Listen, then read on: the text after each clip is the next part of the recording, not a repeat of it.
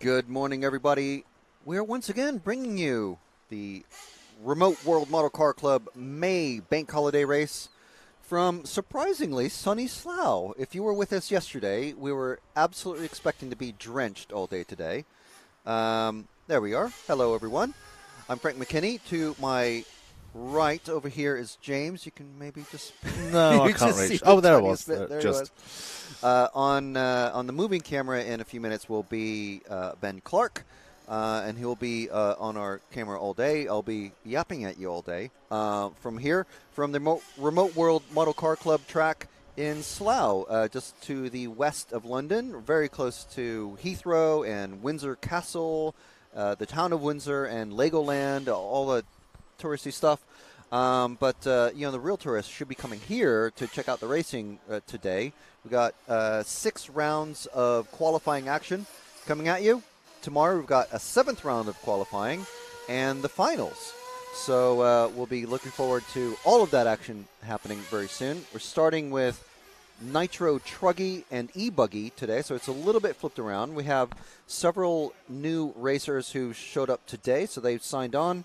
We have an extra heat of running, so we have 5 heats of Nitro Buggy following the e-buggy.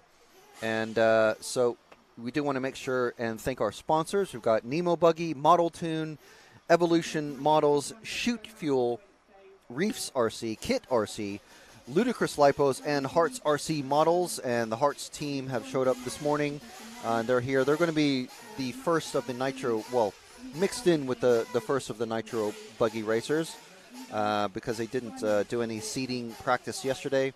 Yesterday we had 3 rounds of 10-minute runs with all the racers going for their, 3 consecutive fast laps on a dry track. Today it's a much wetter track. So we delayed the start. We were meant to be going at 9. The organizers have decided, well, let's wait a little while, and it's actually worked out perfectly because the sun has just come out. So we're really looking forward to today, see how the track holds up. I'm sure it'll hold up really well. Looking forward to the racing action. So if you're in the live chat or, whether it's on Facebook or YouTube, drop us a line, say hello. If you're an RCTV hero, you're going to have a cool little icon show up next to your name in the YouTube chat. So thank you very much to our heroes. Thank you very much also to everyone who is watching and listening today, no matter where you are in the world. We had many people join us from Australia, and one of the locals here is watching. It's Henry. Young Henry was watching. Joined us yesterday, and Tompkinson, and we talked to him yesterday. Future Nemo Agama racer, and. So with a couple people from Australia, someone from, was there someone from Montana? I know there was someone from Virginia yesterday as well. So be sure and pop in, say hi, let us know where you're watching from, and we'll say hi back. And thank you very much for joining us today. So we've got several hours of qualifying action about to kick off imminently, literally, for 5 minutes of qualifying action, 5-minute runs, and everybody has 6 chances to go as fast as they can, basically. Yeah. So we're caffeinated up and ready for the action.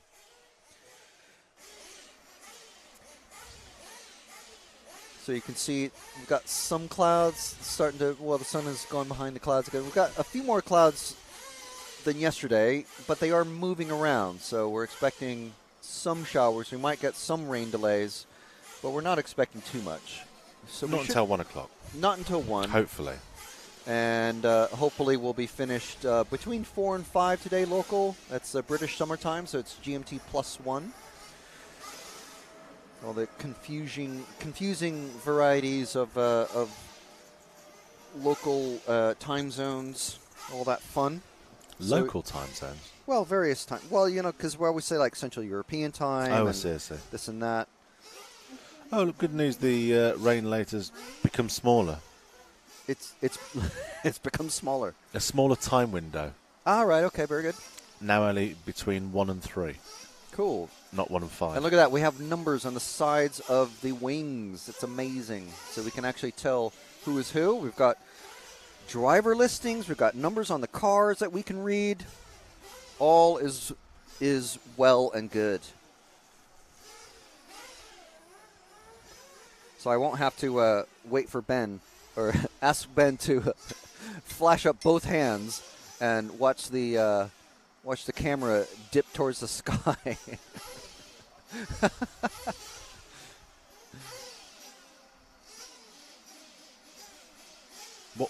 What I'm trying to work that out. What do you mean? Is this something that happened yesterday?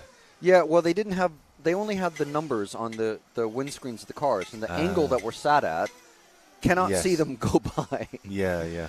So I asked Kev if they have extra numbers, could they put them on at least the left side of the cars? And these cars, they actually have them on the left and the right sides, so we can see them as they go past. And there we go. We've got loads of e-buggies out on track now, and we've got several Nitro Truggies as well. Pile up in the pit lane. That's fine. Truggies, big tires, just going over the pipes.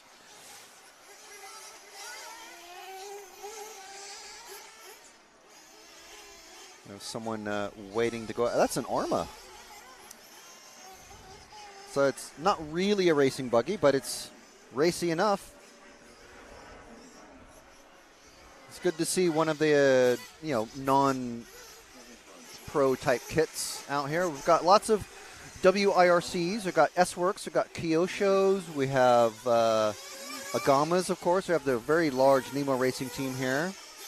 I've seen a couple of X-Rays as a Techno that's just driven past us. So in case you guys are wondering what sorts of brands the drivers are running. We're a very large Nemo team because it's very well represented in the UK. But they aren't the only brand that are here. Obviously, John Hazelwood and Mark Rumble, the two main representatives of Nemo and Agama, are present. Kev is racing. John is actually racing himself if he actually shows up today after last night's. Well, I'll just put it this way: I found his champagne cork on the ground, and I was told, well, we'll be lucky if we even see him today. So I'm not sure what exactly they got up to, but there was a fairly active and long-running barbecue last night, and we're expecting another one tonight. Usual sorts of camping RC carry-ons.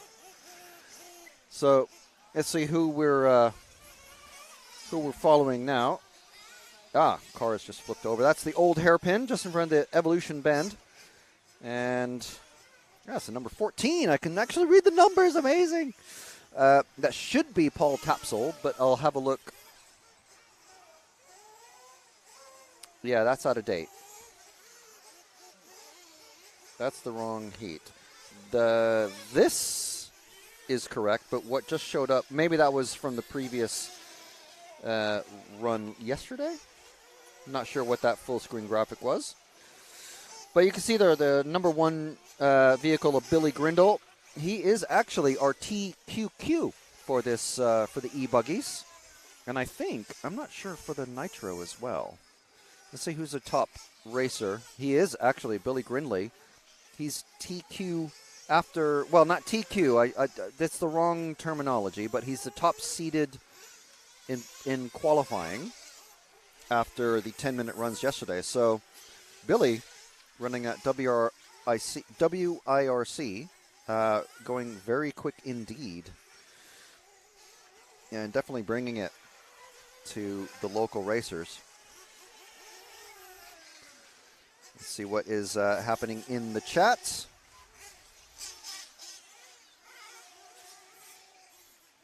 And we'll see.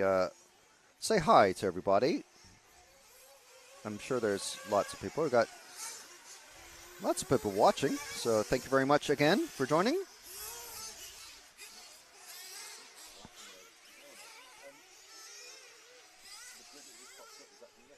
I think so. It didn't seem to match these names that are on the left side, on the right side.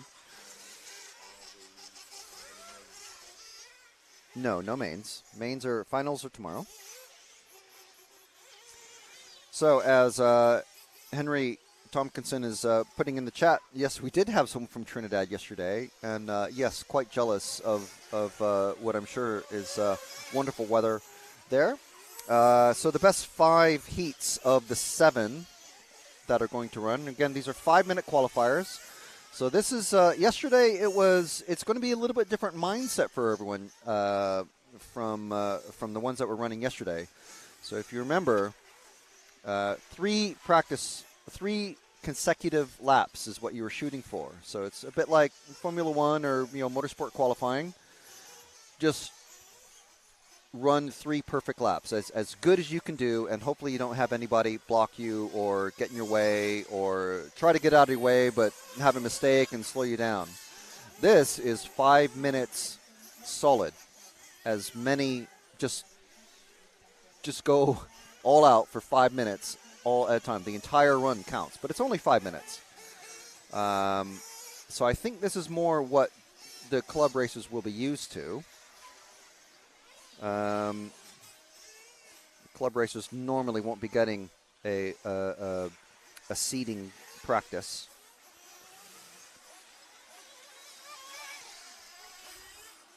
Kevin Martindale is saying, set up with a cup of tea in my living room, watching on the TV. Perfect. Are you working on anything? A lot of people like to have, be working on a car or rebuilding something or building their next weekend's race vehicle. Let us know what you guys are working on and where you're watching from. If you want to just say your living room, that's fine. But, let us know where you're from. So Billy Grinley still in the lead. So this time we've got 1 minute left to go in this run. Let's see if we can find the car number 1 of Billy, because I'm pretty sure we didn't follow him yesterday. So we can actually see the numbers going past now. I'm going to find that car 1. There's the 2.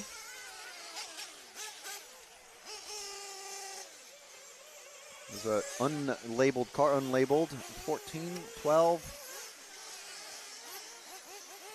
That's not a 1, that's a 7. Or is it? No, that's a 7, Ben. But stick with him, and I'll find the 1 if he's just gone across now. That's the white and green.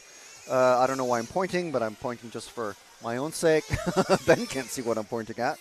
So there's Billy going over the back tabletop there, and this is the Kit RC section. There's the hairpin. It's coming up on slow traffic, and he's still top in this run. Did he get caught up there? I couldn't see.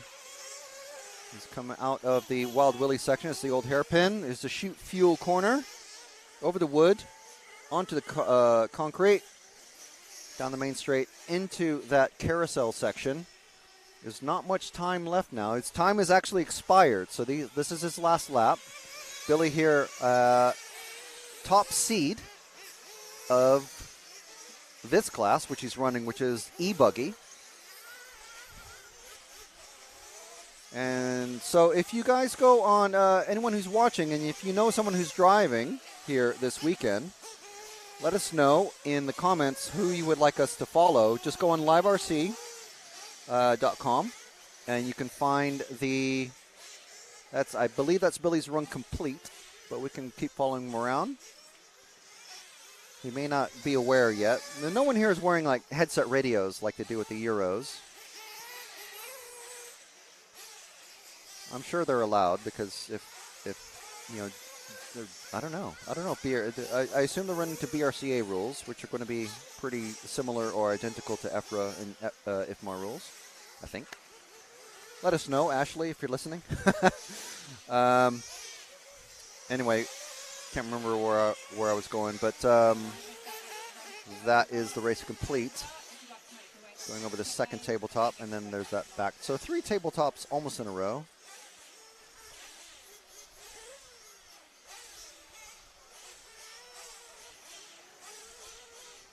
That's the Wild Willie fuel section. Wild Willie, a fuel additive, I believe, from Chute Fuel. There's the old hairpin. You can see the old concrete section that was left there. There's Jim from Hearts RC. I'm sure we'll have him come in. We'd like to have a chat with Jim and see see what he's been up to in the few months since we were last there for his endurance race and the Hearts GP.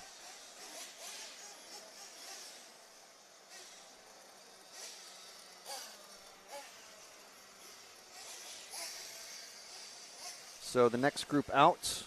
Have we had the final results pop up on screen already? I'm sure we have. As far as looking out on the track.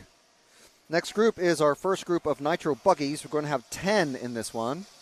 And this is going to be mostly populated by drivers who weren't here yesterday, so they didn't go through seeding practice. So they're in the bottom heat of qualifiers. So we're going to have Craig Homer, Jason Noyes, Mark Gardner, Chris Smoothie, George Williams, Scott McIntyre, and those guys all have times, but the rest here don't. Dave Shed, Jay Westwood, Jim Thompson, and Peter Resurrection. And confusingly, there's only a few drivers in the next heat that have seed results, and only 2 in the heat after that. So maybe they're, I don't know. I don't know exactly how the timing system works or the computer system that sorts it all out, but there we go. That's our heat. There's only 10 drivers in this one, 11 in the next, then 11, 11, and 12. But the track can handle up to 15 at a time. There's 15 starting places on the main straight.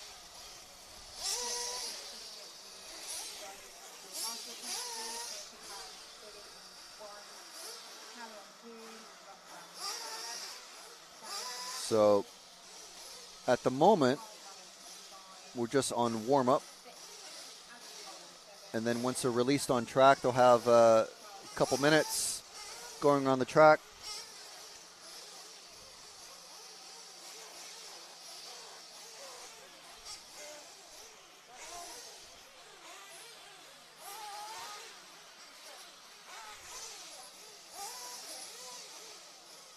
So once again, we'd like to thank our sponsors. We've got Hearts RC Models, Ludicrous Lipos, Kit RC, Reefs RC, Shoot Fuel, Evolution Models, Model Tune, and Nemo Racing, bringing you this coverage live from the RWMCC, the Remote World Model Car Club, here in Slough, in the west of London. Track was built on an old landfill, James, from way back when. Was it really? Yeah. What did they fill it with? Just, you know, detritus. Rubbish. Detritus? Yes. Never heard that word before. Or detritus. I'll try and use it more often. Yeah. If you watch enough Time Team, you'll hear it quite a lot. All right, Dad. I love a bit of Time Team. Oh, no. Literally one of the first shows I was watching before I moved here. Ben, do you want some up dog? You don't want any up dog? Ben's saying, "What's up, dog?" Ah, not a lot, man. What's going on with you? That joke's so old. What? It doesn't work when you can't hear the other person either. It's okay. He literally was going, "What? What do you mean? Up, dog? Up?" He was making all these hand motions about dogs and miming dogs and stuff. Seriously, what? All right, so this is, we've got 2 minutes, well, 1 minute and 40 seconds of warm-up going. The number 6 car seems to be having a little trouble getting out of the pits. We have some very brightly colored cars out there.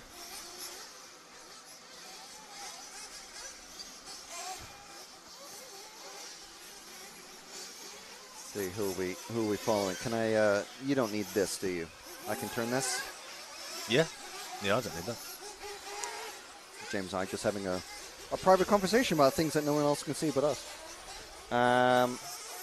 So there's our runners and riders in this round, or in this heat. Let's see who we're following. A nice big car number on the side of that one. Oh, I can't read it from this distance.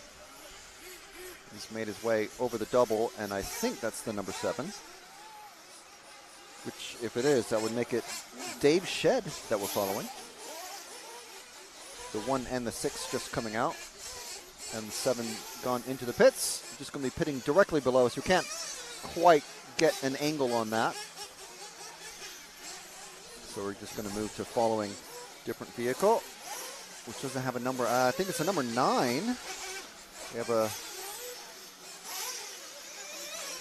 It's on the window, which is fine. It's, as long as it's readable and visible, nice and bright. Number 9, that is Jim Thompson.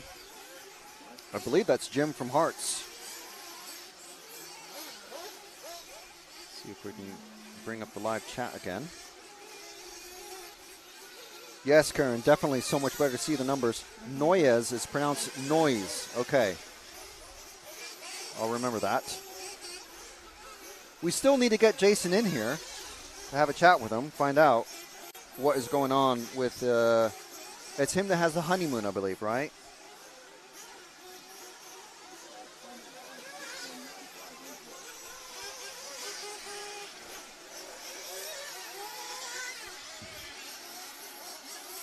So I think this is still the 9. I didn't, he's gone, I was looking down at the chat, so I didn't see the number as he went past last time, just to confirm. That is the number 9.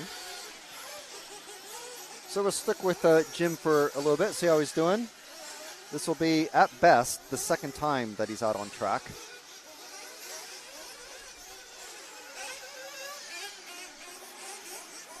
I'm curious what the tire situation for the locals is, how much it changes with the damp conditions. Tires has always been one of those black art sorts of things for me. You can see where the track is actually drying out, at least on the racing surface. It's a bit sticky on the outer bits. If you go offline, down that main straight, onto the concrete carousel, over that first tabletop, down the step, second tabletop, into the Kit RC section now. One of our static cam views. And there's the hairpin.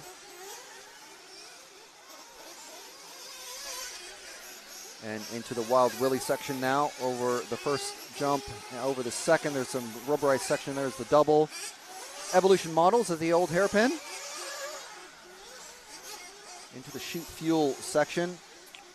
And completing the lap. That's the timing loop over there at the left side of the track.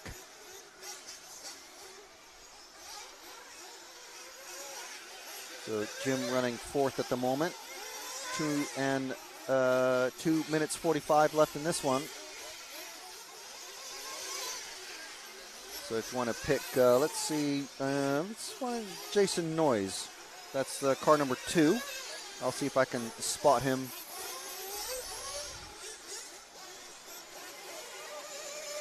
There he is, the white car just going into the carousel and over the first tabletop. There we go, that's Jim. Sorry, Jason. I wonder, I need to meet Jason because I don't know if it's correct to go, he's bringing the noise. You know, as you do. What noise would he be bringing? Like a whang, whang, whang, whang, whang, whang. You know, like a duck doing a techno set. Techno duck. Yeah, techno duck. Cool. What was in that last coffee you had? I don't know. Costa. You seem to be going slightly off piste.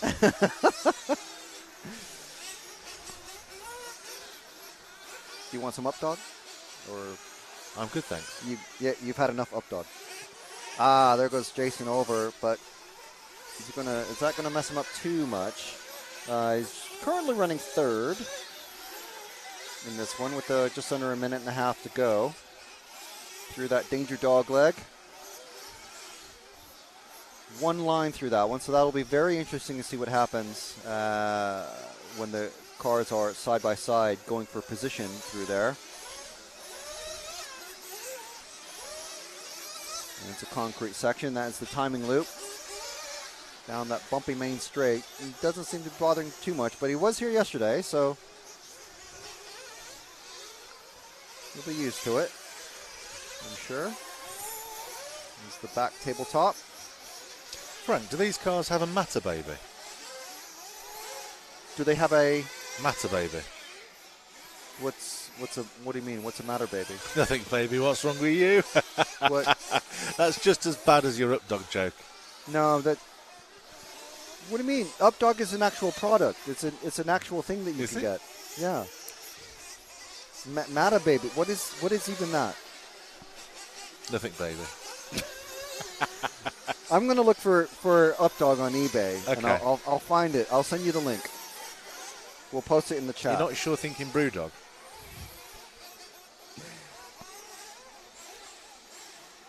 Techno Tank Duck. So Basher NZ, I'm assuming you're messaging us from New Zealand, where would that be pronounced Tiknu Tink Duk? Bom dia, amigos. Is that from Brazil or Carlos? Are you from Brazil or from Portugal? Brazil. And Henry saying he's running Magma Blues. Henry, who's in the chat right now, he's actually here. We talked to him yesterday. So, a very dedicated viewer. We had a good chat with him yesterday. A future Nemo driver for next year. He's running Lewis Hamilton, and he's running Mugen at the moment, but he's already announced that he's running Nemo for next year. So, good job, Henry. I'm sure you're going to do really well with that car. So, for the last, well, we're already done. So, we'll stick with, I think we're with Jason still. Yeah, this white car. Oh, do not hit those concrete starting plinths on the left side of the straight. He's done well there.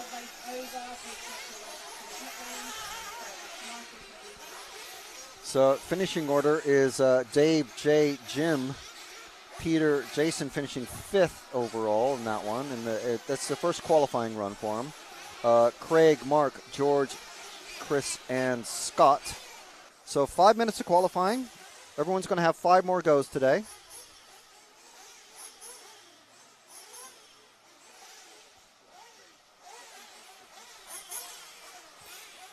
And so next group out is going to be Jordan Young, Paul Williams, AJ Leo, Sam Cobley, Lewis Trafford, Chris Willits, Panagiotis, Chalkias, Mark Roscoe, Andy Booth, Jason Brown, and Paul Fitzpatrick.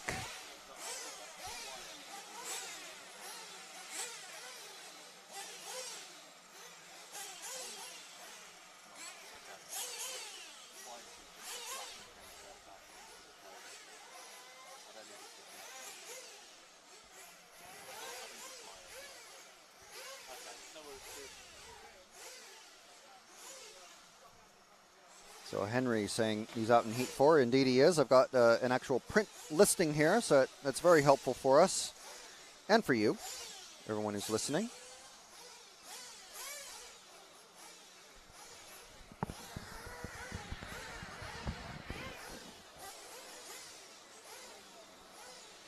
So Henry running a Mugen. And like I said, we've got at least one Kyosho. There's a couple of Technos. Lots of Agamas.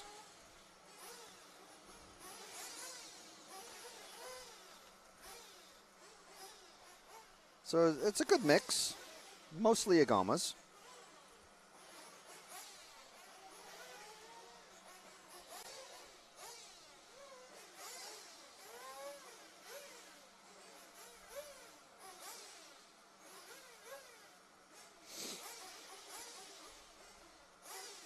So,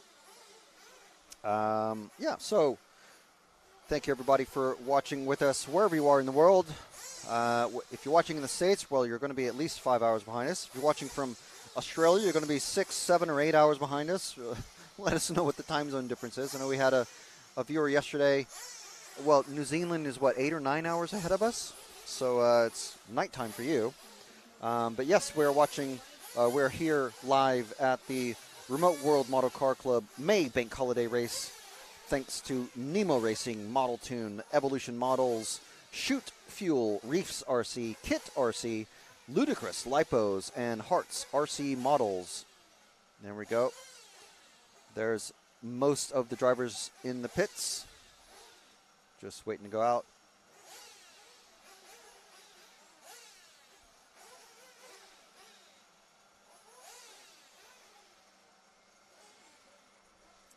Very, very dedicated club racers. Everyone here. A pretty good sized team from Hearts RC making the trip. It's great to see all the various club racers supporting each other's clubs and making the trek. I'm not sure how far Hearts RC is from here, but it's at least a couple hours, I would say, at least an hour or so.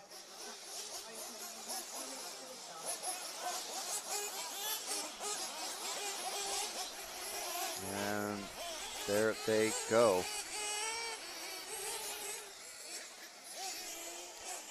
We've got 11 cars in this one, and I think I counted 11. I know I saw car number 11, at least.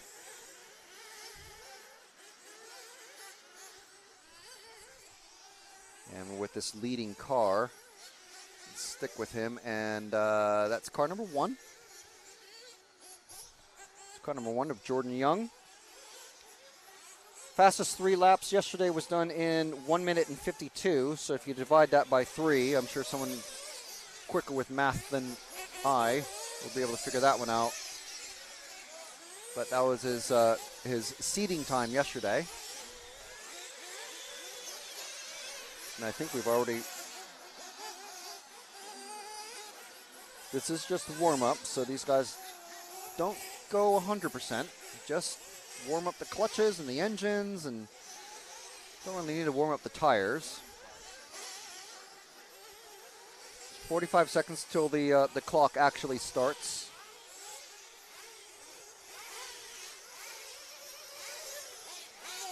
Number 9 just coming out now.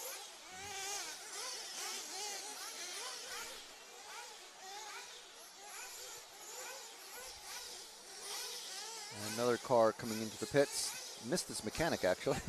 Someone else is fueling them, so that's fine. So the first top-ups. It's all good. It's still warm-up. No one needs to be braking, well, at all, but especially during the warm-up, because then you miss your entire qualifying run, and that's bad news. 5 of 7 to count. 6 runs today. 1 more tomorrow morning before the finals. And we are following the car number 9. That's that's Andy Booth. Looks like Andy has some mud stuck on the the right rear wheel. It makes it look like it's out of balance or something wrong with it, but it's actually just a bit of mud or something stuck to it. Seems to be driving okay. Passing the car 3 of AJ Leo, or maybe looks like AJ was waiting for him.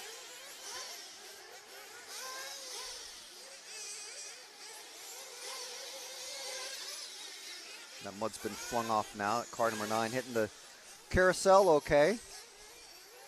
Over the second tabletop.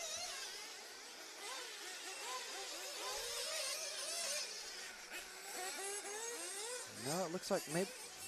It just looks like the tire's coming off the wheel, or the wheel's bent or something like that. It doesn't seem to be handling great, but I think this is... I'm sure Andy was here yesterday. So it won't be his first time on the track. But obviously the track conditions were quite a bit different. They were a lot drier yesterday. We had sun all day yesterday. Pretty much like this, but with no moisture on the track. It's quite nice. Track conditions holding up really well.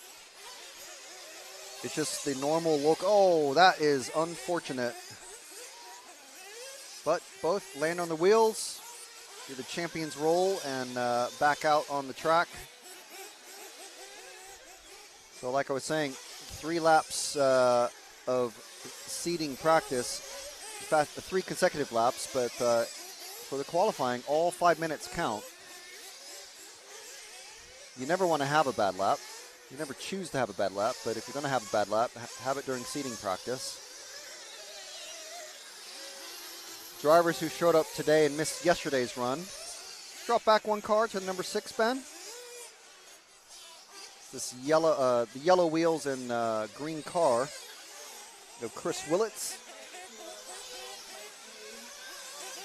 Start giving, moving around and showing everyone a bit of love.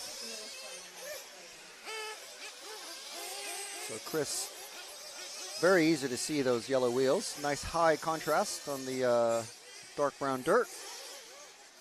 Making his way past Andy pretty quickly.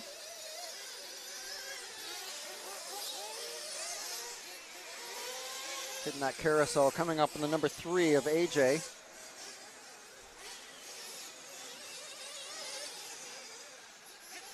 AJ looks like he's trying to give him some room. There he goes.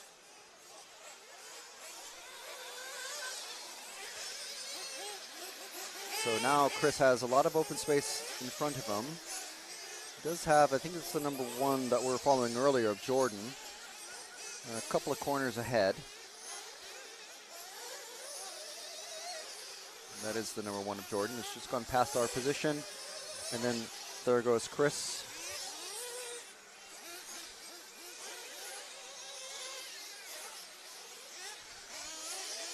So we're going to find someone else that we should maybe follow.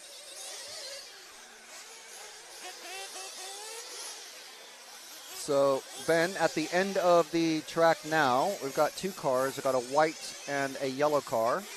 I think it's the number 7 and number 4. The white cars just crashed, so now it's the 4, then the 7. So we'll follow the 4. It's the yellow car with the white wheels and black wing, just going to the hairpin now. And there we go. That's the number 4 of Sam Cobley. And now that we can identify the cars, we can actually follow them on track and sorry about that. We can follow them on track and give everybody a bit of love. So Sam coming up on that number 7 of Panagiotis. Oh, unfortunate tumble there. So now he's got, I think it was the number 8 of Mark, who's just passed him. So let's move forward one car to that car he's just passed. I think it's blue and white. With the white wheels, just coming over the second jump, coming out of the Wild Willie section, over the double. I think that's the number 8 of Mark Roscoe.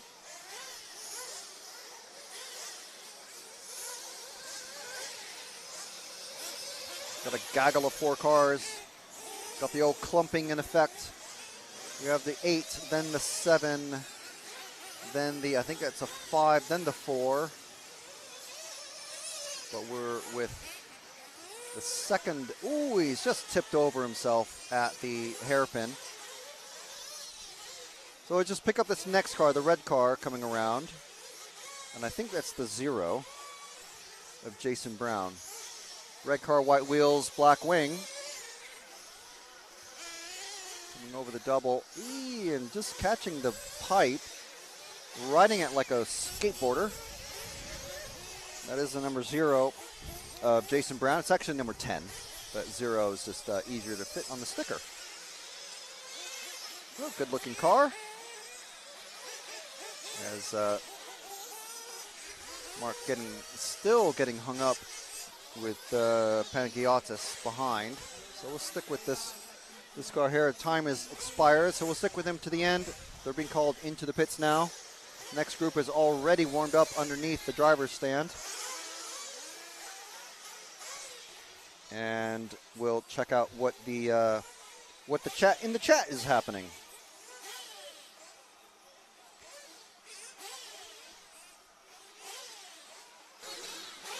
Just to let you know, we're having a few slight niggles with timing today. Okay, no problem. So you will see a couple of random things happen, like the grid popping up a little bit too early. We are working on it. So Grant Jones in the chat is saying, how do we find out when and where these meetings are happening and taking place? I would have come up from the southwest if I knew this was on. Well, basically, Slough has been here in this location, this very same spot, for since 1981. And now, I mean, this sounds like I'm giving you the business, but I'm You're not. like an RC truck salesman now. Well, I mean, no, I mean, it started off sounding like, well, you know, this truck has been here since 1981, you know. Oh, like that, yeah. Yeah, absolutely not my intent. I do apologize.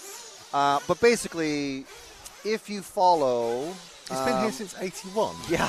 That's 42, nearly 43 years. Yeah.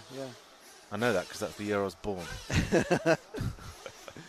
It's been here a while. Wow. But basically, Grant, if you go on, if you have Facebook, you can go to just search for the track RWMCC. The logo is at the top left of the screen. Remote World Model Car Club, and they do have a Facebook page. I don't think they have a YouTube or an Instagram. But you can follow the page, and they'll obviously, this is their big event of the year, and they'll have club weekends. They let anybody come and use the track whenever they like, and you can join the club, to help support them, and which helps things like, fence repairs and signage and stuff like that. There's also Hearts RC Models. They operate a club in Hertfordshire, for some reason, because they're called Hearts. So Hearts RC Models, that's Hearts, Herts RCmodels.co.uk. They're one of the sponsors of this event, as the next group is already headed out of the pits. But yes, you can go to their website, and they also have a Facebook page and a Facebook group. They're very active on Facebook.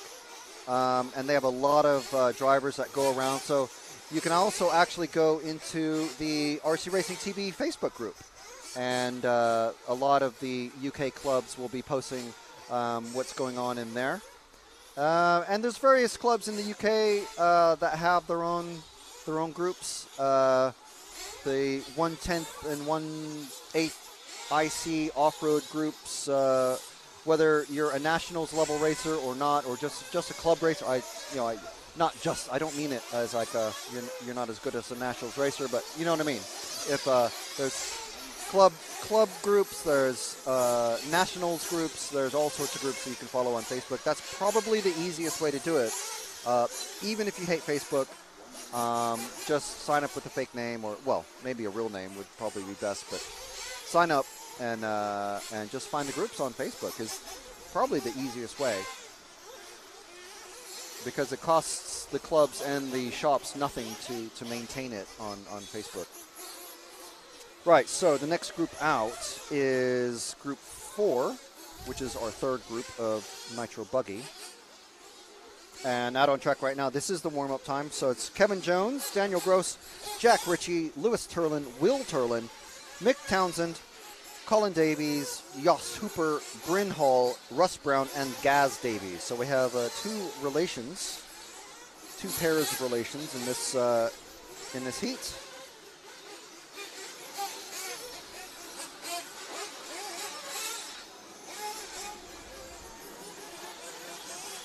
So Henry saying about 36 seconds a lap. That's in reply to my rough estimate of time. That was Jordan Young doing 3 laps in 1:52. That's about 36 seconds a lap. I'm told that about 31 seconds is about the minimum time to expect.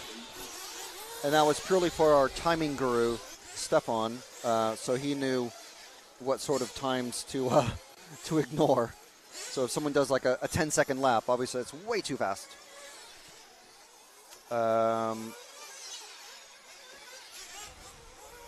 So we're still on. Oh no, time has started.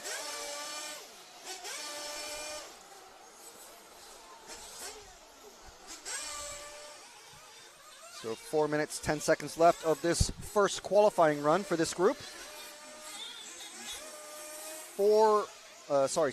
5 more runs for the drivers that have already run today. So 6 total runs today. We might have some little weather breaks. We are expecting a little bit of rain. here and there. Kevin Jones in the car 1 leading this one so far after 1 lap. So let's see who we're actually following here. This white car coming over the back tabletop. Sorry, he's doing lots of housekeeping there. I think we're on the car 6 of Mick Townsend.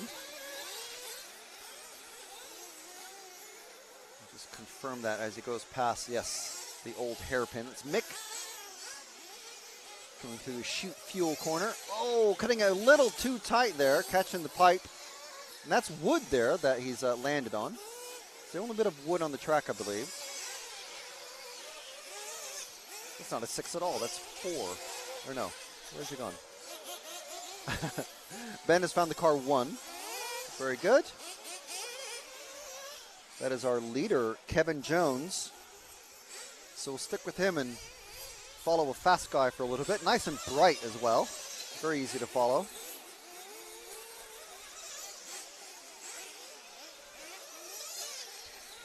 So we'll follow Kevin for a lap or 2. These guys, not getting in a huge amount of laps. Obviously, it's half the run time as yesterday.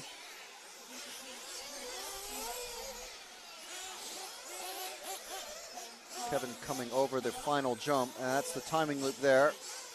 Down the main straight, into the carousel, and bicycling, catching it just good enough to make the corner. Losing a bit of time. So if we, once I see the number, I think it's the number 7 of the car behind, who's actually catching Kevin now, and he's definitely caught him. So if we follow the next car that's just past Kevin, the orange and blue with the yellow wheels. First car coming out of the Wild Willie section. Oh, and he doesn't make that jump very well. So that's the car 7 with Colin Davies.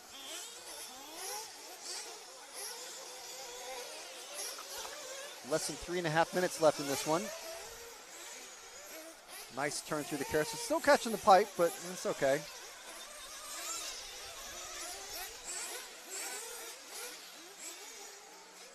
And so once we hit the hairpin, if we drop back a car, Ben, to the number 9, and that will be Bryn Hall. Going through. Oh! Not taking the danger dog leg very well.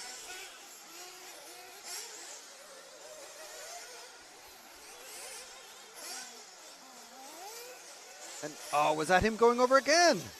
Ah, Bryn, what you doing? You're messing up my flow.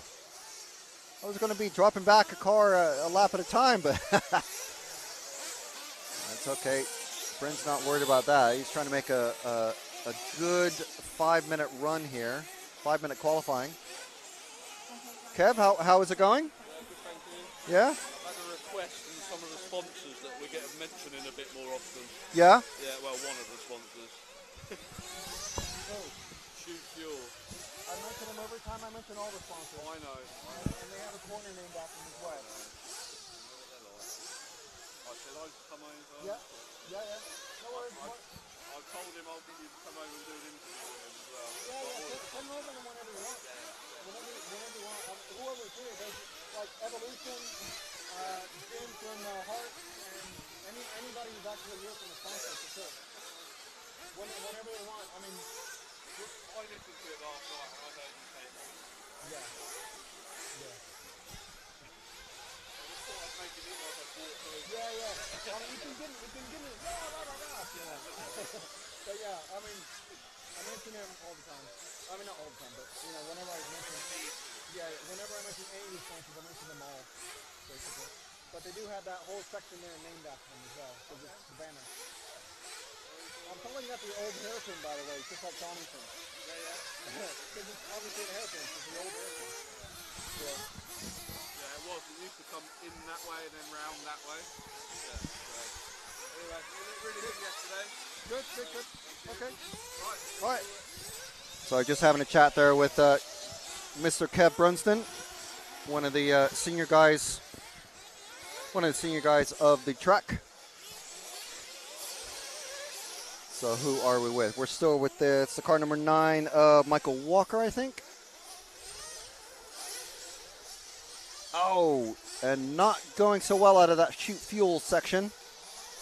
Down the main straight just fine. Into the carousel and not hitting the concrete so well. That's okay. If we drop back one car to the next car behind, I think that's the 6 of Caden Stenhouse. That blue and yellow with the white wheels, just making the pass at the, or trying to make the pass at the hairpin.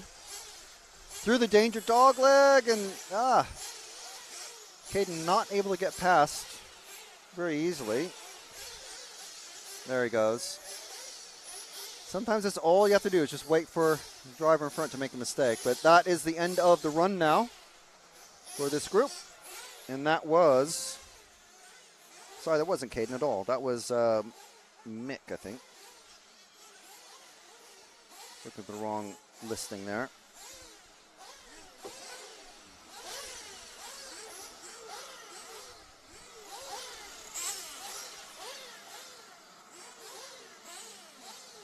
So next group out is going to be group 4 of buggy. So it's heat 5.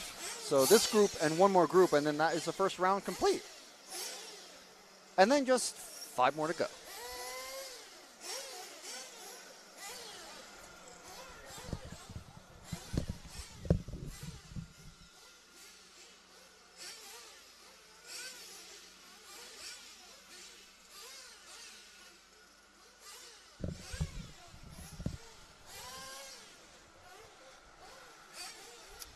So in the next group, we've got Daniel Thorne, Jonathan Wolf, Mike Daniel, Ryan Donovan, who we spoke to yesterday, Luke Bennett, Jake Dell, James Clark, Henry Tompkinson, who we spoke to yesterday as well, Daniel Lewington, Dave Williams, and John Nile.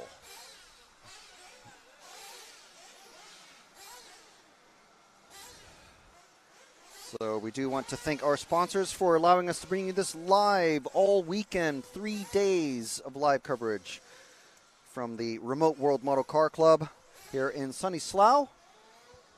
We've got Nemo Racing, Model Tune, Evolution Models, Shoot Fuel, Reefs RC, Kit RC, Ludicrous Lipos, and Hearts RC Models as the sponsors for the event. So thank you very much to our wonderful sponsors for allowing us to bring you for free this live coverage from Slough. So if you're wondering where Slough is, basically London, but west of London, almost pretty much right next to Heathrow, very close to Windsor Castle. Yes, that Windsor Castle, and also Legoland.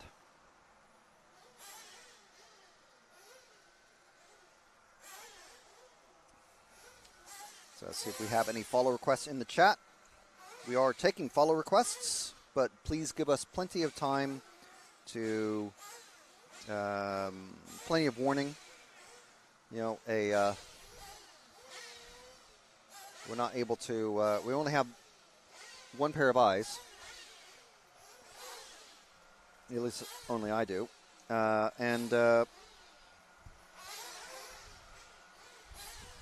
We just need time to be able to know that people want to have a friend or family member followed on the track. The best thing to do is message your friend or family member and let them know that you're going to ask us to follow you on the track. And just say, hey, on your next heat, I've told RCTV to follow you as you do your qualifying run. So no pressure at all, right? So we've got a minute and a half of warm-up. These guys and gals going to be out there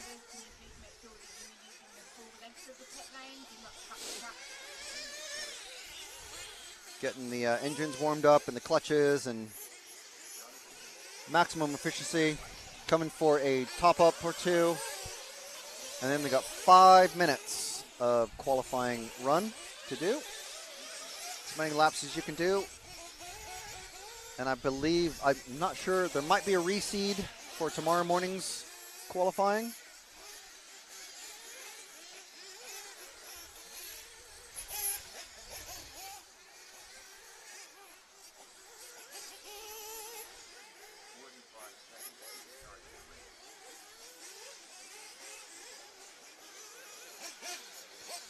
So number 4 has come into pit.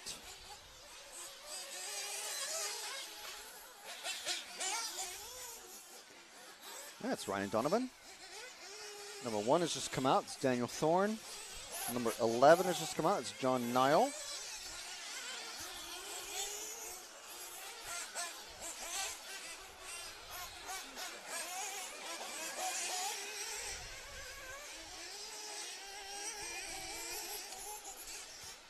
So it's warmed up enough, I was able to take off my RCTV hoodie. And the rain at the moment has stayed away, so I've not had to use my RCTV packable rain jacket just yet. But I am wearing my RCTV shield shirt. Went for the black option. If you want to get your own, check out rcracingtv.com/collections and check out all the RCTV merch that's available. We've got a new really cool shirt out. Perfect for this sort of Nitro buggy class. Pit lane hot sauce in 2 different graphic options and several different colors. It's quite cool. Make sure and check that out. So time has started. 4 minutes 14 left. We've got Daniel Thorne, Jonathan Wolf, Mike Daniel, Ryan Donovan, Luke Bennett, Jake Dell, James Clark, Henry Tompkinson, Daniel Lewington, Dave Williams, and John Nile out on track. So I believe, can't see the number on this one. I think that's the car. It's either the 10 or 11. The number on one side of the wing is just completely worn away. Well, we'll follow this one. I'll make sure and get his name as he comes past, and then we'll drop back a car. And basically, every lap or two, we'll try to drop back a car so we get everyone will have at least a few laps on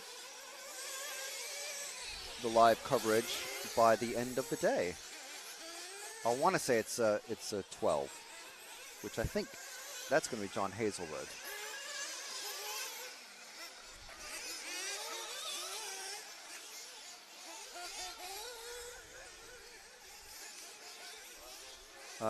I don't see a front shock tower, so it's definitely a Nemo.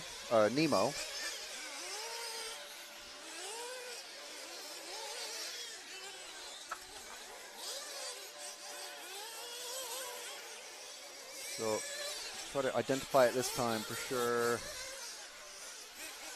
That the yellow numbers don't really help. Let's drop back one car to the all white car with the black wing, and that's number 11.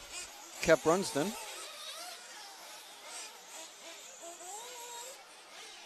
That's not Kev Brunsden. And that wasn't number 12. That was probably a 10. But this is John Nile. Looking at the wrong heat listing again. Well, we're on John Nile, car number 11. Coming around the old hairpin.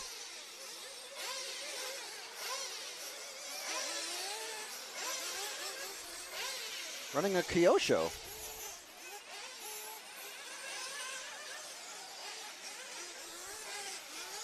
So it's one of the few Kyoshos that are here. There's this one and I think one more.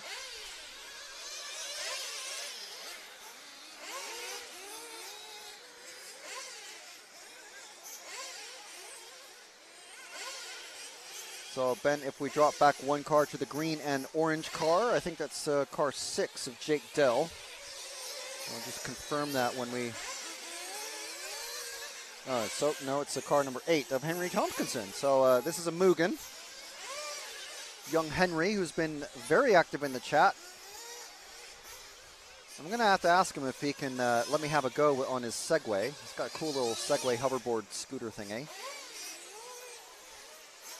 Got an app on his phone. He can follow you around and take photos and video and all sorts of stuff. It's quite cool. And he's also got this Mugen. He's currently going around the Evolution turn into the shoot fuel section. Down the main straight and into the carousel. Followed very closely by that car number 5 of Luke Bennett. I think that's an X-Ray. Looking very similar, actually. apart from the color of the wing. So if we drop back one car and just focus on the car with the white wing now. And Henry's gone over. That's okay. We're following this car now. Coming around the old hairpin. It's car 5 of Luke Bennett. Has he just gone in? No.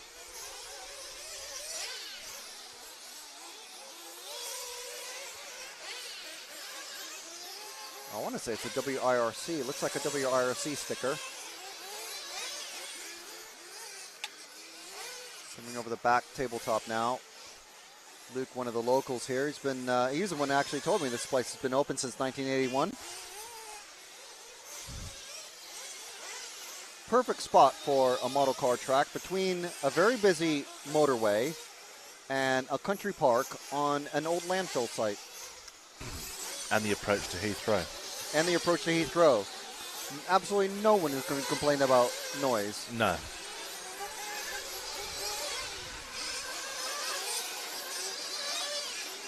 So we'll let Luke go and drop back 2 cars to the white and pink and blue car, because in between is Henry, who we've just, and he's just gone over. Let's stick with him though. Why is this? Yeah.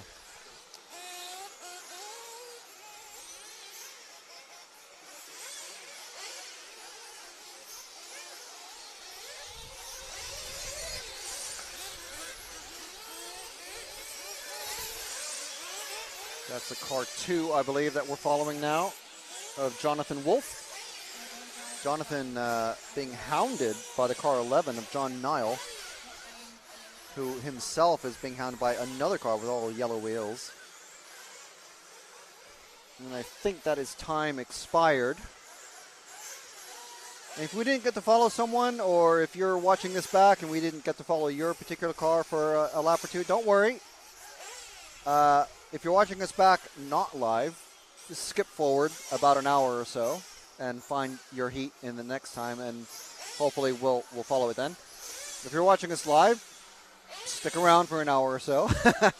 But we are trying to follow everybody, so we appreciate your patience. Who else do we appreciate, Frank? We appreciate everyone who's watching our stream. The broadcast here. We especially appreciate our sponsors who are able to bring this, allowing us to bring you this coverage for free. And our sponsors include such luminaries, such as Parts RC Models, Ludicrous Lipos, Kit RC, Reefs RC, Shoot Fuel, Evolution Models, Model Tune, and Nemo Racing. We are here live at the Remote World Model Car Club in sunny, slightly cloudy at the second Slough. Commonly called in the UK model racing community just Slough, the Slough Club.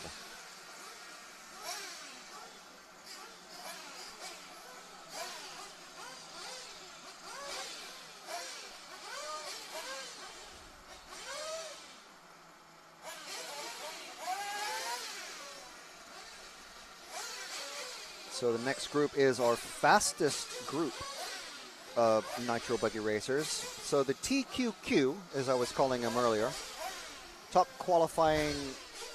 seeded racer after yesterday's practice is Billy Grindley running a WIRC. And then we've got Max Cook, Dylan Saunders. Don't worry about the names on the side of the timing are not matching what I'm telling you at the moment. That's just the racers in the previous heat. Billy Grindley, Max Cook, Dylan Saunders, Simon Reeves, Josh Graham, Caden Stenhouse, Darren Hayden-Ball, John Spencer, Michael Waller, Harry Weymouth, Kev Brunsden, and John Hazelwood. 12 racers in this one. So it's the most buggies that we'll see at any one time today on the track.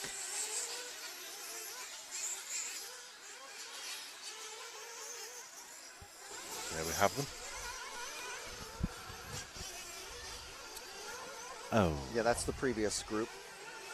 So it is. The ones on the right-hand side are the current racers that are out and qualifying. This is proper qualifying now. It's not practice like it was yesterday. I need to go and fix one of the cameras. Your ingenious rain hood has flipped round. Yeah, I'll go and do it in a minute, don't I? Give it a minute. It is just, well, not just, but it started to do what the British call spitting. Yeah, So I'll go and do very that. light. It's not quite not a drizzle. It's not steady. They're a little bit fatter drops, but spitting nonetheless.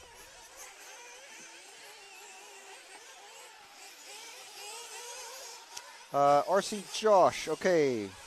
Can you follow my mate Jake Dell? He was racing in the last group. We'll try to follow him next time. I'll make a note.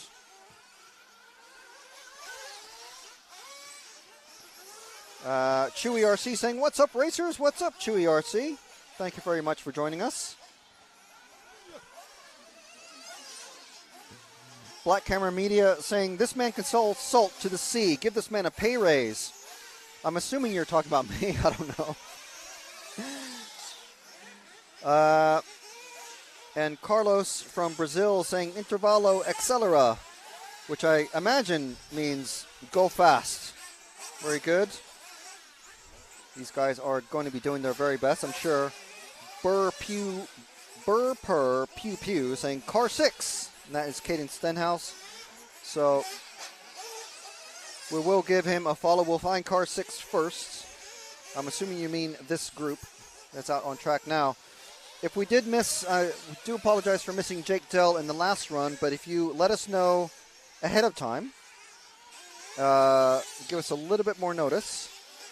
And Chewy is asking for Max Cook and Billy Grinley. So that's cars 1, 2, and 6. Well, 1 and 2. We'll definitely be following Billy because we did follow him in the e-buggy heat as well. So we'll just see who Ben has picked up already. The second of the cars going into the Wild Willie section. And coming out, that's car 6 already of Caden Stenhouse. There's Caden. For all the Caden fans out there, we're already almost a minute into this one. Coming around, you can hear the one of the jets coming out of Heathrow. So we'll follow Caden for a bit. I think Max Cook is the next car along. So we'll let him, if we just wait here, Ben, and we'll follow the white car, that one there. That is Max Cook, car 2. It's coming out of the chute fuel section. Going into the carousel.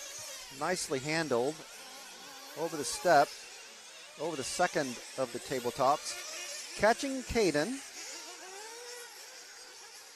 So we'll stick with Max Cook for a bit, and I'll find the car number 1 of Billy. He's on a completely different section of track, which is fine. We'll follow Max for another lap or so. And I think Billy's just gone over, yeah. So, Ben, top left of track, coming out of the Wild Willie fuel section and over the double now and into the old hairpin. That is car number 1 of Billy Grindley, running a WIRC. And apparently Max Cook is running a WIRC as well. Correct me if I'm wrong there, Chewy.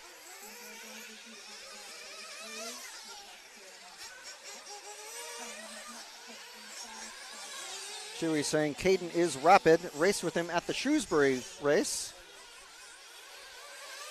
Shrewsbury National. So we do have some Nationals racers here for sure.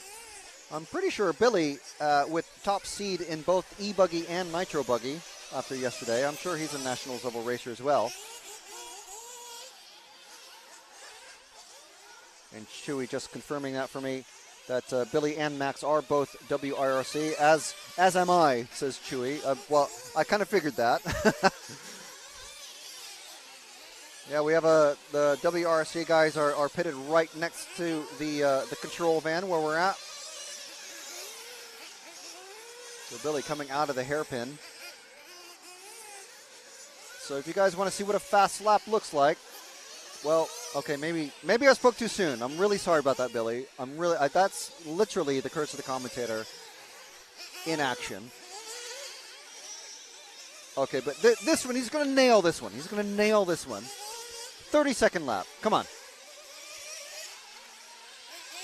Nice turn into the carousel, over the tabletop, over the step, the second tabletop, and then the back tabletop. It's a lot longer, not as much air.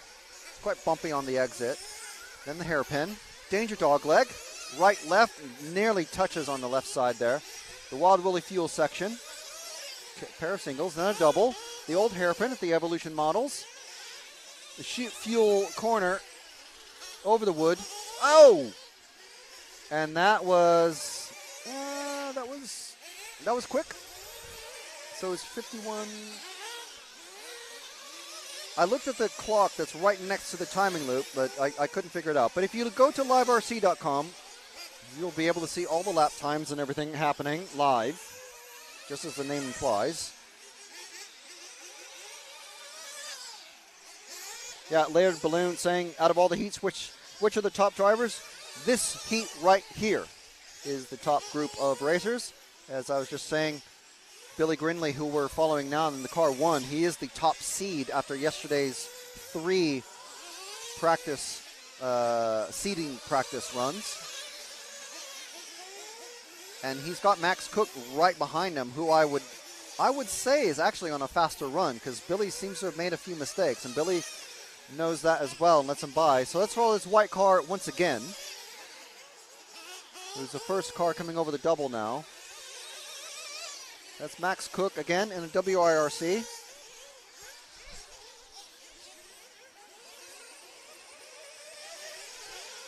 Billy's let him by. Max definitely has a bit more pace than Billy. So I'm sure they're going to be sharing some speed secrets.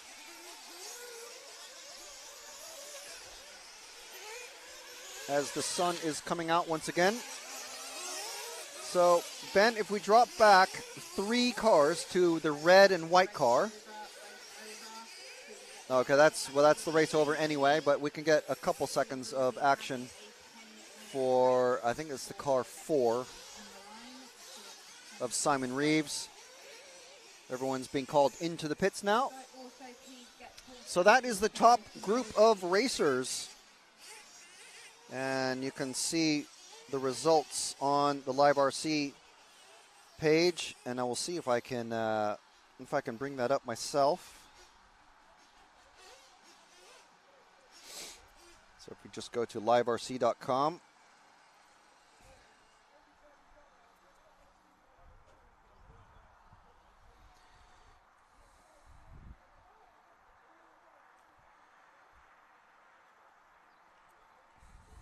Go to live events.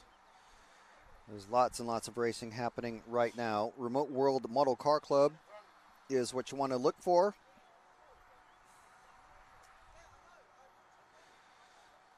View current event and qualifying. Let's see, qualifier round 1 rankings. Let's see how quickly that lines up.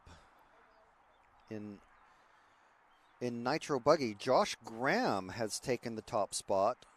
And then it's Simon Reeves, Max Cook, who we were just following on track there, Kev Brunson, Darren Hayden Ball, John Hazelwood, Michael Waller, Harry Weymouth, Caden Stenhouse, who we were following as well just then, and Daniel Thorne. 11th is Jonathan Wolf, then 12th is Dave Shedd, Luke Bennett, Ryan Donovan, and John Spencer. Billy Grinley down in 21st after that first run. So like I said, Max definitely looking a bit quicker in that one.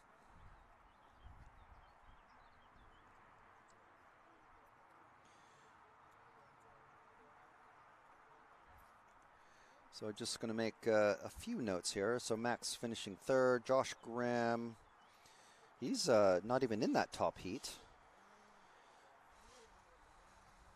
I think he's one of the guys who just came in today, was he?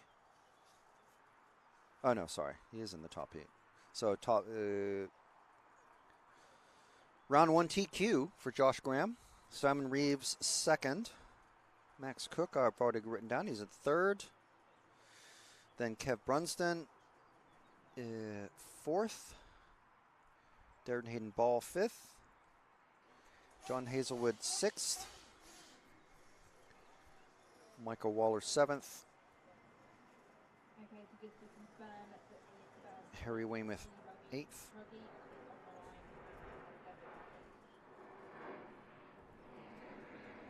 So there's a bit of a break here now for the Nitro Truggy and the E-Buggy. So I'm just noting these down myself. So Caden Stenhouse, 9th overall after the first round. And of course, these will change. There's 5 of 7 to count. And then Daniel Thorne, who is in Heat 4.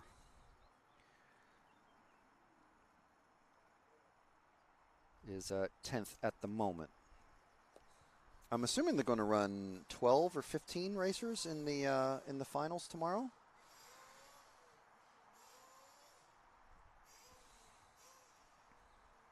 I'm sure Henry is all over that and will let me know.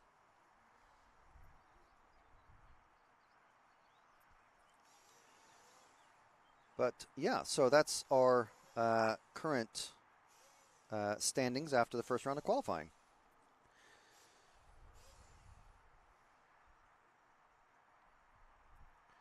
I'll see if I can post that link in the chat.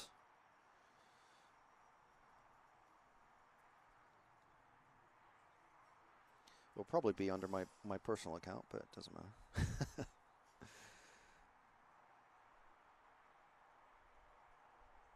There we go. I posted it in the chat. So you can see that's the round 1 rankings just at the moment. It's gone cold again.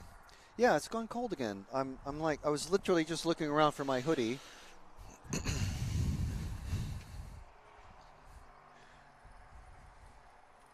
you want to chat? Oh, how long is the wait? Do we know? Oh, okay. So it's going to be about a 10-minute wait, I'm told, from one of the mechanics.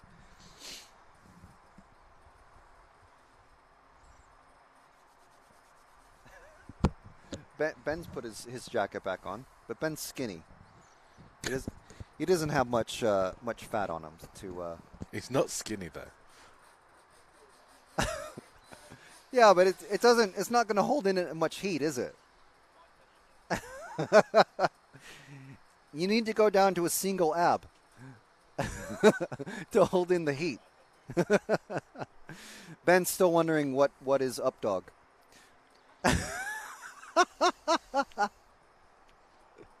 Literally just asking me just now. I'm glad you're amusing yourself. It's,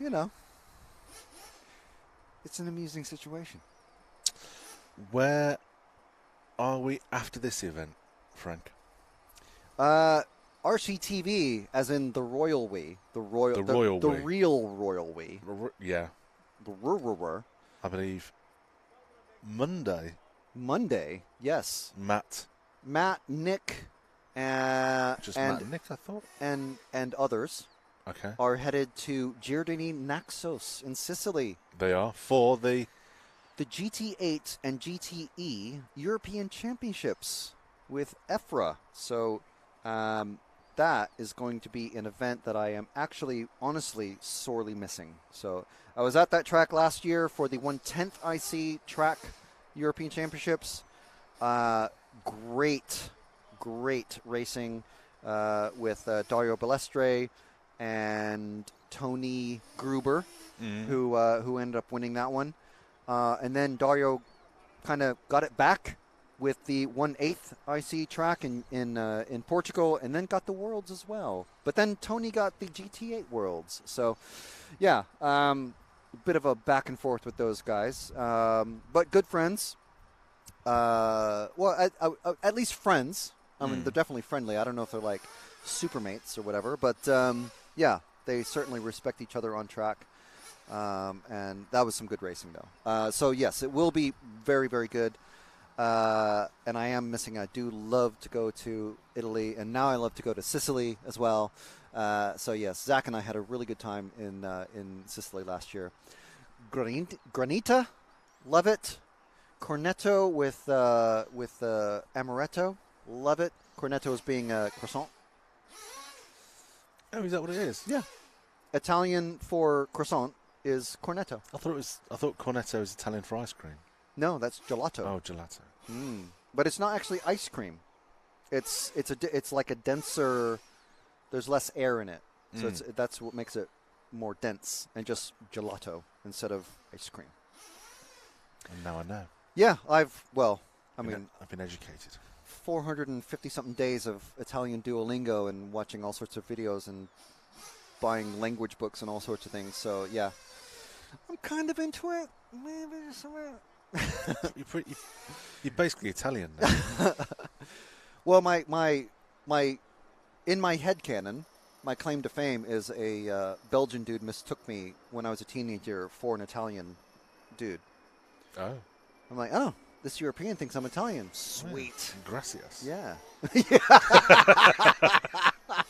Mucho thanko. This brilliant coverage brought to you by Nemo Racing, Model Tune, Evolution Models, Shoot Fuel, Reefs RC, Kit RC, Ludicrous Lipos, and Hearts RC Models. Thanks, everyone, for listening to us waffle on while we wait for this 10-minute break to conclude. And the second of 6 rounds of qualifying to finish today. Do you have a joint commentator tomorrow? Well, Nick will be here.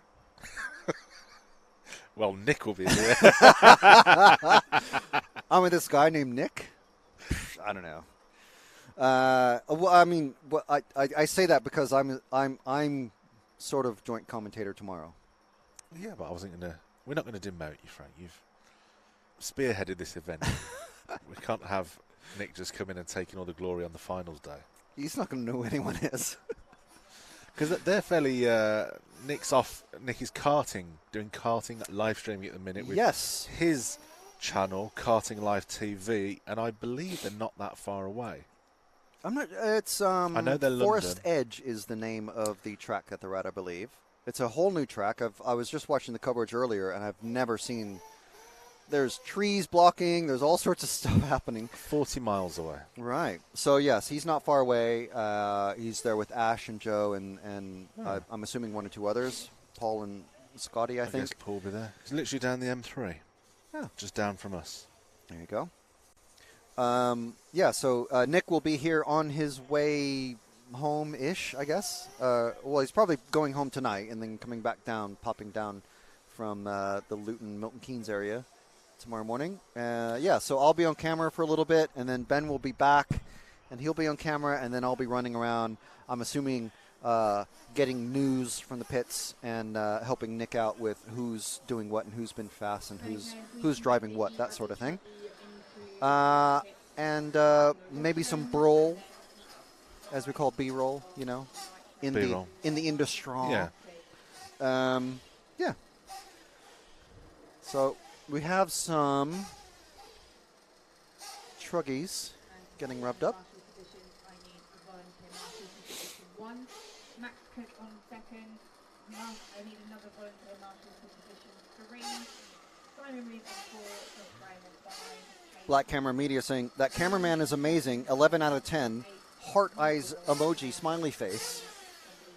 But he's saying I'm not fooling for the updog dad joke. What do you mean dad joke? It's a.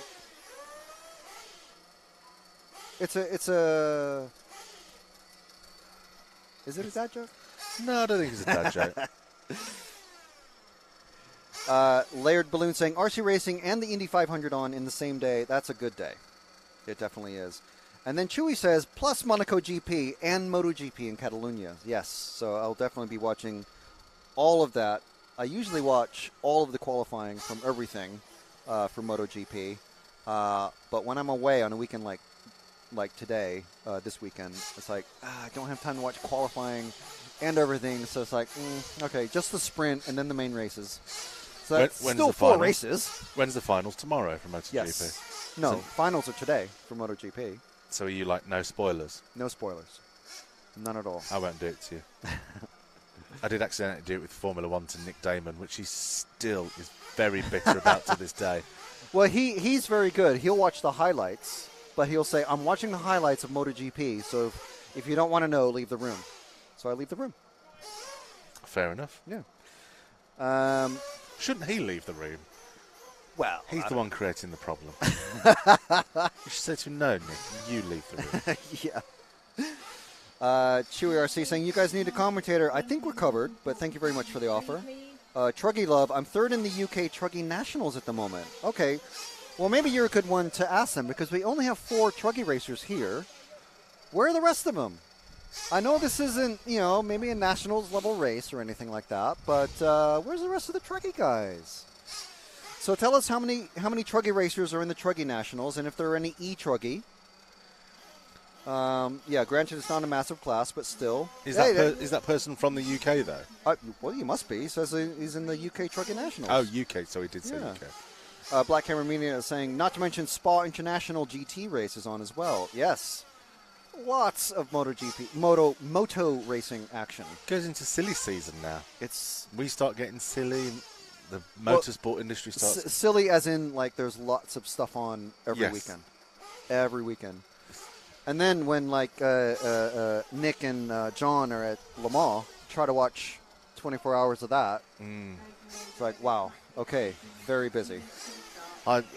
24 hours is too long for a race. Well, the nice thing is, it's like when I watch the live cycling. And, it's 6 hours of coverage, just like this, what we're doing. So you can go away, you can have it on the background, you can go away, do some errands, come back, and then maybe if you really want, you catch the highlights, see what happened. Or the nice thing about the coverage I watch on Discovery, it has like on the timeline, it goes, you can click on it, goes, this is so-and-so's attack, and so-and-so had a crash here, that sort of thing. Oh, that's it's quite cool. Idea. It's very good. So yeah, it's that's what the like endurance racing is like basically. But meanwhile, we've got some racing going on right here in front of us now. So we've got round 2 is on track. This is E-Buggy and Nitro Truggy out on track. Billy Grinley again. Top seed in this one. E-Buggy and Nitro Truggy are out together. Yes, because there's only 4 Truggies.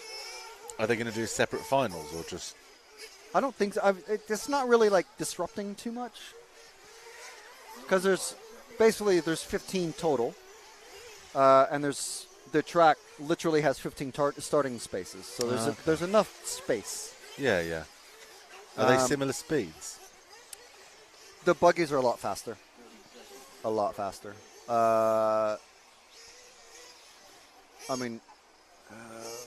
Well, you can go on the Live RC link that I put in the chat, in the YouTube chat to see what they are. But Billy Grinley, TQ after the first round of this one, and top seed after yesterday's practice. So this is still just warm up, and the warm up is mainly really only for the Nitro guys. There's going to be 4 or 5 of them, I think, in total. I think there's only 4 out at the moment. Nice and sunny. We got occasional little spots of rain, but nothing that is going to be bothering anyone. So who we've got here. These 2 cars. Ooh, one is gone.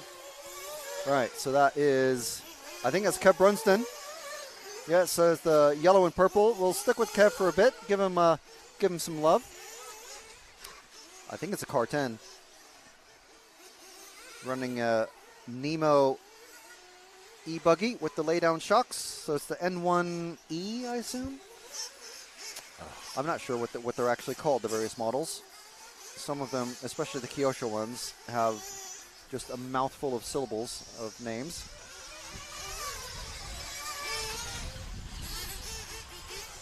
So if we hold there, Ben, and catch the next car across the line, I think it's going to be this black one. There we go. I think this is John Hazelwood with his e-buggy in the 13. Neither of them, even though I asked Kev, and he passed it along to have everyone to add numbers to their cars, Kev and John don't have numbers on their cars. Practice what you preach.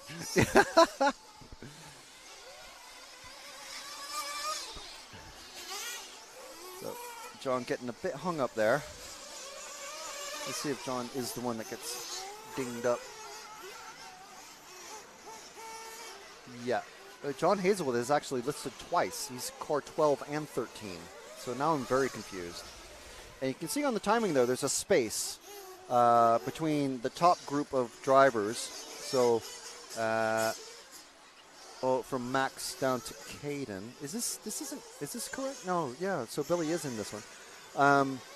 So the top group of drivers are the buggies. The next group of drivers, there's 5 drivers there, and they are the Truggies. So that's why there's a bit of a break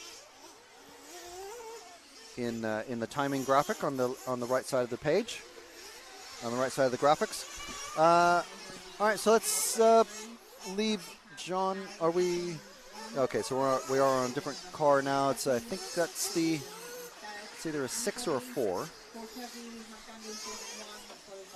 Car 4.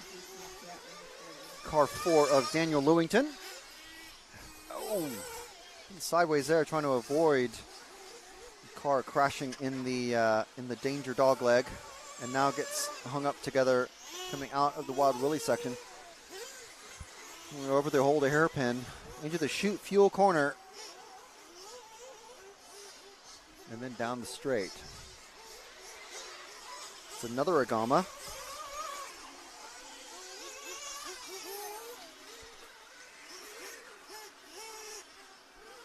Why is Max Cook listed in this one when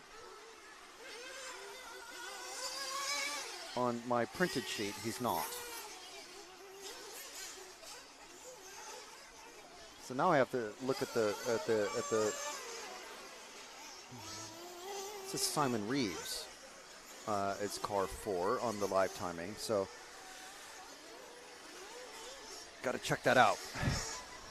So I think this is Simon Reeves that we're with, according to the timing that's on the screen, but according to my printout, it's Daniel Lewington.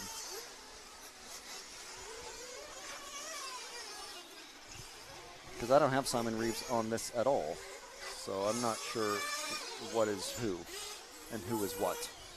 But if we drop back a car, just so we spread the love again. And this will be, I think that's car 1. That's Billy again. Follow Billy for a lap or so, and then we followed Billy quite a bit in his Nitro heat. And then we've got car 2 just behind him running an Agama. So car 2 isn't Max Cook. Because Max runs in WIRC, and that car 2 is an Agama. So something is wrong somewhere.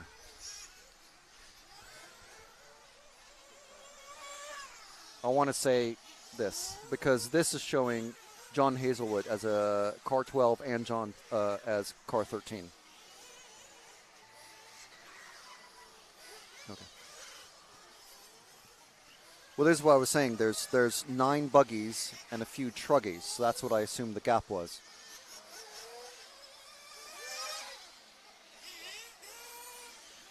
Time is over anyway, so we'll be figuring this out. There's a little bit of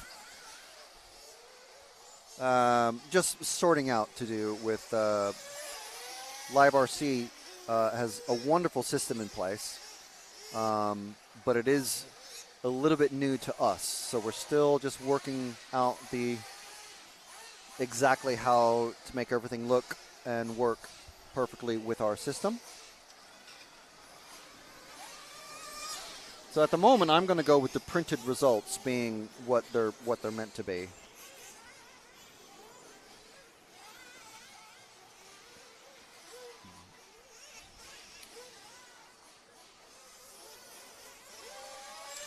But they should have been called in at least a minute ago. They just keep running around. The time's finished.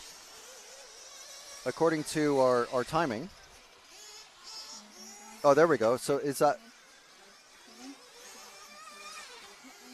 So, okay, so we've got now, somehow it's refreshed. Did you do that? Okay, so Harry is finished on top in this qualifying run for e-buggy. Kev Brunsden, second. Billy Grinley in first. In third, sorry.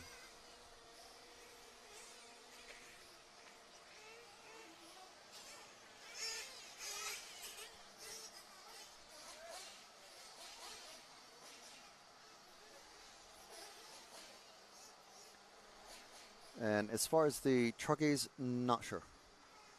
But that info will be on the Live RC link. That is in the chat.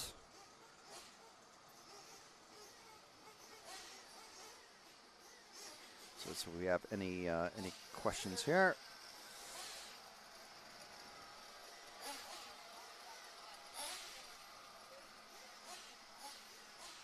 So Mal Richardson saying, usually there's only 2 heats of Truggies in the UK Nationals, so 20 drivers tops. And the N1E is the e-buggy, so that was a fairly educated guess. The N110 is the 10th model. That's a very interesting looking buggy. They actually have it here, so if you want to see it in person, come to the Slough Club.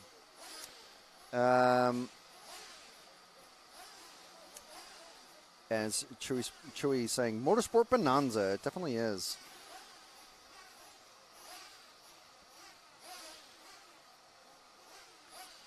And Daniel Thorne first and Charles second in Truggy.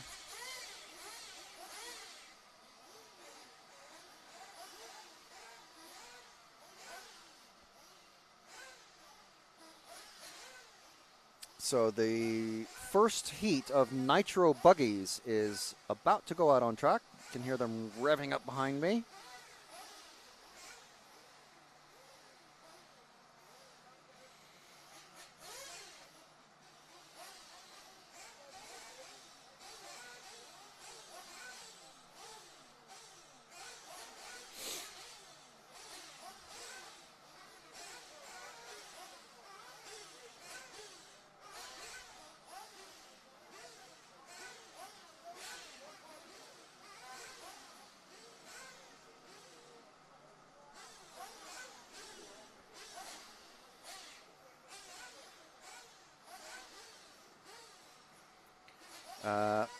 So while we're waiting, we'd like to thank our sponsors who allow the Slough Club, Remote World Model Car Club, to bring you this coverage from us, RC Racing TV, live,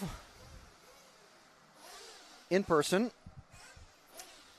The sponsors are Hart's RC Models.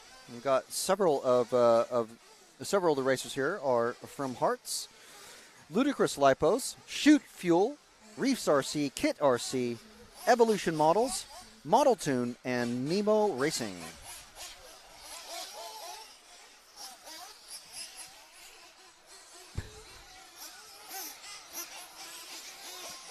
So ignore, well, it says e-buggy, but ignore that for now.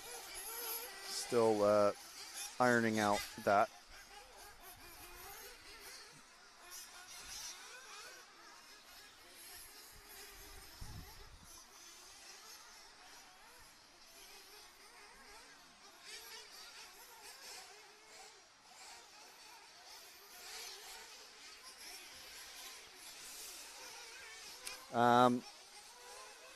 Second round of racing action out on track. Got a minute left in this warm-up. And there we go. There's the names of the drivers who are in this one. I believe the previous full screen graphic was supposed to be the results of the e-buggy and Truggies.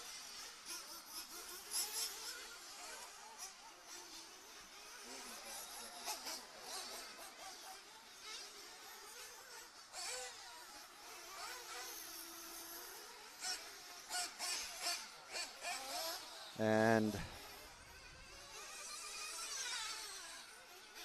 I think the weight is also because we have Jason Noyes running e-buggy and he's also running Nitro buggy in this round. So there are several racers running back to back. It's the joys and the pains of running multiple classes. You do get more track time. So ostensibly, you would think, more practice time. Yes, okay.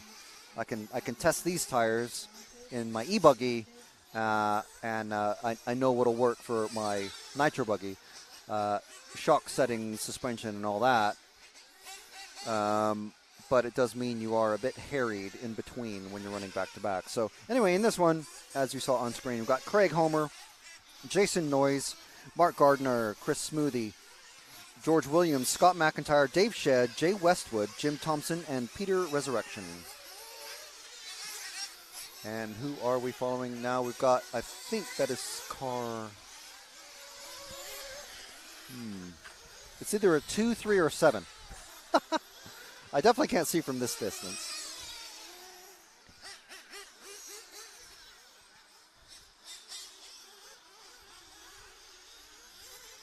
Going into the Wild Willie fuel section.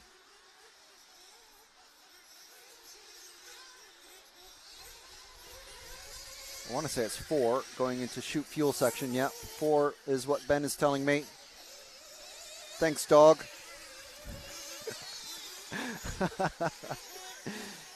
And that is Chris Smoothie.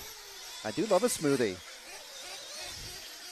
Mango, frozen mango chunks with like sunflower seeds and some linseed, crushed linseeds, some chia seeds, shredded coconut, some vanilla huel, and apple juice. Bam, done.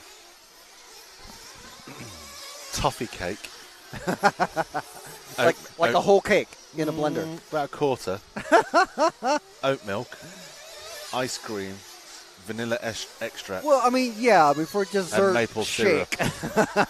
I did it the other day to use up some old birthday cake, and it was one of the most beautiful things I've ever tasted in my life.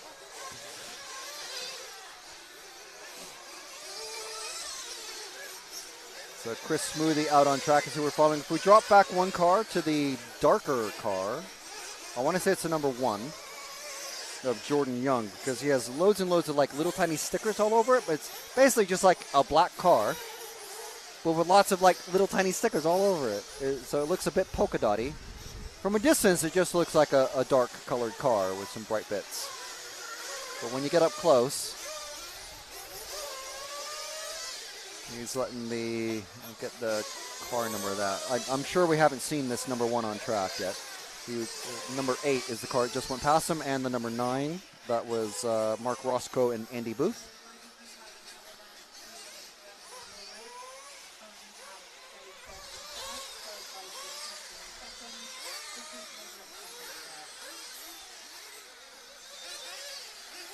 So if we go ahead and move forward one car, the car just ahead, I want to say it's the number 9 still, of Jim Thompson. That's the one. Coming into the shoot fuel section now. Over the timing loop there.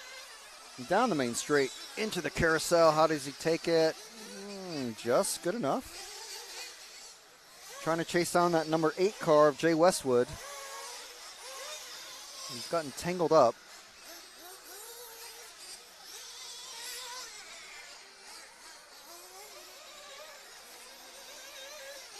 Not sure who he got tangled up with there. It's coming into the Wild Willie section. Oh, getting really tangled up. Oh, and again, that is not going to be helping the qualifying time. Let's just drop back one car. Let those guys sort it out themselves. And I think that's the 7.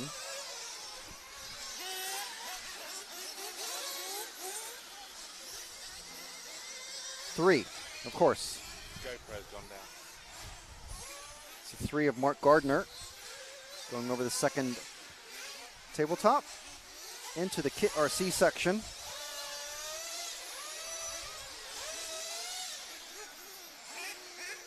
around the hairpin. Oh, a little slidey there. A little bit too much throttle. Over the single, coming out of the Wild Willie section, over the double, around the Evolution Models old hairpin. Shoot fuel section.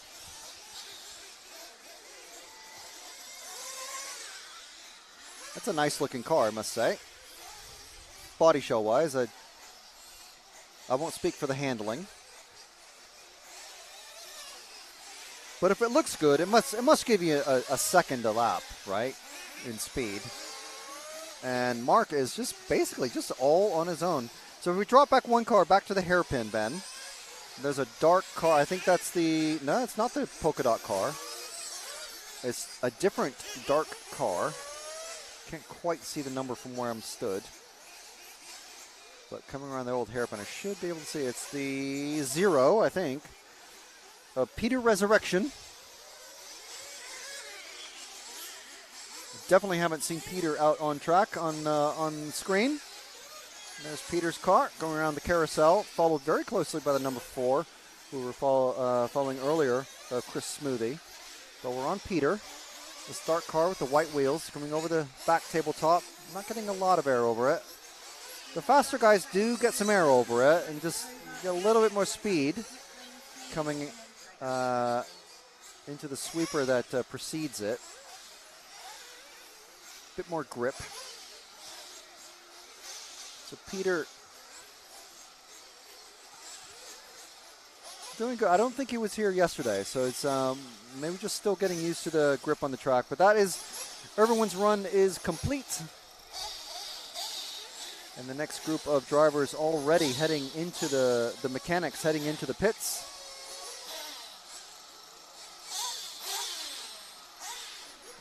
And we'll have the final results pop up on the screen soon enough. But you can check out liverc.com, go to current live events, and you can find the results so far. That's just the first heat of the second round for Nitro Buggy. There's 4 more heats to go. So we're not quite 1.5 rounds in just yet.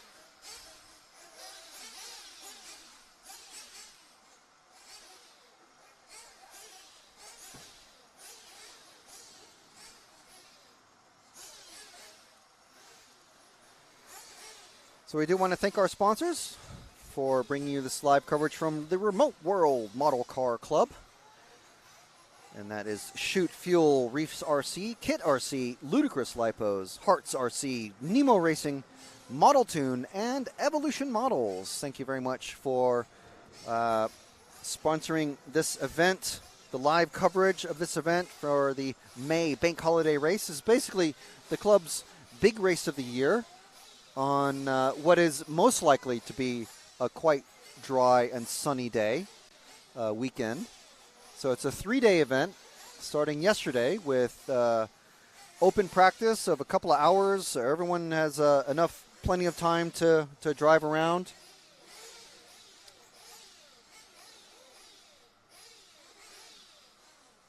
And so 10-minute seating practice runs followed that. You can catch that live yesterday if you want, or you can catch the replay of that from yesterday. Today is 6 rounds of qualifying runs, so 5 minutes per qualifying run. And then tomorrow will be the 7th and final qualifying run, and the best 5 of those 7 qualifiers will count towards the finals, which will follow after the 7th round of qualifying tomorrow, obviously. And we'll have Nick Damon in the commentary booth with us tomorrow. I'll be here as well. I'll be on camera first until Ben arrives back from Essex. I'm not sure exactly what he's doing in Essex, but probably working out his abs or something, or trying to find some up dog. Trying to find some Mata U.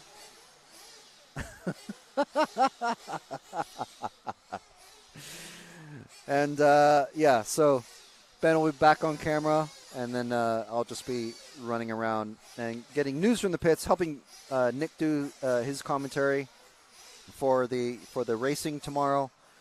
And yeah, so it'll be good. It'll be good, and most likely less chance of rain as well.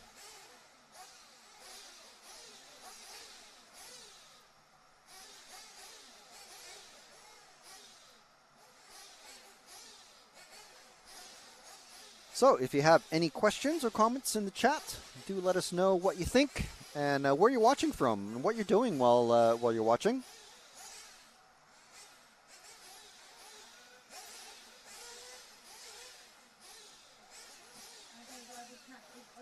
All right, the track is now open.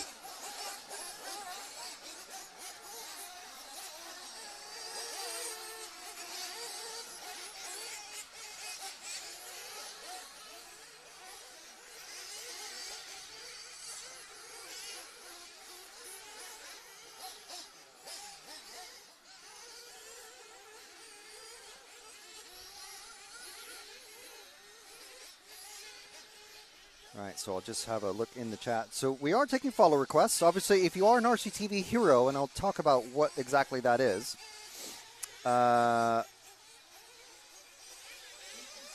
we will take priority follow requests from our heroes.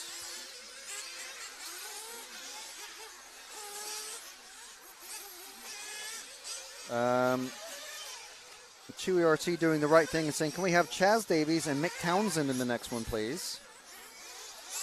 Which is it Chaz Davies or Colin Davies? Or no, Gaz. You said Gaz.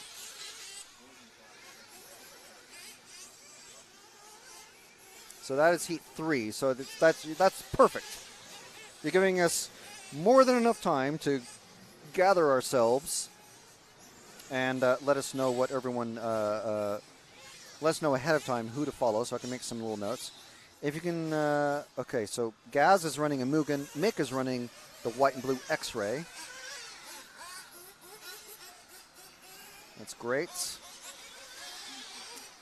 Layered Balloon saying, would you guys cover RC boat racing in the future?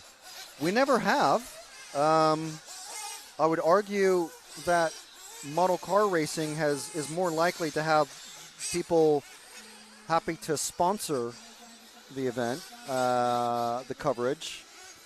Because as much as we love it, we honestly, we can't do it for free as much as we would love to. But RC boat racing, yeah, I mean, drop us a line. Drop us a line. Go to rcracingtv.com and find the contact us link, or just send us an email to shout@rcracingtv.com, and we'll see what we can see.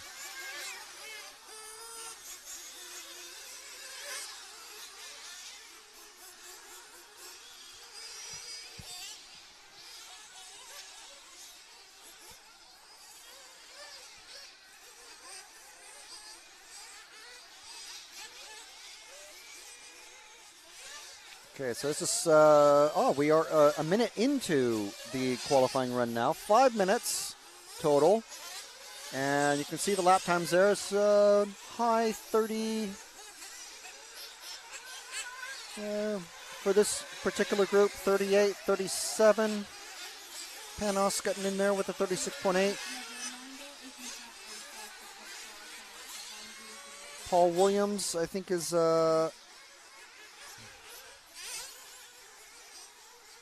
Paul Williams not scoring yet, but Panos at the moment quickest.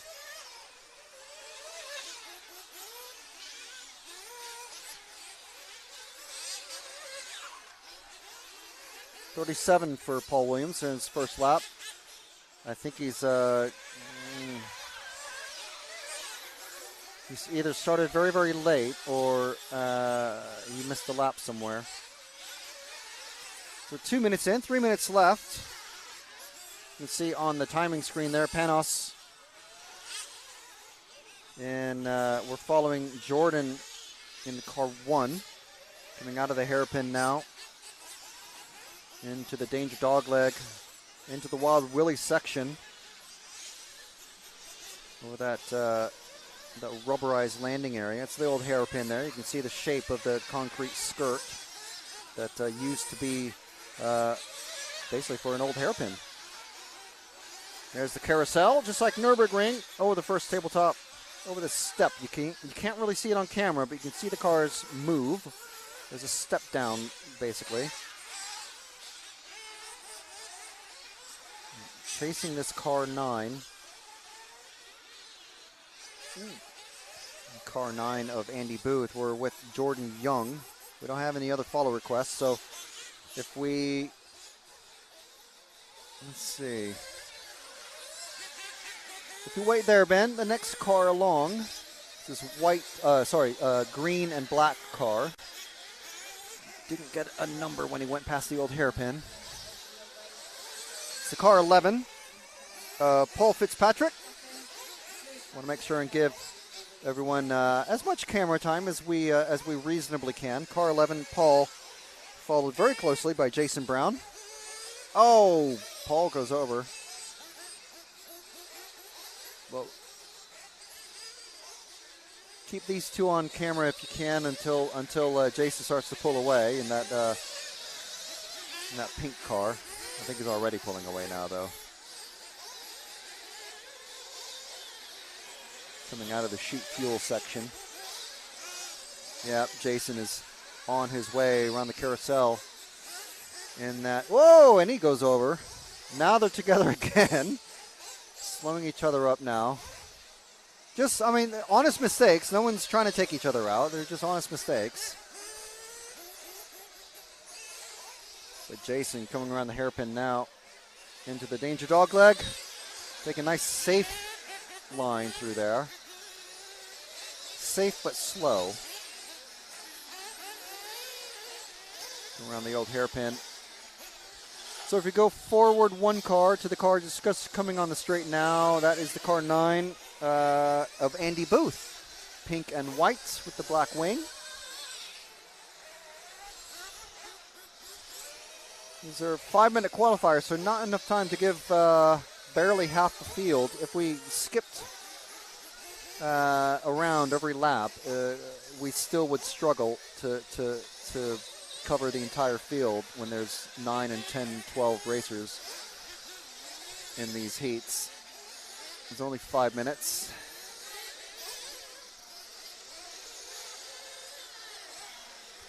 So if we catch the next car forward, Ben, just going over the tabletops, over the second tabletop now, I think that was the car 5 of Lewis.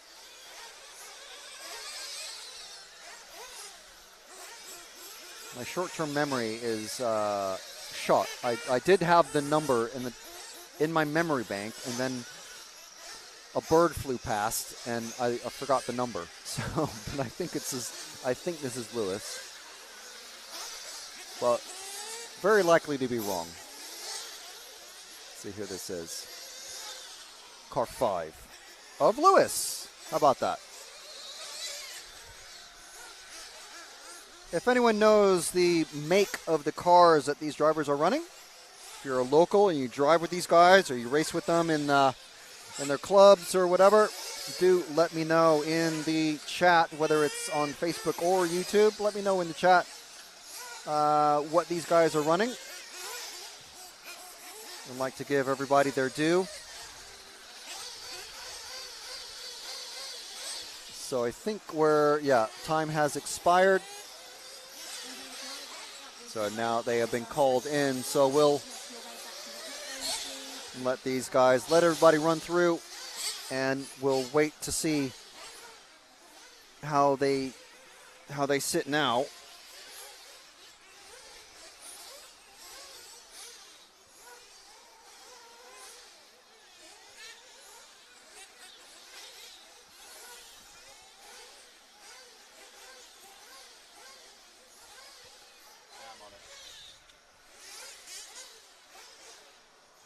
So the next group is already in the pits. Next group is Kevin Jones, Daniel Gross, Jack Ritchie, Lewis Turlin, Will Turlin, Mick Townsend running X-Ray, Colin Davies, Jos Hooper, Bryn Hall, Russ Brown, and Gaz Davies running a Mugen. So we're definitely already have notes to follow Mick and Gaz first. That's cars 6 and 11. So we'll definitely be following them.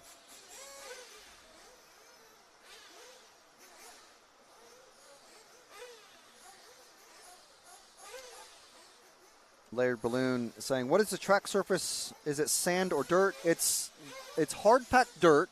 Basically, the track is built on top of an old landfill, believe it or not. So literally, an old landfill, there's just also about a meter below the lowest level of dirt that there is literally rubbish from the 70s. The track, it was capped off by the council or the company or whoever handled all that with just dirt from wherever. And when the club was built, they just built it in the dirt. But more recently, it's been hard packed with basically used cooking oil that's been filtered and treated, so it's not a biohazard or anything like that. There's a local company that usually sends the oil over to the U.S. to be turned into ethanol fuel for cars and whatever else uses ethanol. But it's so the hard packedness of it is cooking oil and just dirt. It's not like topsoil or any special sort of clay or anything like that. It's just dirt. So that's what the driving surface is. It's very bumpy in places. You can see where it's black. Some of the corners have concrete. There's no AstroTurf like a lot of British tracks use. A lot of tracks in the UK from the Midlands and going up north, a lot of them will use AstroTurf as covering the entire surface. And that is, it's a different style of, different tires are needed, maybe a little bit different setup. But as far as track maintenance goes, there's very little that really needs to be done. Some tracks use sand mixed on top of the AstroTurf to provide more grip, to provide a racing line, because if you come to the racing line will have less sand on it, and then off the racing line will have loads of sand, so that provides a natural racing line. So that's what the tracks in the UK are like.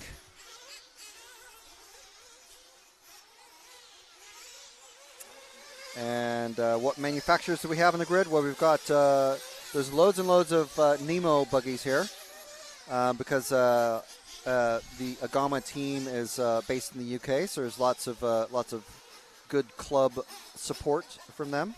So they've got a very large group of racers here, but there's also plenty of other cars. There's Kyoshos, Mugens, X-Rays, Technos, WIRCs, basically the full range of cars. There's at least 1 or 2 HBs as well. So yeah, there's plenty of all of the cars are represented, all the car brands, and tires, and engines.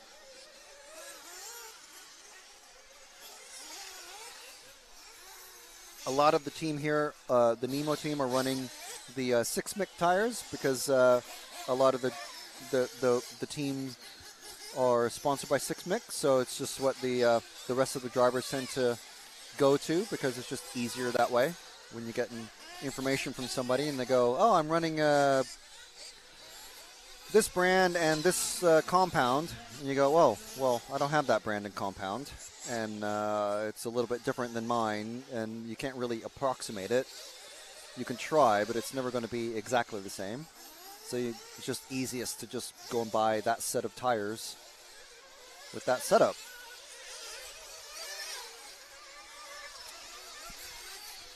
Kev Jones running the Agama. As that's helpful, thank you very much. I'm never sure whether to call it the Agama or the Nemo, so I just put Nemo because it's the Nemo N1. According to the kit that I saw, there's a kit bag, like what you would buy and get out of the box. They're on the Generation 4 already. Car's not even been out a year. So, my apologies. Who are we following? I think it's a car 6, car 4. Sorry, thank you, Ben. So, we're following Lewis Turlin. I'll find car 6 of Mick Townsend. He's out there somewhere. Car 4 coming through the carousel now, over the tabletop section. Still looking for Mick. Mick is just about to come, Ben, just next car over the line. Coming on the straight now, blue and white with the black wing. There we go, that's Mick Townsend. That is one of the X-Rays. I believe I spoke to Mick earlier. Car 1 has just come to a stop, unfortunately. That's Kev Jones with his Nemo. Nemo's very easy to spot because they don't have a front shock tower. Next car we're going to look for in a lap or so is one of Gaz Davies. The number 11 Mugen. And Kevin is back out on the track. He flamed out coming over the first hairpin. He didn't lose a lap. I mean, he lost a lot of time, but he didn't lose a lap at least. There goes Mick Townsend heading into the Kit RC section. Oh no, sorry. This is... okay, so if we... now if we go to the completely opposite section of the track. Okay, so Ben, the last car about to go through the hairpin now. It's got yellow wheels. It's going through the hairpin now. It's past a car, very unlucky. That is Gaz Davies. Yellow wheels, yellow wing, coming over the double, over the old hairpin. So, Gaz, if you make any mistakes, you can thank Chewy RC on YouTube. Apparently knows you well enough to ask us to follow you, so no pressure. Just perfect lines and don't make any mistakes, that's all.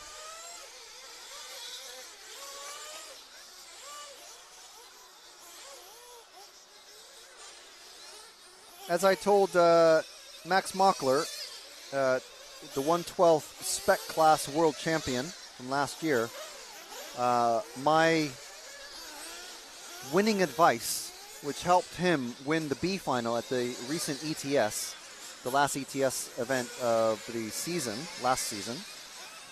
Just do more laps than everybody else, that's all. That's all you have to do to win. And he went and did it. And he thanked me for that World Championship winning advice. Or at least the B final ETS winning advice in mod. So, you know. That's what I do, is I help world champions be world champions. That'll be on my business card of RC tuning advice. So Gaz coming down the main straight into the carousel, hard braking. You see the cars pitch forward. And by now these guys have, the track is really dried out. There's a very few damp spots. And the only damp spots that are really left are the ones where they're actually not even touching the ground. So the tops of the tabletops, the edges of the track, the bits after the bumps on the straight, those sorts of things. It's quite dry now. And doing pretty good. So we dropped back one car to the car 7, Ben. That'll be Colin Davies.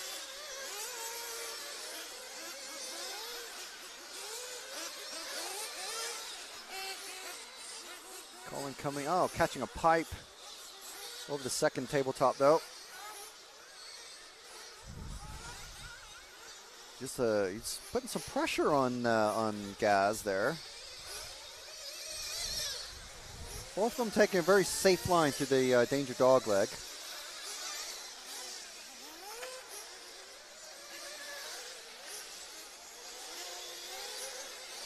Coming out of the shoot fuel section. Over the timing. Down the main straight again. Oh, and upside down car there, at least off the racing line. It didn't catch, there's no car number on this side. So, and he's, yeah, unfortunate for that teal, turquoise, aqua-colored car. And what's going on here with these guys? Getting all tangled up with each other. That's the slow way around. It's bad enough if you get tangle up yourself, but if you tangle up someone else, I didn't really see what was happening. I was watching another car in its own wallowing of agony. And that is time expired for Heat 3 of Nitro Buggy.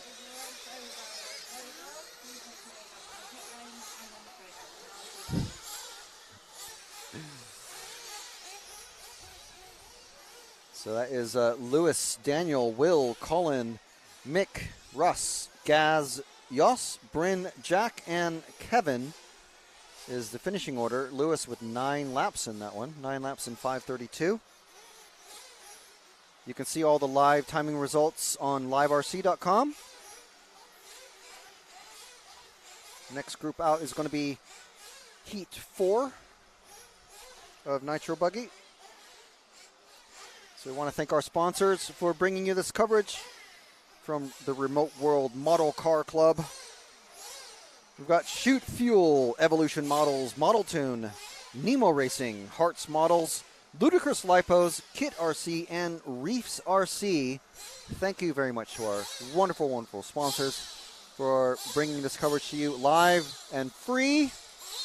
If you do want to help support RC Racing TV, bring you more live coverage from RC all around the world, you can join the Heroes. What are the Heroes, you ask? Well, if you go on the YouTube channel, there's a join button somewhere, whether it's on the app or in the browser window or somewhere, you can find a join button. Tap that and you'll get all the information about being a hero. And basically, it's a few dollars, quid, euros, whatever per month, but it helps us bring you this coverage for free. It also gives you a sheet of RCTV stickers that you will literally not get anywhere else, at least for the moment. You will not get these anywhere else. You'll also get a cool 10% discount. I think it's at least 10%. But you'll get a one-time discount on the rcracingtv.com merchandise store. So we've got some really cool shirts that have just been released the other day. Pit Lane Hot Sauce. Really cool. I've already sold quite a few.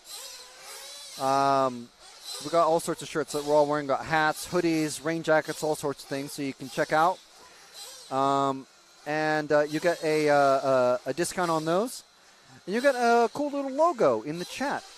Whether it's on the comments, on videos that we do, on edited videos, or live chat, you'll get a logo next to your name. And the longer that you stay a hero, your logo color will change over time.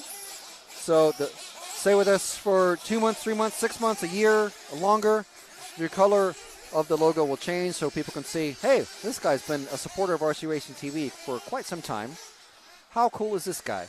And you'll also be able to see videos like our RC autopsy of Masami Hirosaka's World Championship winning Schumacher Cat XLS.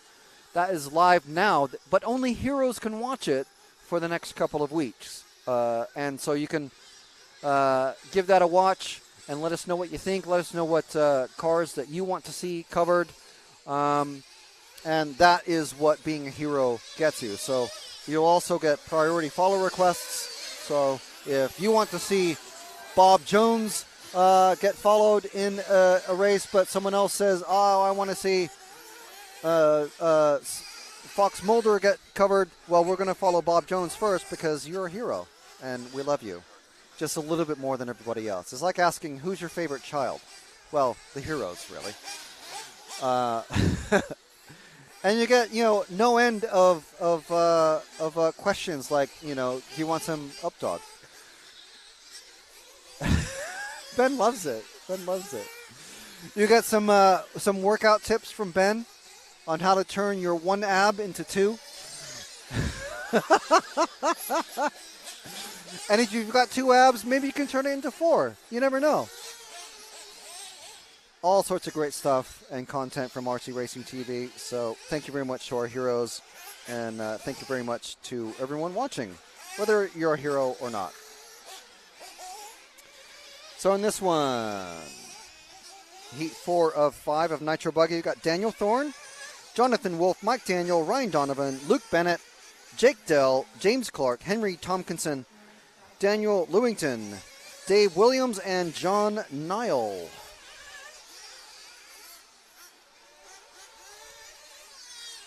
And we're just waiting for the time has started, so we're a few seconds into it. We don't have any questions. Layered Balloon saying the engines are still air-cooled, right? Yes, they are. Well, technically they're air-cooled, but the more oil you have in it, and the richer it runs, it's technically air-cooled because there's fins all over the engine. Anyway, pick a car, Ben, that we're following. That is the car. I think it's a 6. Yes, I think this is this Jake Dell?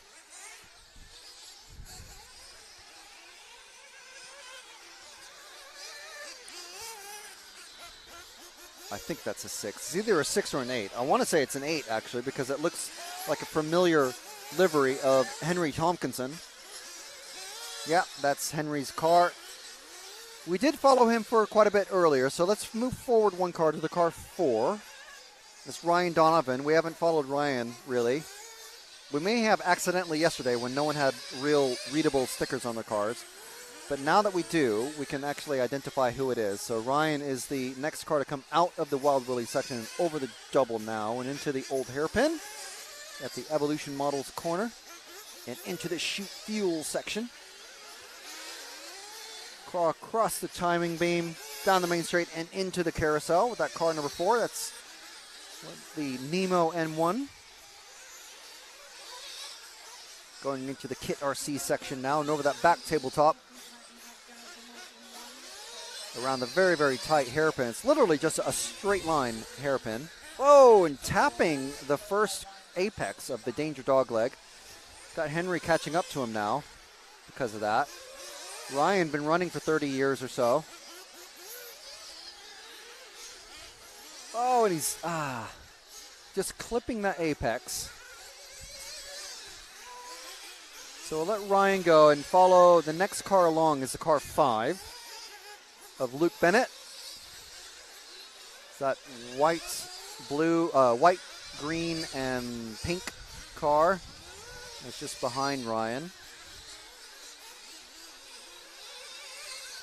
Very slow around that hairpin there. Very tentative, I'd say. I think because Ryan made a little mistake. Oh, and not getting a good launch at all. Well, not getting a launch, period, off of the double. Coming out of the Shoot Fuel corner, across the timing loop. 2 minutes left in this one. And that is Luke. So if we drop back another car, we'll find the car number 1 of Daniel Thorne. And there he is, coming over the second tabletop.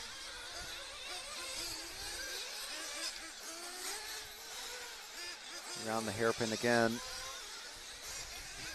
This is nicely spaced out for everybody. There's a couple of cars that are close to each other, but the usual sort of clumping isn't really happening too much here with these guys. And just about 1 minute left. I think the LED timer is a little bit off on the side of the track, but that's the most visible thing to me when I'm looking out at the track. This is Daniel Thorne in that car 1. So if we drop back, Ben, to the group of 3 cars that are together, I'll try and get the numbers.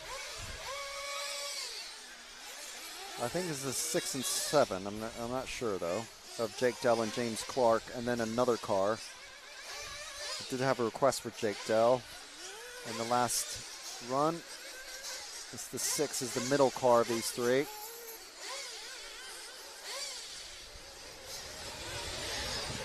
That's the. Oh, wow, that was tight. Number 2 of Jonathan Wolf, aching to get by. Doing an endo on his front brakes, on his front tires. but able to squeeze past Jake. Jake now the second of these two cars.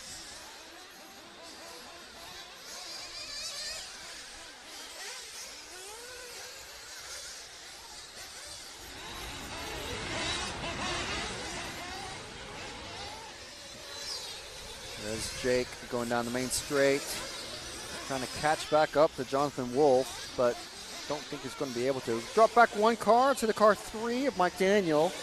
Time has expired, so everyone's on the last lap now. But we'll catch Mike for his 3/4 of a lap or so. They haven't called anyone in yet. There's no. I mean, we're quite used to. We're quite pampered, to be honest, when we go to the European Championship races and ETS, where it's basically everything's run just automatically by a computer, and normally a computer voice will pop up and go, time has expired, everyone's finished, everyone pull in. But here, this is club level racing. Don't have that sort of software, and so the race director has to manually do that. In amongst selling raffle tickets and snacks and drinks and handling timing issues, and my transponder wasn't counting in the last lap and all that sort of stuff. So, but there we go. That is the finishing order there on screen for you. Daniel, Mike, Jonathan, Henry, Ryan, Dave, James, Jake, John, Luke, and Dale. What's up? Nothing. I just couldn't help but hear that you were picking up the headphones. Yes, the viewers couldn't, but you could. Okay. I will remember that for next time. Sun's out, fun's out. I hope it stays like this now. Yeah. Now's a perfect time to be ordering your RCTV camo trucker cap, which you are not wearing. I know, I left it at home by mistake. I left mine at home as well. Neither of us are wearing it. I'm wearing my RCTV stealth top. Yes, I was wearing that yesterday, so it's a good thing we're not wearing the same thing. Which top are you wearing tomorrow? I'm wearing the new Pit Lane Hot Sauce Flame style. Oh, yes, okay. You get a new one, do you? Well, I mean, yeah. I'm just wearing the old. I don't know what we call the. You know, the one that's got the orange, black, and grey stripes with the 3 cars going round. That's the team. Oh no, that's the OG24. I love that shirt. I'll be wearing that. Yeah, a popular one as well. Do you drink? Yeah. Well, I mean, you can't ask me on camera. Well, no, Ben can't hear you, can he? No. So he can't hear me. He can hear me accepting the drink offer from you, but he can't hear you offering me a drink. Ben, would you like a drink? It includes some Up Dog.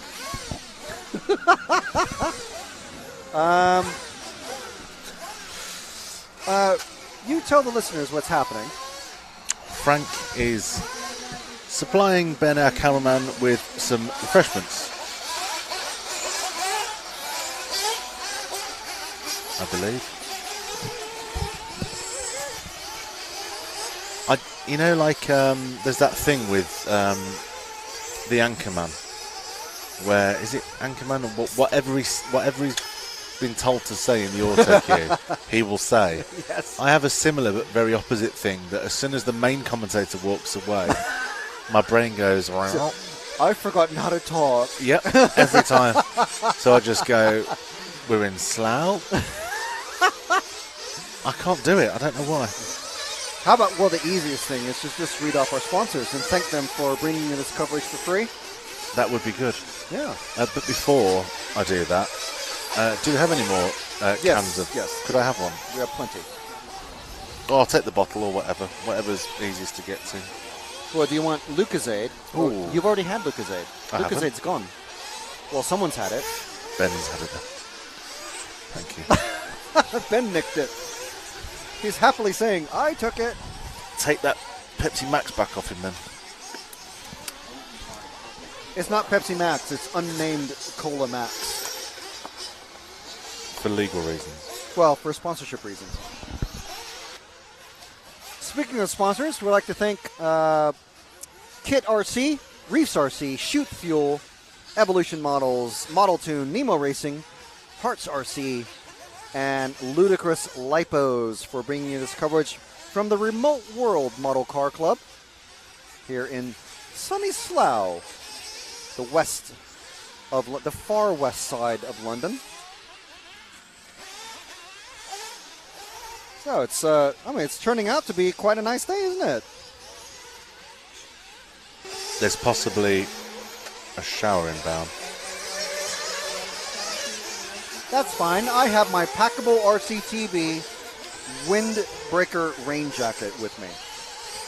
Again, mine's at home. If Matt were here, he'd be killing me. Apoplectic. Yeah. Which is what I told Matt you would be if he'd left this vent open last night. Do you know?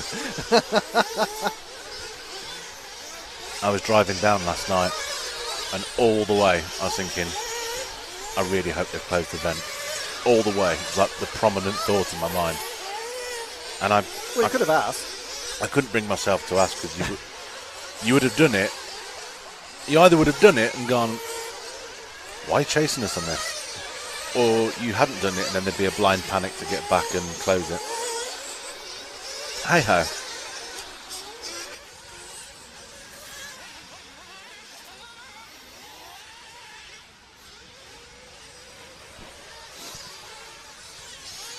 Right, so, well, we're a minute into the running of this one after all this refueling ourselves.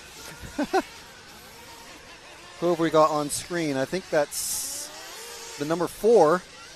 Ben handily only following cars with 5, cars numbered 1 through 5. So he only has to hold up one hand. It's very smart thinking, even if it's accidental and completely non-intentional. So car 4, this is heat 5, the fastest heat. This is Simon Reeves. Second qualifier in the first round, so definitely one of the quick guys. So it's a good one to follow. Next car behind is car number 9 of Mike Waller, who is 7th overall. So these two guys, I mean, for Michael, probably knowing that he's following Simon, this is an ideal marker to follow, as long as he doesn't drive in the back of Simon, and he is slightly pulling away now. Simon is. And he has... It's that car 1 of Billy. So the fastest in... Billy didn't have a great round 1. So now he's letting Billy go by. So let's follow Billy through the car number 1. The white wheels, green and orange body, clear wing. Of course, from this distance, it just looks like a pale white. It's not really clear, but so we've got 4 and 1 on the track. Well, now they're starting to get a little bit farther. Let's see if Billy can catch up to Simon. Billy only finished 21st in the first round. Some sort of issue. Maybe it was just a wet track, and his car wasn't quite set up for it, but now he seems to be a lot quicker. Although he's running 9th overall at the moment, so he's not doing brilliant, but he is catching Simon. Yeah, let's see who was Simon, who was 2nd overall.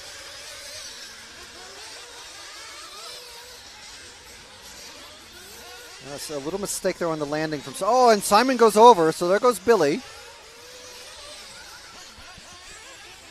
Are you doing the marking? I was just wondering.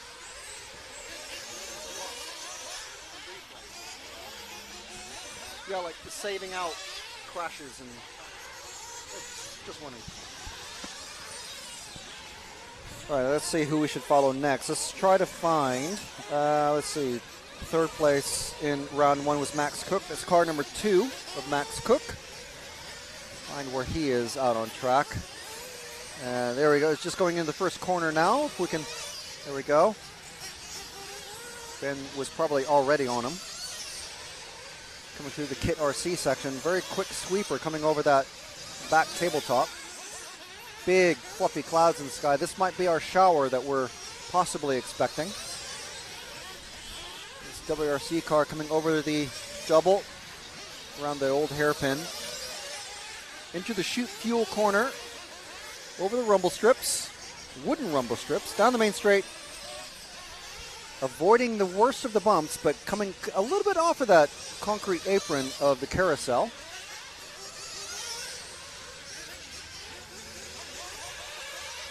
Max third overall in the first round. Billy's moved up a bit to fifth in this run so far, so we'll keep an eye on him. Josh Graham, though, in the car 5 was the top qualifier in the first round, so I know he's still going around. Let's see if I can spot him. He's the next car behind, actually, in the S-Works. Yeah, I feel some rain. So the drivers will not feel it on the track because they are well covered, but the marshals will, the mechanics will. No one's shouting up yet, but it's not a heavy rain. It's just spots. We do have some spots coming down now. Well, we're on the car 5.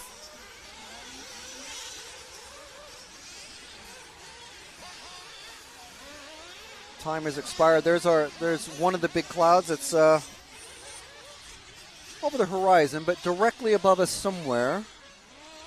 There's spots of rain. So there's our finishing order for this run. For that group. We'll check out what Live RC is saying as far as the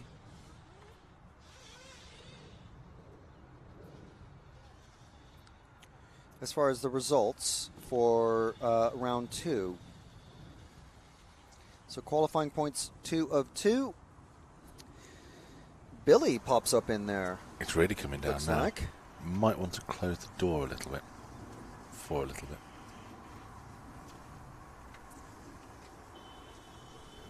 Yeah, there's going to be a break now anyway. So Ben, you can stand down just for a few minutes. Last time there was about a 10-minute break between the last round. But let's see what. While we're doing that, we'll look at the overall results. Qualifier round 2. All right. Just waiting for the. I know we've got it here. Okay, so Kev Brunsden.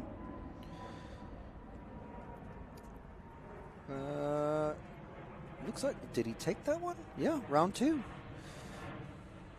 Kev Brunsden taking round 1.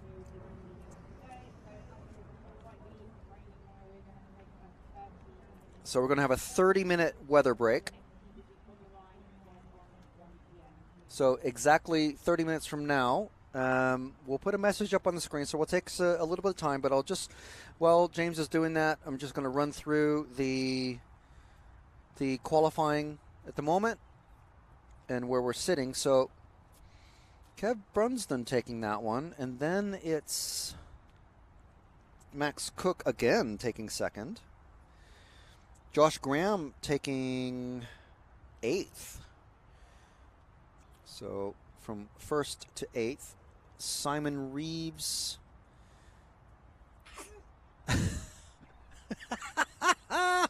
Excuse me. Chew. I did try and hold it. So, well, this is overall. So I'll just read the overall at the moment. This is without any dropouts. So of course, there's only 2 rounds completed. So Kev Brunsden, Max Cook, Josh Graham, Simon Reeves, John Hazelwood, Caden Stenhouse, Darren Haydenball, Michael Waller, John Spencer, and Harry Weymouth. 11th at the moment, Daniel Thorne. Then 12th is Jonathan Wolf. Billy Grinley, 13th. Dave Shedd, 14th. And Ryan Donovan, 15th. So we'll come back in about 30 minutes. But thank you very much for being patient with us and joining us on this coverage from the Remote World Model Car Club. Thank you very much to Shoot Fuel, Reefs RC, Kit RC, Ludicrous Lipos, Hearts RC Models, Nemo Racing, Model Tune, and Evolution Models. Will be back in half an hour.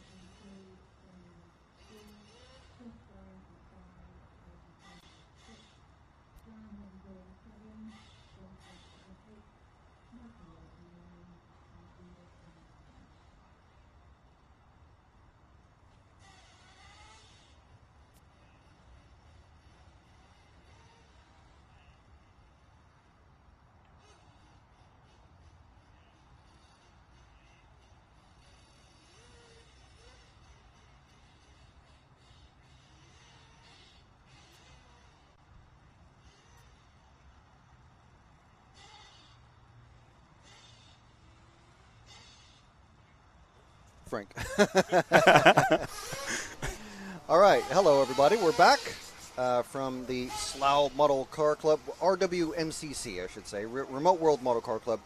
Thank you very much to Nemo Racing, Model Tune, Evolution Models, Shoot Fuel, Reefs RC, Ludicrous Lipos, and Hearts Models, and also to Kit RC, who we've got Lewis from Hello. Kit RC here, one of our event sponsors for the weekend. So thank you very much for for having us here, and helping the club and the track, and just RC in general, really. Yeah. Just helping the track stick around for another 40 or so years, hopefully. Hope so, yeah. So just tell us about what Kit RC does, and I know some of the things about with the association you've got with John there, and but let us know in your own words.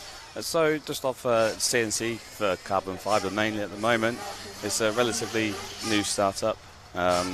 People come to me with drawings, then I produce the product that they require, and then also work with the customer if they need to do alterations. Also provide drawings for reverse engineered parts, and can help the customer also get into mass production. Very cool. So when I hear reverse engineering, obviously I know what a lot of people will think, but I'm thinking retro RC stuff. Yes, yeah. How cool is that? It's very cool. I've had quite a few customers come to me, but luckily they provided me the drawings because some of the stuff they asked for is very technical. Oh, I can imagine. Well, I remember back in the day, my second racing buggy was an RC10 Graphites. Okay. Which was literally just a flat pan, but it did have the kick up in the front. I think 20 or 25 degrees. Yep. So I mean, I imagine that's something that you do. Yeah, I can. And that was just plain woven graphite. But I noticed on the NT110, what is up with that graphite on that? If you guys haven't seen the video on the Nemo, obviously one of our event sponsors again, the Nemo page has a video teaser basically of their new 1/10 electric buggy, and that's got a lot of your parts on it. It does, yes. You can see them on my page. I posted it, but it's got the forged carbon fibre, which just looks completely unreal. It looks amazing. I mean, to me, I think it looks like in my head, I think it looks like broken carbon fiber or something like. But what is forged carbon fiber, and how is it different than woven graphite carbon fiber? So forged is just mainly just for looks. So it's just loads of fibres chopped up and then placed on top, and then resin. Okay. There's nothing structural different about it. It's still normal carbon fibre underneath, but it just looks different. Okay. So is it it's not woven in between? Yes, it is. It is. Okay. Yeah. So you lay down the broken carbon fiber, and then you resin woven carbon fiber. Yeah. Which is what is that, like the pre-preg? Like, yeah, it's all pre-preg. Right, and then you lay the more resin, and then more broken carbon fiber, and then you put it in the. I guess you bake it, or you pressure it, and you put it. Okay. Exactly correct. So basically, basically it's sort of a pressure cooker, essentially, like a pressure oven, and then just high heat, high temperature, high pressure. Obviously, I'm not an F1 engineer or anything like that, so that's like the very badly explained technical version of it. It's a good explanation. I know in the chat people are going to be going, "No, it's not that." But whatever. It's we don't have time to get into it. No. I'm sure there's YouTube channels that explain it all. But no, it is amazing. That's really cool. So, what is the thickness on the NT110? I was joking with John and Mark yesterday. I was saying that is the thickest carbon fiber I've ever seen on a model car. But it is the lever arms of the shocks, basically, isn't it? So especially the fronts, which are going to take a lot of abuse. And then on top of that, they're going to have the abuse of constantly just going up and down, and they're responsible for the motion of handling the suspension, isn't it? So yeah. How thick are those things? So we got 2 different sizes, 4mm, which is the chassis, and also 3mm, which is various other parts of the car. But 4mm does handle the shocks. Wow. Okay. Very cool. Very cool. So what's the, I suppose you might not be able to even answer this properly, but what's on top of this and helping, did you help develop it, or did you just take drawings and just go, okay, here, and I'll cut it and that's it? I just took drawings. Okay. And helped cut it out. And so are there other cool RC products in the pipeline that you're looking forward to going, yes, this is really cool. I can't wait to talk about it, but this is really cool? I'm working quite a lot with Bomb Racing. He does a lot of this. He does smaller scale stuff. So I'm just working with him with anything he requires at the moment. But not at the moment. No, sort of gone quiet since the M1 has come out. So you're going to be producing the parts and sending them to Nemo? No, I won't be able to keep up with that demand by myself, unfortunately, because that would be a lot of chassis and a lot of components. No, hopefully I'll be offering coloured forged carbon fibre for customers if they request it. So you get to talk to John about the logistics of that. But there's various colours that I can offer: gold, silver, red, and it's blue. Blue. Yes. Yeah. It looks incredible. It really does. So take forged and it times it by 10. So you'll do parts for a Ford Focus Mark II, maybe? Yeah, could do. full bonnet, full bumper. Oh man, it does look amazing though. It just looks so awesome. And I mean, it's one of those things like, even if it does nothing functionally, it just looks amazing. Yeah, a lot of people I think are going to have shelf queens. Yeah, they do look good. I think I most probably will as well.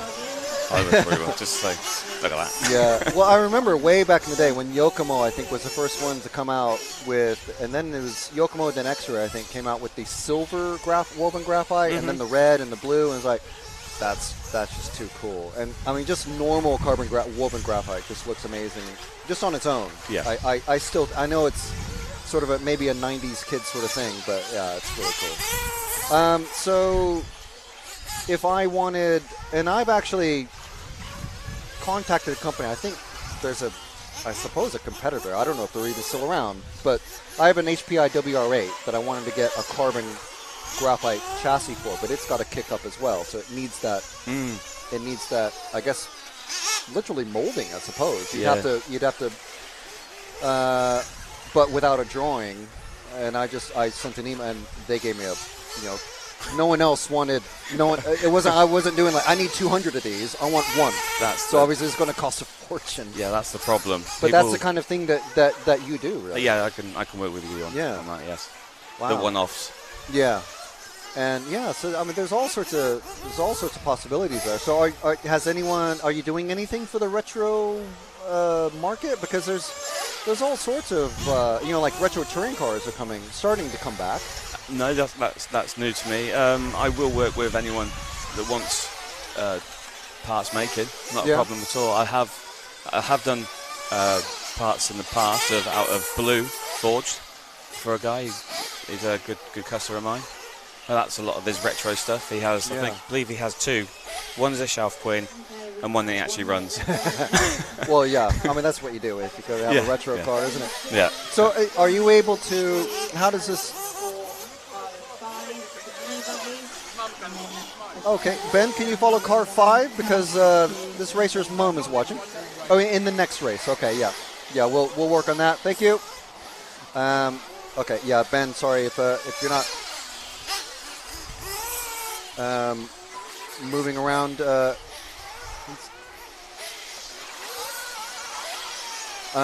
Yeah. Okay. Sorry. So if I had, say, I mean, I used to run HPI. I used to work for HPI. So I used to run it all the time for touring cars. If I had an HPI Pro 2 chassis and a top deck, and I'm like, if I were to find one new in package on eBay, it'd cost a crazy amount. Yep. Would I be able to send that? And this might be something that anyone could do, I suppose, and just send you the chassis. Are you able to just trace it? Yeah. And I put it into a drawing. Wow. That's awesome. Yeah. So there you go, guys. If you have an old, and these are just flat pieces as well. There's no bends or anything.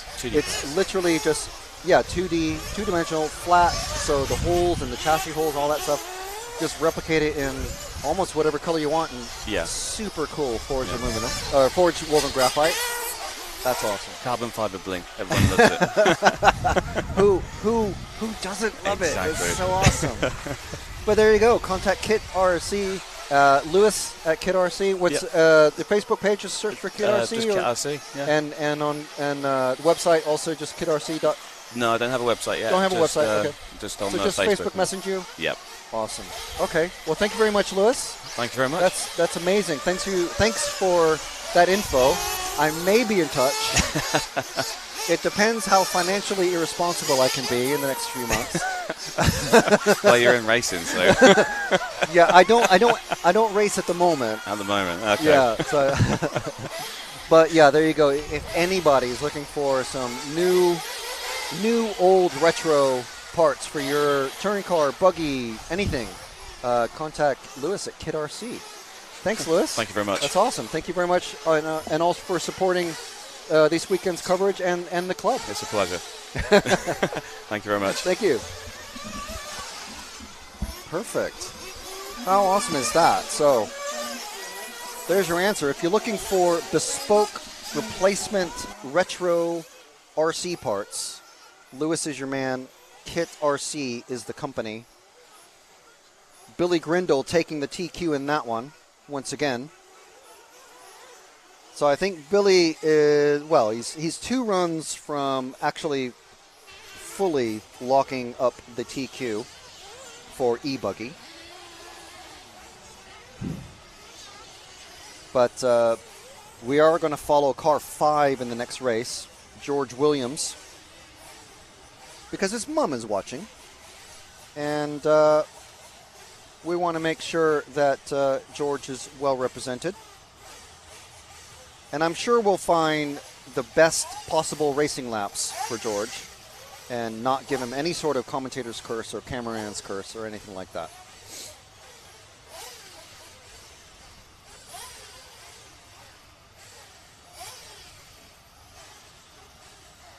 So let's just see what is happening in the chat.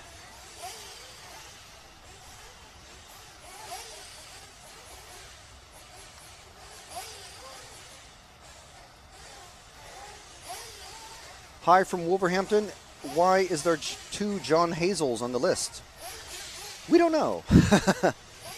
There's one e-buggy and one Nitro and electric. Not in this same heat.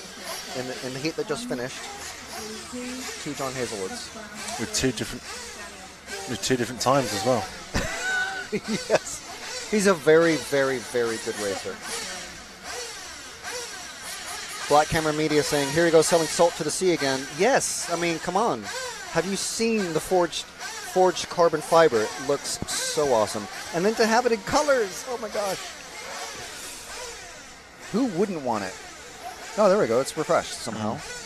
Well, I refreshed it, yeah. So, yeah, but why is it doing that? Oh, because, well, it's Kev.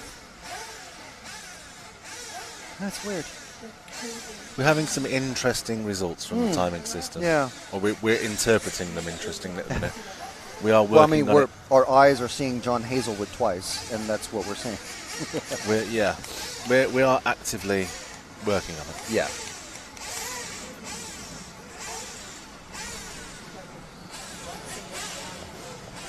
It's a bit like the you know, that old chestnut. The you see the swan on the surface looking all graceful and then but underneath the feet are just going crazy. Yeah.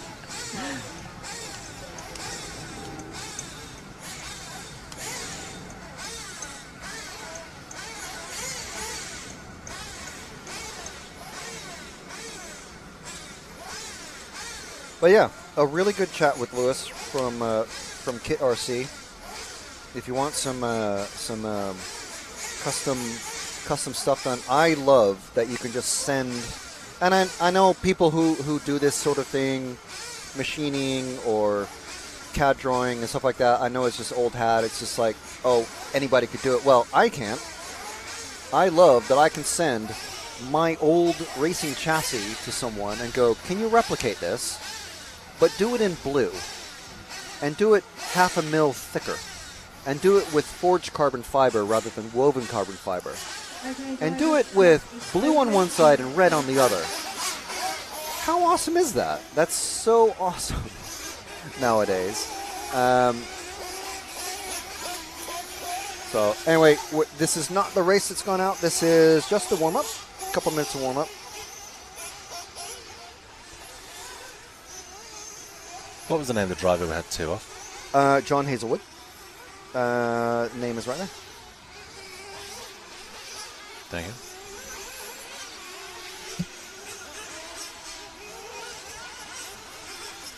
So 2 minutes of warm-up, well, less than that now. And then they'll come in for a top-up in about a minute or so. So a couple of laps. It takes about a quick guy. One of these guys will do a lap in about 37 to 40 seconds. They got a couple of laps and then come in for a fuel stop to make sure they can last 5 minutes. I mean, should be able to on even 3/4 of a tank, but why not fill it up? And then basically it's just a rolling clock. Everyone out on their own time of 5 minutes.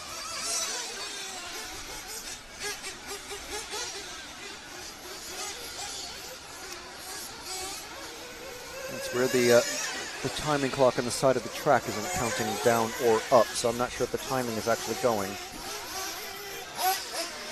It's stuck on 158, so I'm not sure.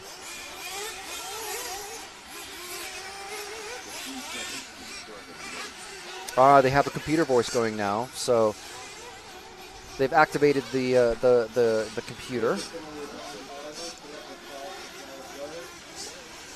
And they have kind of a referee going, so someone on the mic saying, let faster cars go through.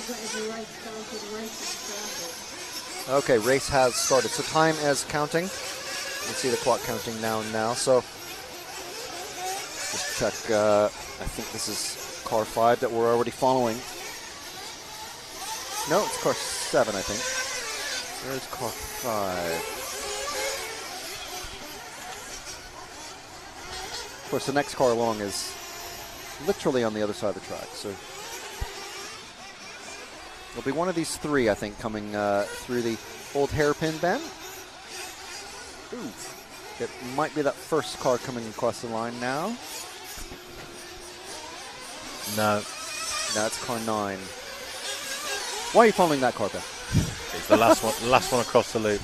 Last one across, well... It's still not checked in. It'll be the last one that we find. Oh! I don't think he's checked in. No, he hasn't. Okay, well, pick one. Pick a car, Ben, and actually pick this first car that's coming across just in front of you now, and then we'll work our way backwards from there. So in this manner, we'll eventually cover all of the cars, so to speak. So this is car 9 of Jim Thompson. Jim out there in a buggy. Don't know the make, so we have to kind of pretend.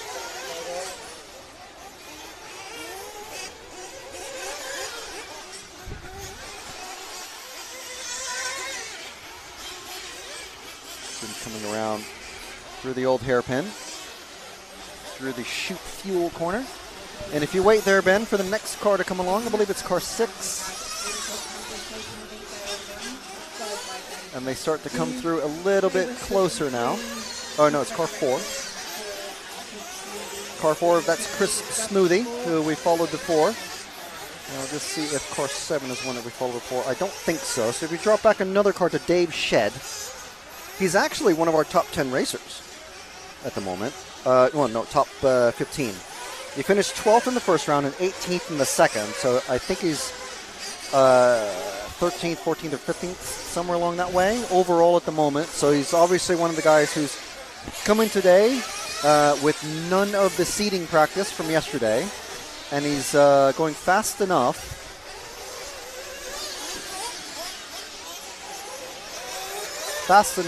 to basically be faster than anyone else on track in this particular heat. If he doesn't get hung up behind this car 6 too much. There he goes. Through the danger dog leg. So it's good that because basically the reason why he's faster than everybody else, but he's in this group, is because he wasn't here yesterday for the seating practice. Yesterday, all the drivers had 3 10-minute runs with the fastest 3 consecutive laps, counting towards their position in the qualifying, and set their seating overall. And then the qualifying is what counts towards their placement in the finals. So Dave working his way through all of the traffic, because for him, just being that much faster than everybody else, everyone else is traffic. It's not being impolite. Everyone else is literally slower than he is. Oh, and he's been taken out by I think it was a 6. So it's not anyone's fault. No one's doing it on purpose. It's just these cars doing what they can, but he's past them now. Around the hairpin. Ooh, and now a car's trying to battle with him. It's not good. It's qualifiers, so you don't really want to be battling. But sometimes racers don't fully understand that.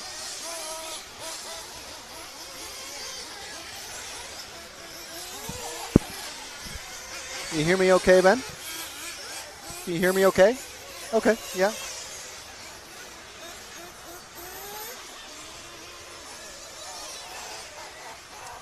Okay, so we'll let Dave go, and the next car behind, of course I do it at the worst possible moment when the cars are literally on the other side of the track, but this blue and black car with the white wheels is the next behind Dave, and I think, oh, he's just crashed, of course, commentator's curse.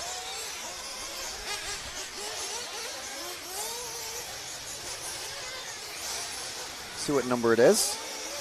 Car 5, and that is George Williams. Oh, he's out on the track. There we go. We wanted to follow him anyway. Perfect. See how that works? The RC gods are smiling upon you.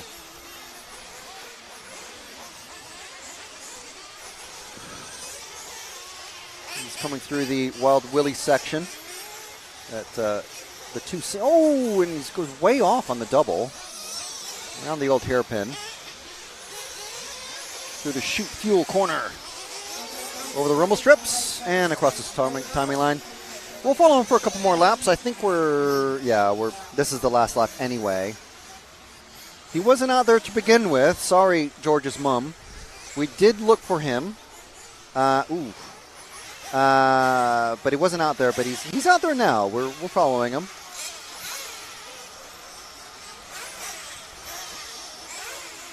Usually what happens is someone will make a request, can you follow this car please? And we do our best to follow them, and then they just start crashing out of nowhere. And they're like, why did I start suddenly crashing everywhere? It's like, oh, I asked RCTV to follow you on that last run. It's like, oh, okay, well, that's why. It wasn't the car or the setup or any other drivers or nerves or something broke in the car or anything like that. It's purely because we're following the car. Right. Okay. So that is we'll have the results will pop up, but there you can see the provisional results are Dave, Jay, Jim, Chris, Craig, Peter, Jason, Mark, Scott, and George. George, I'm afraid your transponder didn't seem to be working there, so I'm not sure if any of your laps counted. So that might be a throwout for you. Dave finished with on 850.1.6, so that will impact possibly the down the road the top 15. So we'll see what happens there.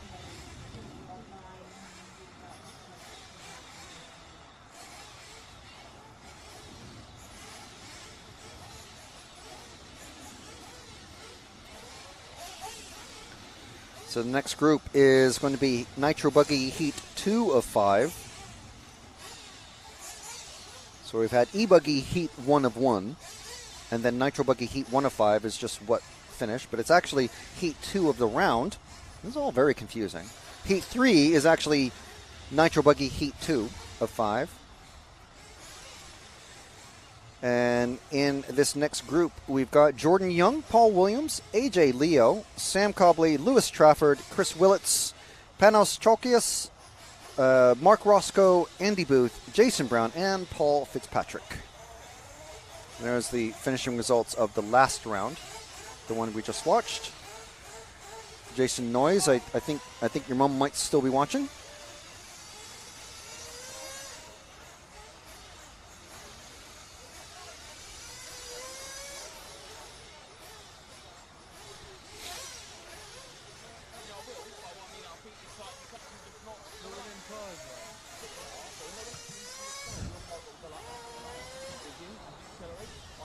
It's gotten darker, James.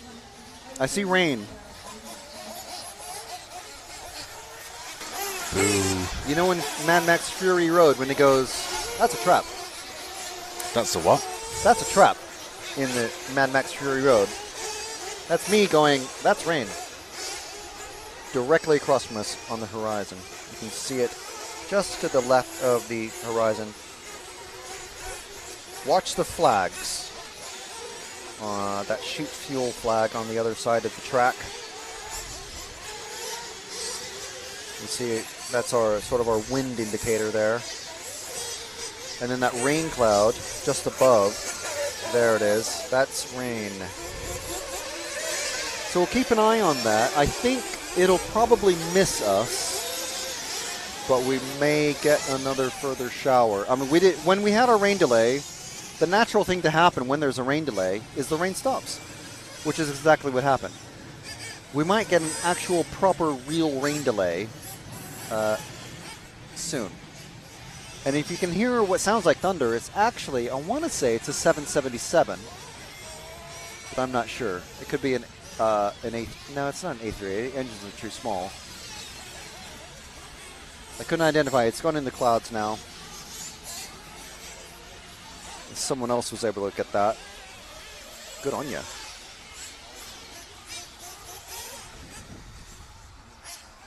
Yeah, BBC weather from Ben is telling us that at 4 well, actually at 3 we're expecting some rain. At 4 we're expecting thunderstorms. It was a 767. 767. 322 extended range. Very good. Going to Chicago. All right. I was going to say, going quite a ways. Operated by United Airlines. There you go. Yeah, United's all right. I don't mind them.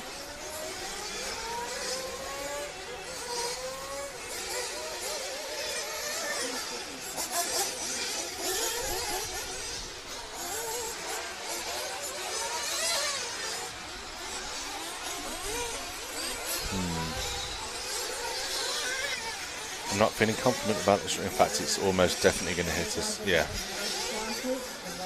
According to the rain radar, it's going to hit us in the next couple of minutes.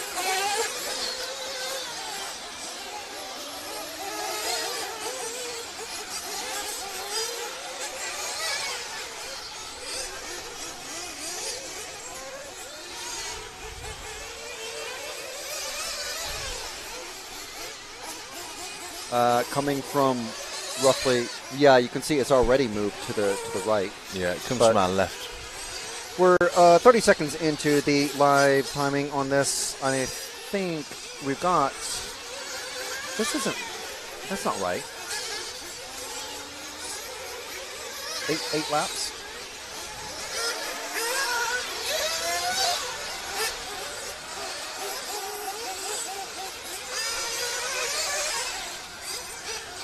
Heat 205.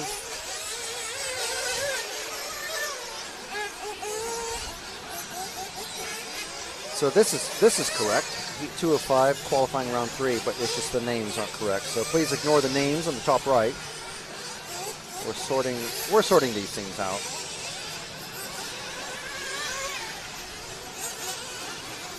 But let's see. I don't think we followed car 7 yet. Do apologize, Ben. I've been looking at other things, from the weather to everything else. Wow, number 8 has some speed,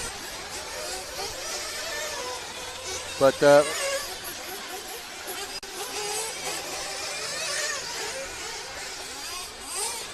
have you picked him up, Ben?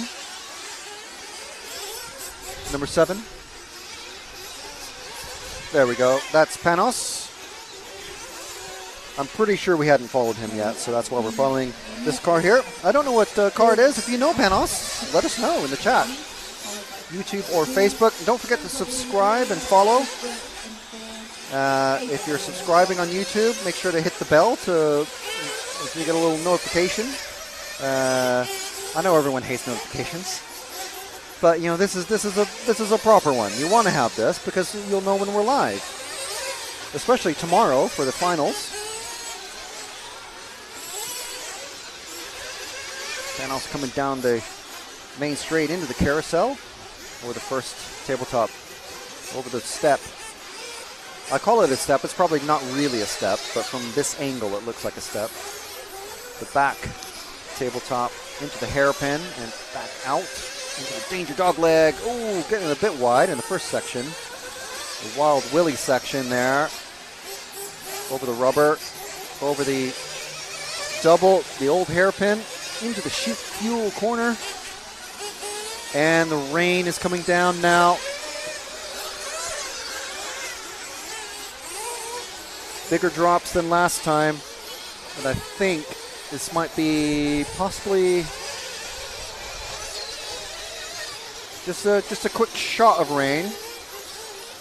Oh, no, it's... And then it should be done for the day. Well, we don't know. We hope not, but... We're going to be optimistic, Frank.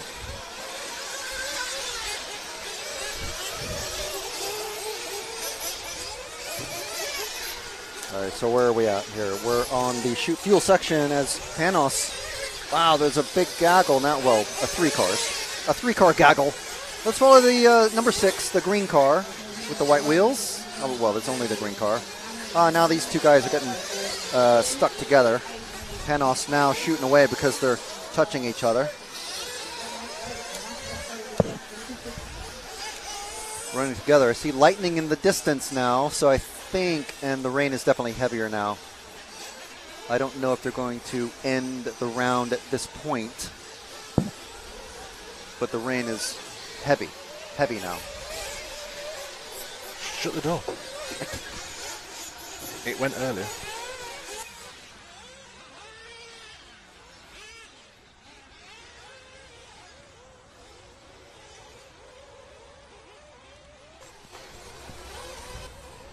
Okay, so we're not looking out directly at the track now, so relying on the moving camera images that you guys are seeing. So at number... Oh, there's the rain. Those poor marshals out there, most of them with no jackets. It's not a cold rain at least, so no need for heavy waterproofs, but these guys suddenly now the track has turned into an ice rink, potentially. I don't really know what it's going to be like for them. I think, especially on these concrete bits, it'll probably be a lot slow. Yeah, you can see them drifting. Look at that. All 3 of those cars missing the the carousel at the end of the main straight, and you can see the damp spots. They're not damp anymore. That is properly wet.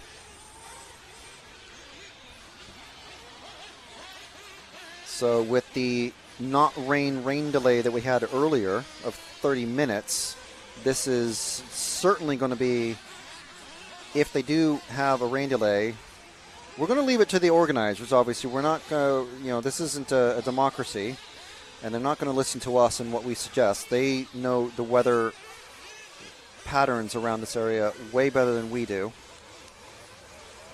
But this is come on, in the middle of this 5-minute run. The run is actually over, and they should be called in at any second. There we go. There's the announcement. And you can see the drifting on the concrete and the dirt.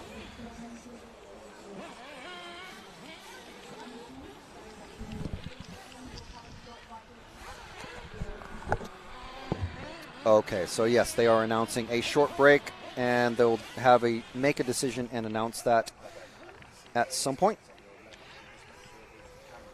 So we're definitely going to have a rain break, a big rain delay. We might come back with some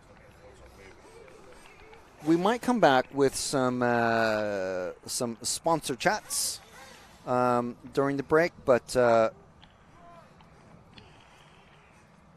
we'll just pop up on audio. So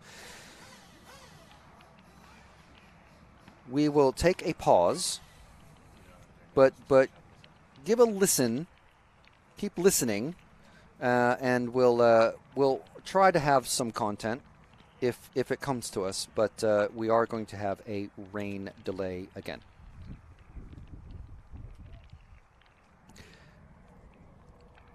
But meanwhile, we'd like to just thank all of our sponsors. We talked to Lewis from Kit RC earlier. We'd like to thank Reefs RC. We'd like to thank Shoot Fuel and also Evolution Models, who are pitted just behind us. Model Tune, Nemo Racing, all the Nemo Racing guys are here. Ludicrous Lipos and Hearts RC Models. We're going to be talking to them at some point, I'm sure. All those guys, very, very enthusiastic racers. We are here at Slough. It's no longer sunny Slough. It's now slick Slough. But we'll come back with an announcement. We'll put it on screen and try to do a verbal announcement as well. But look out for the information on the screen.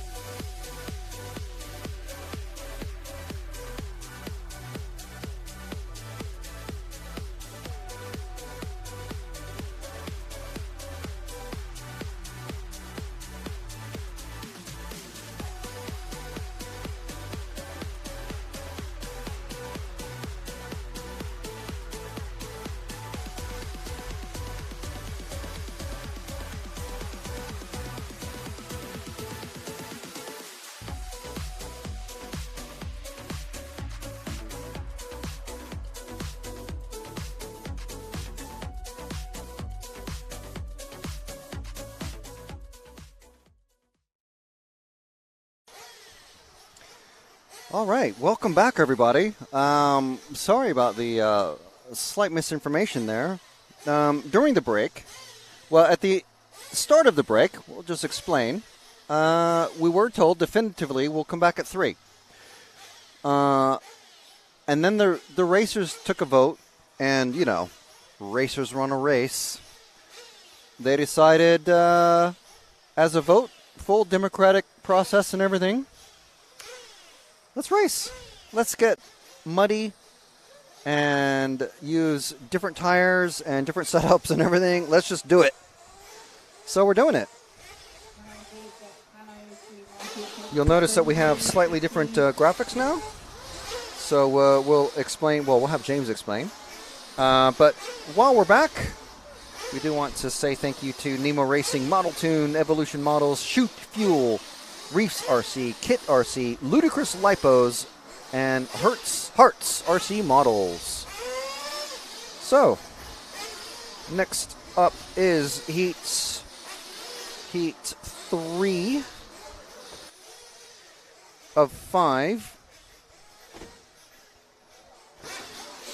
We're going to have Kevin Jones, as you can see across the top of the screen there. Kevin Jones, Daniel Gross, Jack Ritchie, Lewis Turlin, Will Turlin, Mick Townsend, Colin Davies, Jos Hooper, Bryn Hall, Russ Brown, and Gaz Davies. We're going to be in this next heat.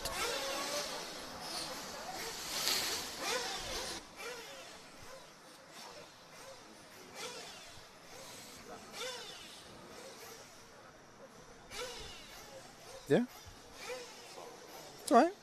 I can talk and move at the same time. Glad you can multitask. I can't. That should just drop the air. Yeah.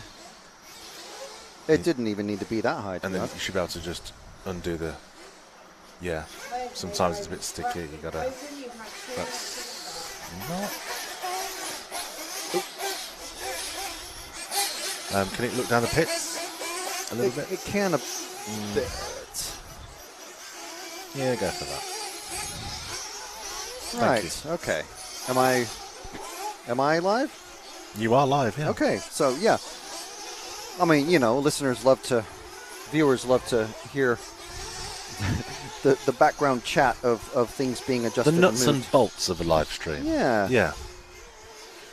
Yeah, so we're just tweaking things as we usually do on RCTV broadcasts. We're tweaking things as we go along to make sure we provide the best coverage possible and the best return on investment for our sponsors, who we've just named. But I see Jim there from, that is Jim, right? From Hearts? Yeah. I want to see if we can get his attention so we can just have a chat. Because he's one of our sponsors. We want to talk to as many of our sponsors as we can. We talked to Lewis from Kid RC. I think, for me, I love that sort of chat because I could have talked to him for 20 or 30 minutes probably. Well, the problem we have now. But Matt likes to tell me 8 minutes max. Well, who said? Matt. 8 minutes max. Yep.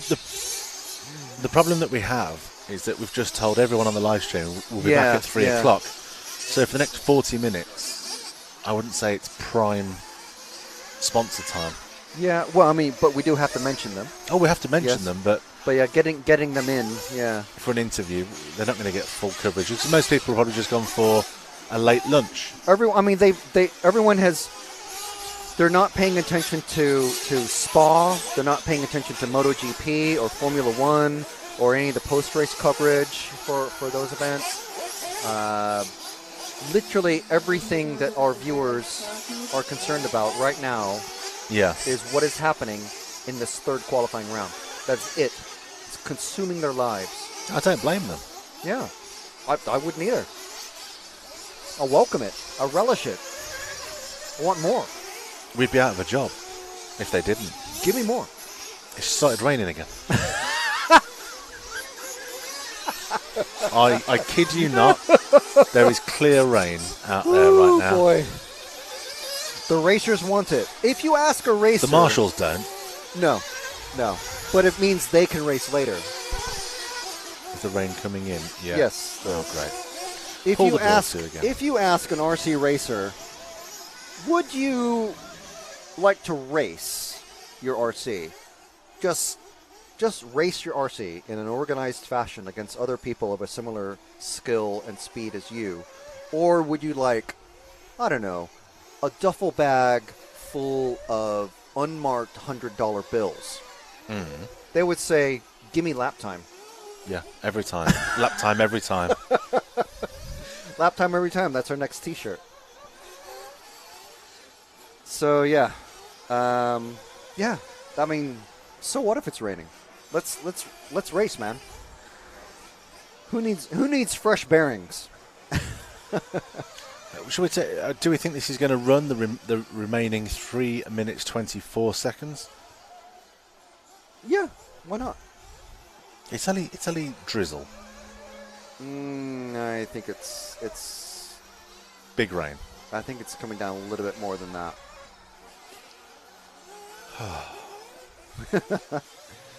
Thanks, Ben. You can't hear me.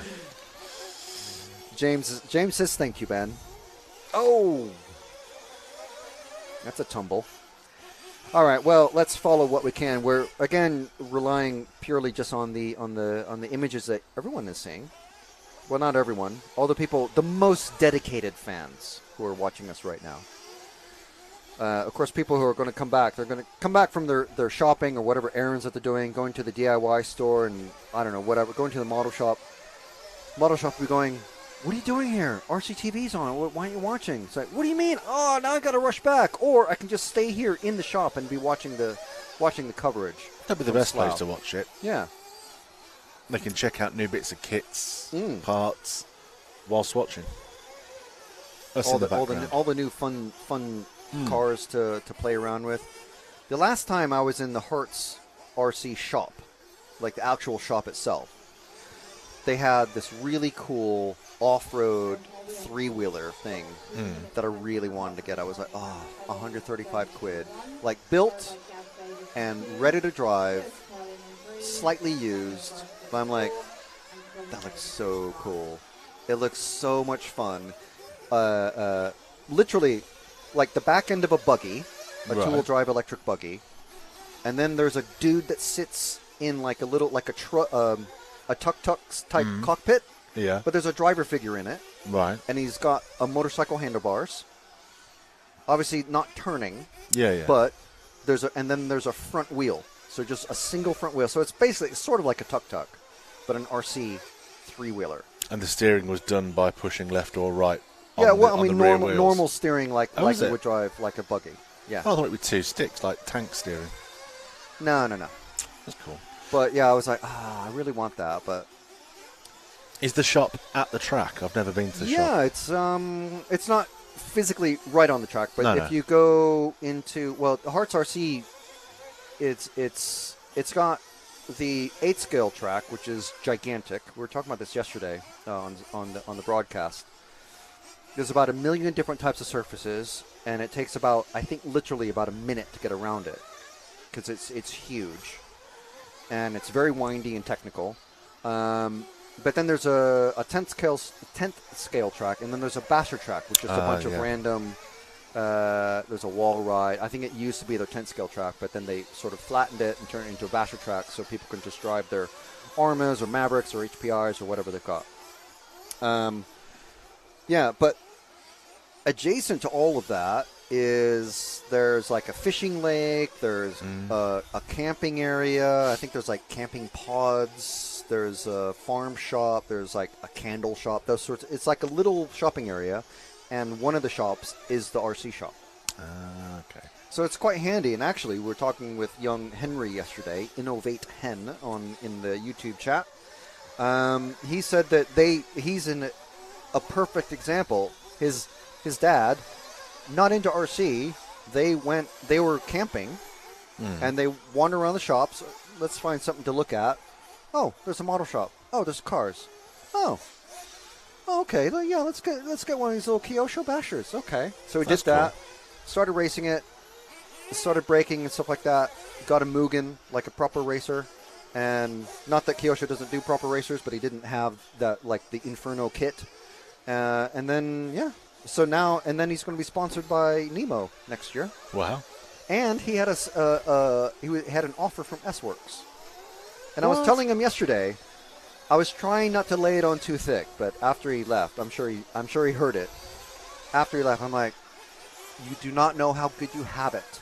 Just think back on this when you're like 13, 14, 15, 18, 20. You will think back on the time when you're, I don't know, 8, 10, however old he is. Like, you'll go, wow, that's pretty cool to have 2 factory drives offered to me as a young racer. Pretty cool. He must have some talent. Yeah. So, let's see. So, we see the time. Okay, so Kevin Jones finishing that one in the top spots.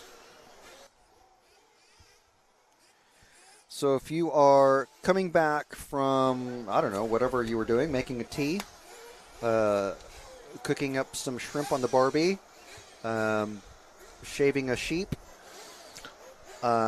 Shearing. Shaving a sheep's different. You shear sheep. Yes. Yeah, and those are some sharp shears as well. They are. Quite, they do it ever so fast, though. Yeah. Have you ever seen the old school ones? Yeah. Old school. I mean, imagine the forearm strength of those people. They must be able to crush a full Coke can. Anyway, if you're coming back a bit early and you're wondering, why is there racing? Why are they talking? It's like, well, the racers took a vote and decided, we want to race. We're here to race. Let's race. So Kev, being maybe more on the sponsored pro side of things, he was thinking, well, we don't want to destroy the track. We don't want people to break and get all muddy and, mess up their cars, whatever. Racers are like, nah, we want to race. Okay, you're racing. Took a vote, little quick driver's meeting, and yeah. And then, everyone was ready. It was like, cars are fuel in it. Why aren't we racing? Yeah, why not? What's going on here? I'm not stood up there right now driving the car. So yeah, that's why we're going. But we do want to thank Hertz RC Models, Ludicrous Lipos, Kit RC, Reefs RC, Shoot Fuel, Evolution Models, Model Tune, and Nemo Racing. Nemo Racing here with their new N110 or N110, whatever they're calling it. Their new two-wheel drive buggy, which is quite cool looking, I think. Very, very cool. We were talking to Kit RC earlier, Lewis from Kit RC. Check them out on Facebook if you want any reproduction 2D scans of your favorite graphite chassis parts, shock towers, or anything like that. It's old school stuff, new school stuff, whether you have drawings or whether you don't. It's pretty cool stuff. So I need to talk to him about maybe getting a cool setup board or something. Even though I have no need for a setup board. But, who doesn't love a big swathe of blue-colored forged carbon fiber?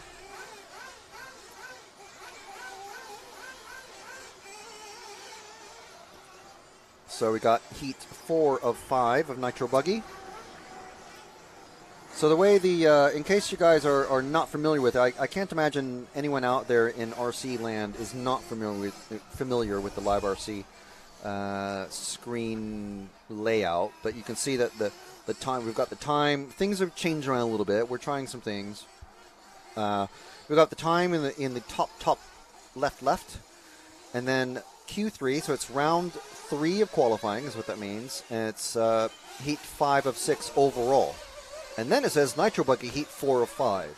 And the reason why is because heat 1 of round 3 and all the rounds is E-Buggy and a handful of Truggies.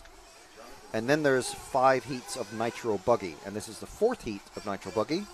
Overall, it's the 5th heat of qualifying round 3. Would you mind just opening the door at your earliest convenience? I think it may have stopped.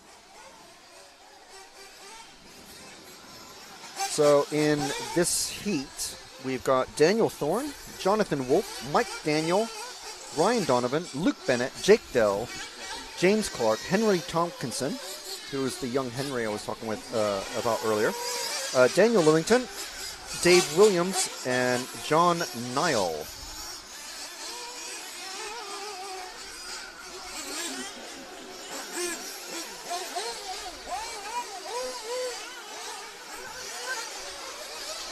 I've just been challenged to define the word pulchritudinous. Pulchritudinous? Pulchritudinous. Pulchritudinous. No idea.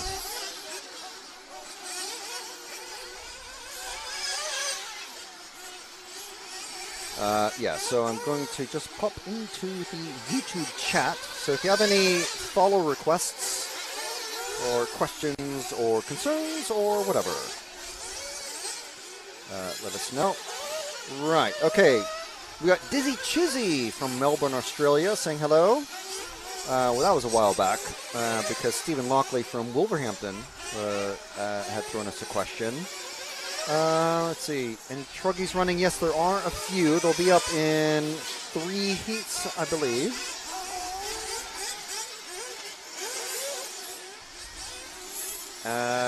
And Derek Asali, well, sorry we weren't talking during the rain delay, but we're trying to figure out some things, and it's generally not something we do, so that's why.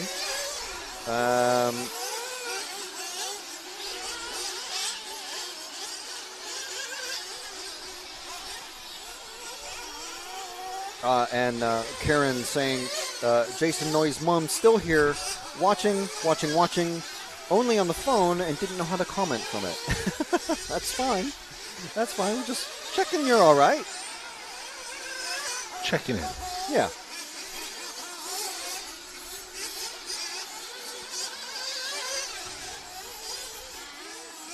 So meanwhile, 2.5 minutes down, 3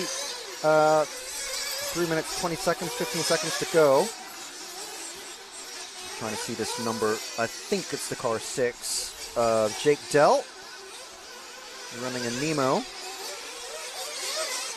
around the carousel over the first of the tabletops.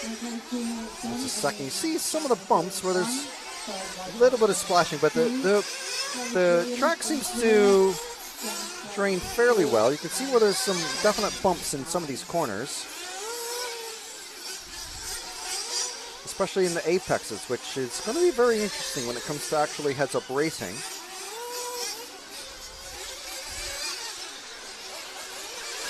And through the chute fuel corner and over the timing line, that red line there on the track. It is Jake Dell.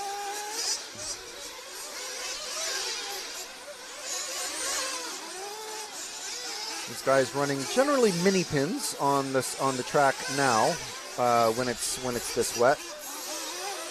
When it's dry, tend to be running the bar type tires. But as you could see, if you were watching, I think it was heat 3 when the rain came down. When they're running the dry tires and it gets very slick and wet, you can see that the traction just goes completely away. Let's follow that car that just passed him over the jump. Oh, no. Sorry, no, let's stick with the yellow car. Sorry, Ben. I thought... There's the car 4, Brian Donovan. Had a good long chat with him yesterday. I think Jake just went over as well. There's the double, and there's the old hairpin. You can see the concrete apron that used to be the apex of the old hairpin. Well, one of the many hairpins that were on the track, but it's the only one that still exists in concrete form, so just calling it the old hairpin. There goes Jake past Ryan. So we drop back one car, Ben? There we go. Let's see if we can identify this one. It's got...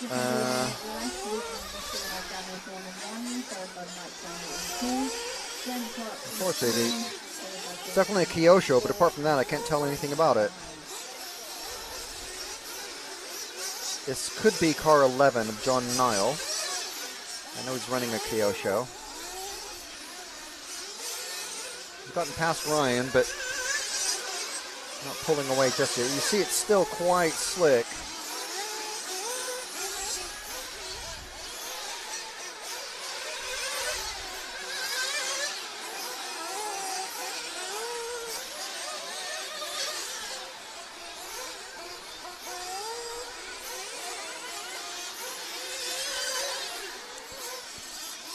So at the old hairpin, Ben, if you can just drop back 2 cars. Drop back 3 cars now.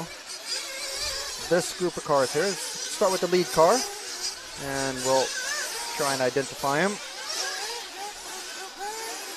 Oh, I think this is that car 11, mystery car. Numbers, they can't make out the numbers. Behind him, though, is the car number 1 of Daniel Thorns. Let's follow Daniel for a bit. It's the middle of the 3 cars. There we go. Daniel Thorne finishing 10th in the first round, 12th in the second. Of course, the rain mixes things up, and usually at larger events, this is why we had a rain delay, was because we were going to, there was a vote from Kev, the race organizer, asking the racers, well, do you want to rerun the first 3 runs, or do you want to just keep going? And the racer said, let's just keep going. So obviously the drivers that were affected the most were the ones who were running in the dry when the rain came down. Time has expired, by the way. That's why all the times have gone red. So they're, well, outvoted, basically, and a bit out of luck.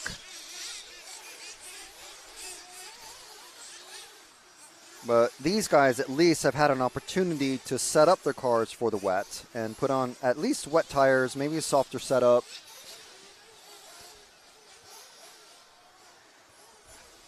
And we'll see where they end up.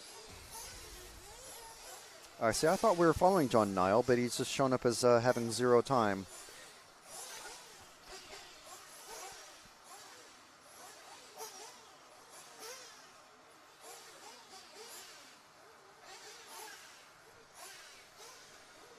So that may, well, it was definitely Kyosho. I know he's running Kyosho, but that doesn't mean no one else is running Kyosho. So who knows who it actually was.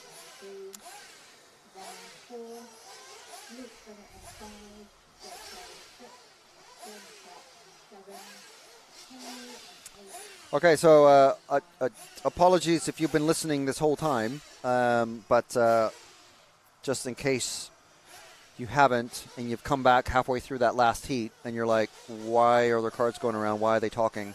Well, we were going to be delayed till 3. The racers basically took a vote and decided we're going to keep running because that's what racers do. We want to race. We want to see racing. So great. Nothing to do with us. It's what the racers want. So it's what the organizers do, and that's what we're going with. So you're watching the Remote World Model Car Club May Bank Holiday race here in slightly slick, slightly sunny, who knows what the weather's going to bring for the rest of the day, Slough in the west of London, right near Heathrow and Windsor Castle and Legoland, if you're familiar with the area. So this coverage is brought to you by Reefs RC, Kit RC, Ludicrous Lipos, Hearts RC Models, Nemo Racing, Model Tune, Evolution Models, and Shoot Fuel. So Heat 4 of 5 is coming up.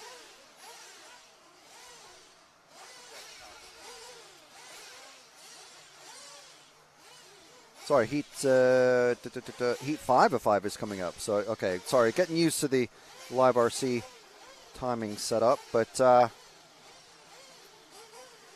so Heat 5 of 5 is going to be Billy Grindley and Max Cook, both running WIRCs.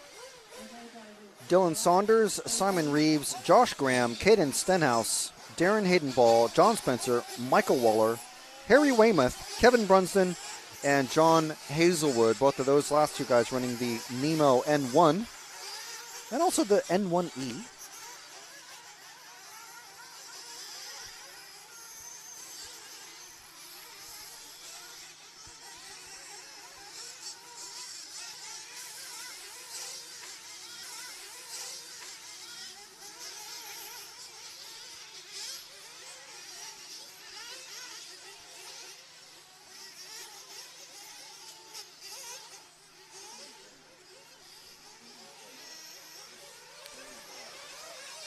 So this is just the warm-up.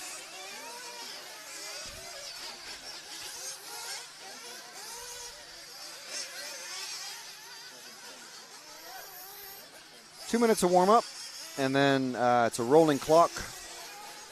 Everyone on their own 5-minute timer. You see the drivers who've checked in. Max Cook and Dylan Saunders still waiting to check them in.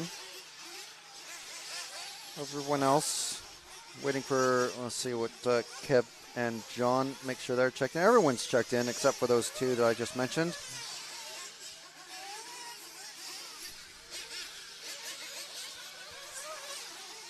Max and Dylan, just waiting for them.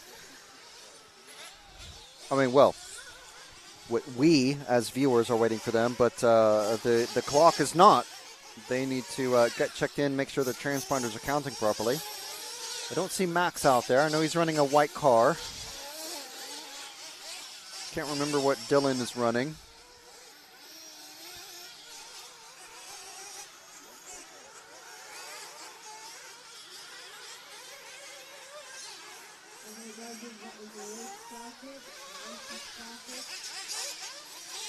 Okay, so timing has started.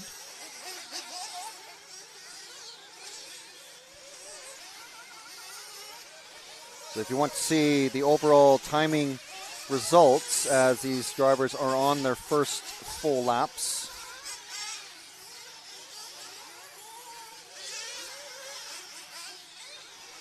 you can go to liverc.com.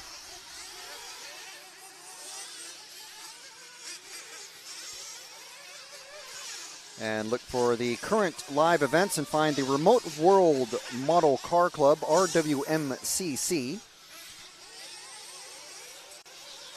So Billy Grinley was the, after the seeding practice yesterday, he was in the top spot. First round, though, finished 21st. In round 2, finished 5th. Josh Graham took the TQ in the first round, and then it was Kev Brunsden.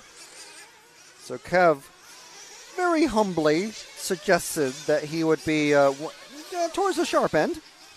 I mean, it is his home track. He's fairly well covered by the Nemo team. And I believe for tires as well from Sixmic. But let's find the car number 1 if we're not already on him. I'm not sure which car we're on. I think that may have been him. There we go, yeah. There we are. That's Billy there. We'll see. Max Cook is not running, and neither is Dylan Saunders. So maybe, I think they're doing the wise thing maybe here of going, my car isn't set up. 2, don't want to damage it or anything like that. I've already gone pretty fast. So I'm going to take this as a throw out because only 5 of 7 are counting. 5 rounds of qualifying are counting. So Max in the white car not running. Dylan, I can't remember what car he is running. Billy down to 3rd now. He was running 2nd. John in the car 12. I'll see if I can find him. It's one thing this doesn't have is the car numbers on it, just positions overall.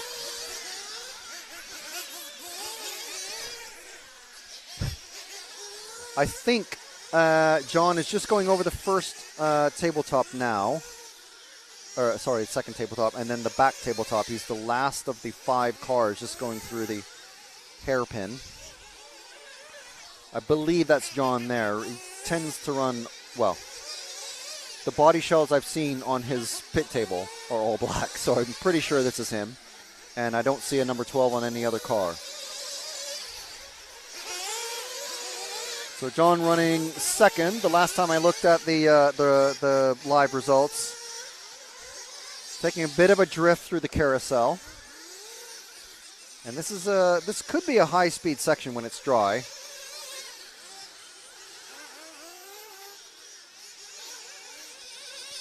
Taking the racing line through the dogleg. Love the double. Nice steering directly at the turn there, the apex of the turn in midair. Doing it again there. Down the main straight, around the carousel again. So pretty quick. So he's still running 2nd. We'll see in a moment.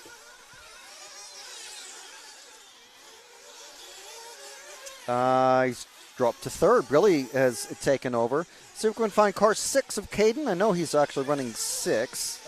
Yeah, the number 6. But I'll see if I can spot him out on track.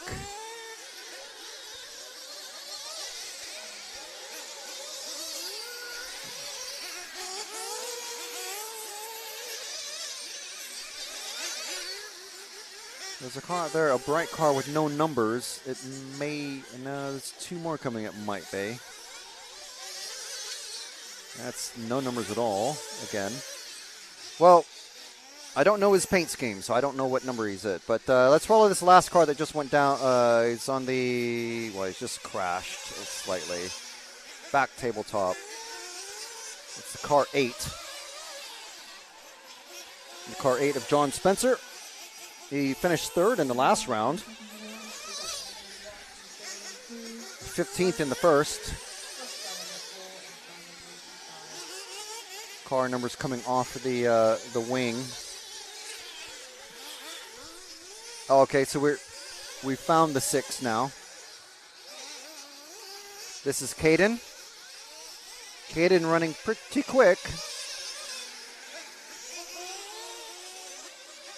He was 9th in the first round, 6th in the second. From that clear wing that the numbers have disappeared off of.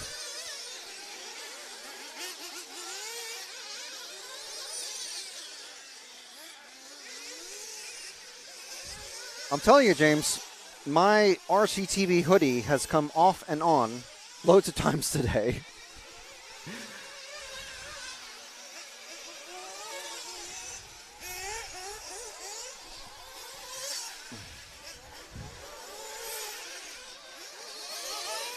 So Caden coming over the second tabletop now into the back section, the Kit RC section. Around the hairpin. Time is expired.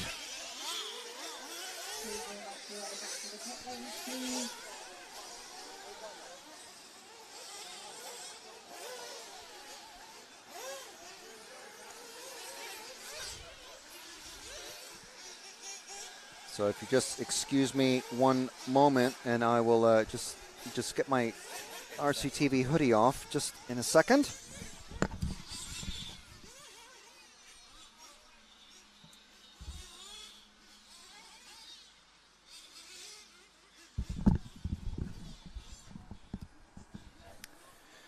And we will check. There's generally been about a 10-minute break between the final round, final run of the qualifying.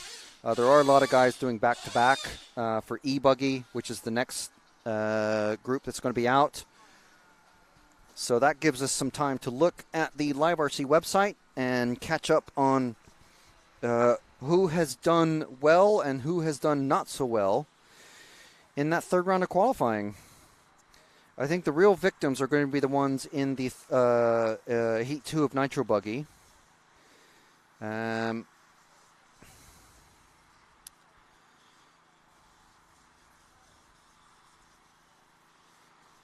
So after 3 rounds, and they're shooting for 7 rounds, but after 3 rounds so far.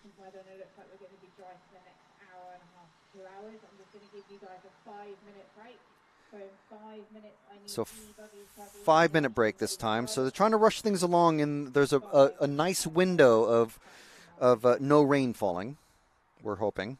Kev Brunsden taking TQ once again.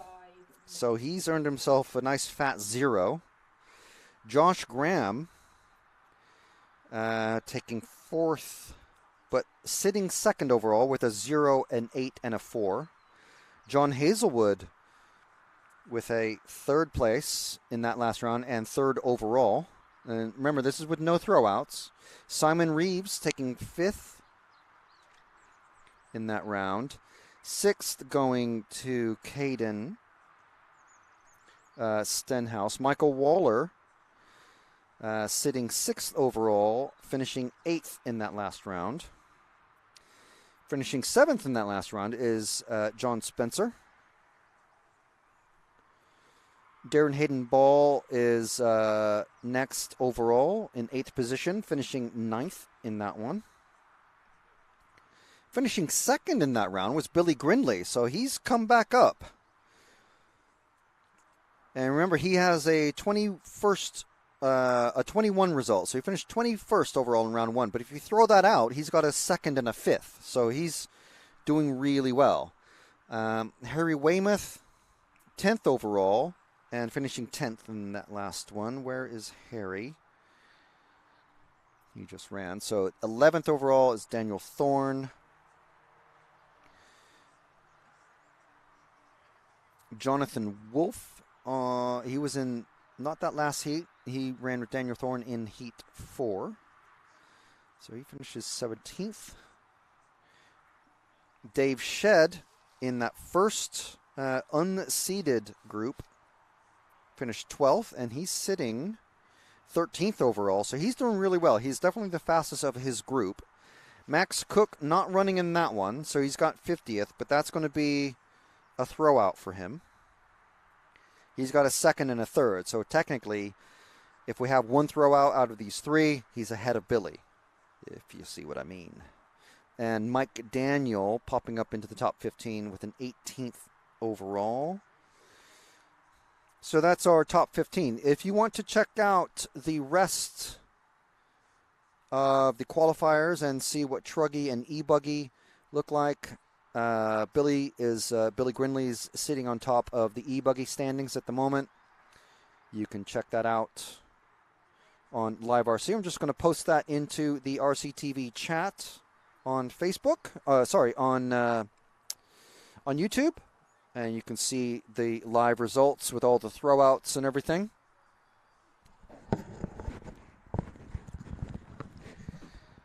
So we're working our way through the 5-minute break.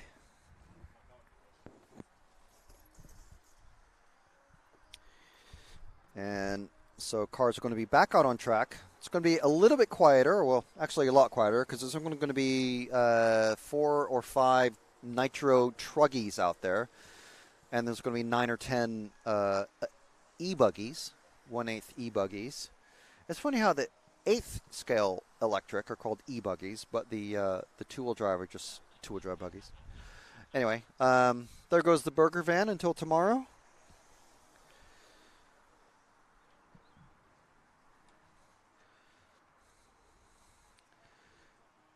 So, if there are any questions in the chat, do feel free to pop them in, and we'll do what we can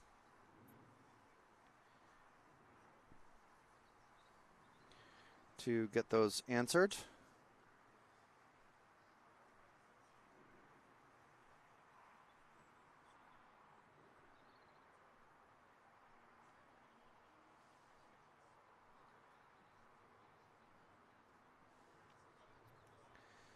Apparently my comment didn't get posted. I don't know why.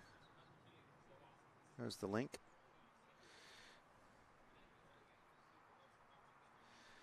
Maybe it gets auto-deleted because it's a link. I'm not sure. Anyway, if it does get deleted, if you don't see it in the YouTube chat, just go to liverc.com and look up the current live events and just look for Remote World MCC. Actually, I believe you can just go to remoteworldmcc.liverc.com. I think that will take you to the home page of the club on the Live RC site, and then you can look at the live results and look at everything you want. You can see all the individual times and lap times and all that stuff if you want. I think is how it's working. I'm not super familiar with it, but.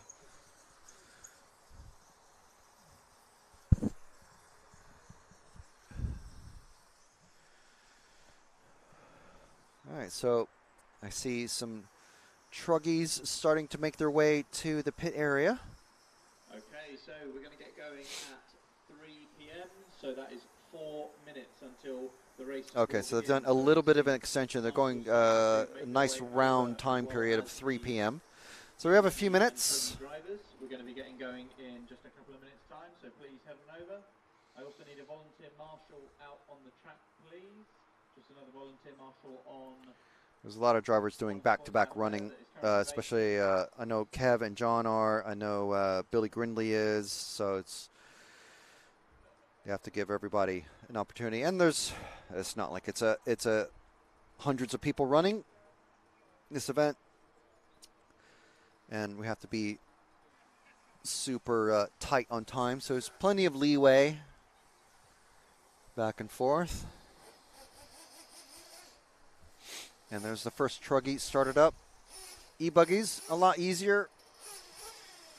Just switch them on and go.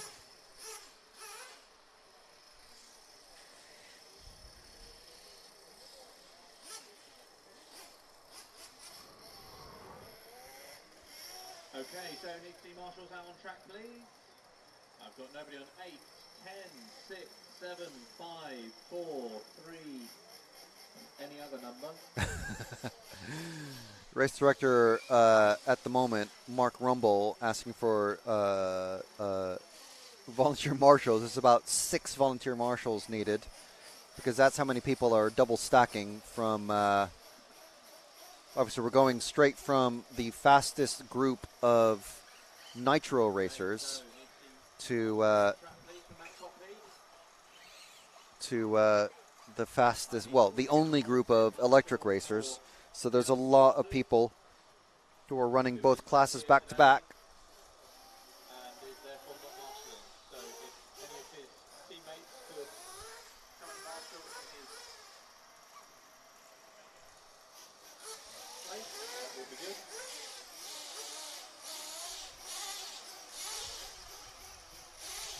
And then once we've got all the marshal points filled up, we will get racing underway. So, yeah, we're just waiting for marshals to come out. And then, well, there's still going to be the 2 or 3 minutes of warm-up for the Truggies, even though the e-buggies don't need it, but why not get some track time? Because this is going to be the first time that they're actually out racing for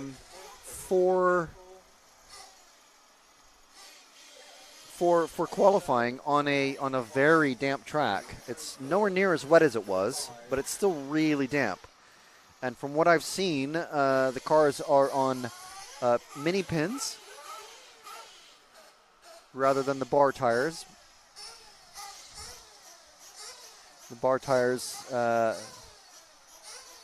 all good for dry track and even a bit of concrete, but no good on the wet.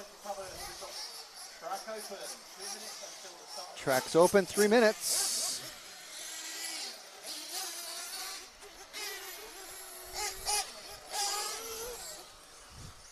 Three minutes to the start of, well, round 4. Round 4 of the 6 that we're hoping to get today.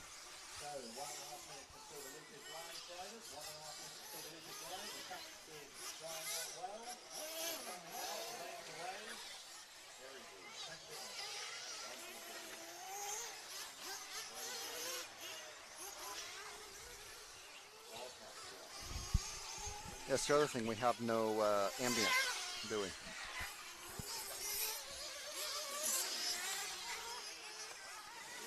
All right, so are there any follow requests in the chat, or do we have any new heroes to welcome to the fold?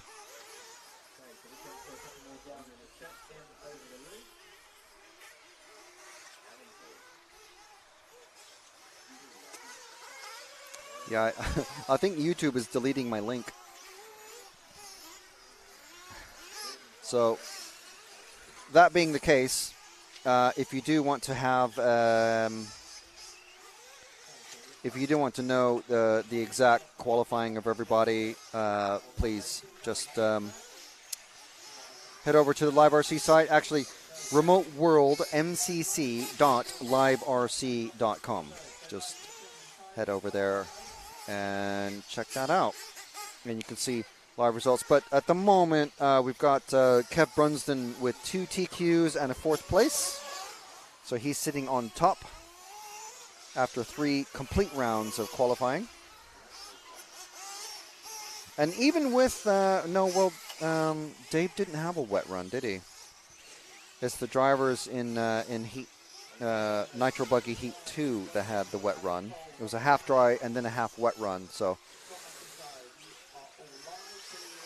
5-minute total qualifying. It's not 3 laps at that point, so it's no point coming in. You may as well just drive and do what you can.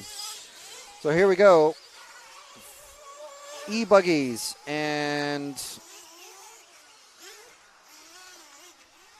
a handful of Truggies. We got Billy Grinley, TQ after, the top seed, I should say, and he's also finished, I believe, he's top of the standings after 3 rounds of qualifying. Harry Weymouth, Russ Brown, Daniel Lewington, Carl Bradish, Scott McIntyre, Adam Cole, Daniel Thorne, Charles Quantiris, Jonathan Haynes, Jason Noyes, Kevin Brunson, John Hazelwood, Paul Tapsell, and Peter Yafia are in this group. The last few drivers, I believe, most of them are running the Nitro Truggies, so you'll see them out there.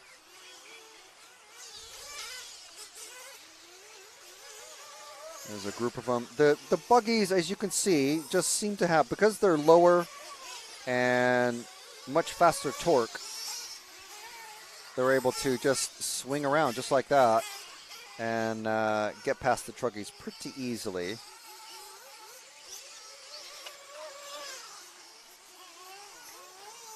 Let's see if I can identify the number. I think that's 9.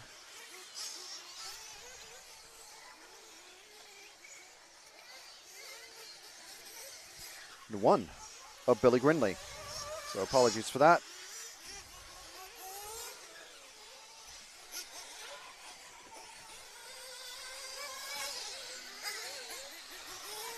Billy coming around the hairpin into the danger dog leg.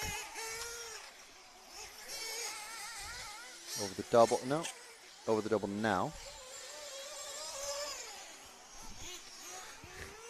He's pretty handy with that WIRC buggy. Down the straight and into the carousel. Let's move forward to the number 5 car immediately in front. And that's Carl Bradish. And if anyone can help us identify what brands of cars these guys are running, feel free to pop it in the chat. We'd love to know. Just helps us provide a little bit more info.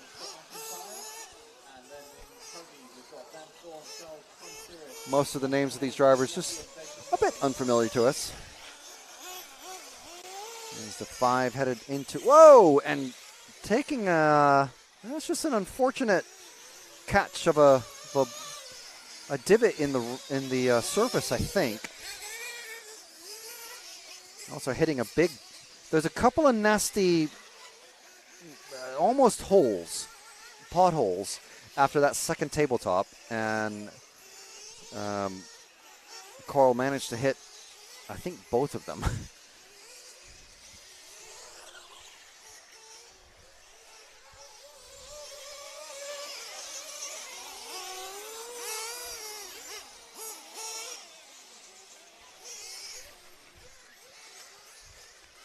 So Carl getting past the number 6 car of Scott McIntyre. We just dropped back to the 2 Truggies. Just coming over the second tabletop now. Don't have a number on the first one. But it's just interesting to see the difference in driving style required for these things.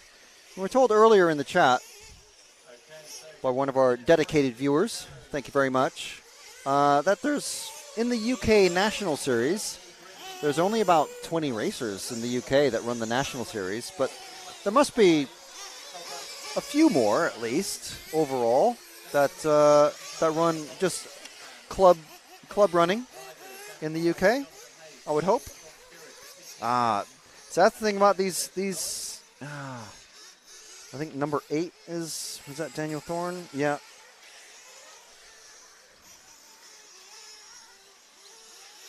We've got 3 Truggies and a couple of buggies all mixed together going into the Wild Willie section. And they're just all just getting in each other's way. And of course, two different styles of driving. The buggies, if they can hold the line and not get interfered with, because these are all open wheel cars, remember, so it's very easy to get tangled up with someone else when you really, really don't want to. That white one is a number 15. Number 4 buggy is a loose wing. It's just flipped over again, so that's not going to be helping the wing mount at all.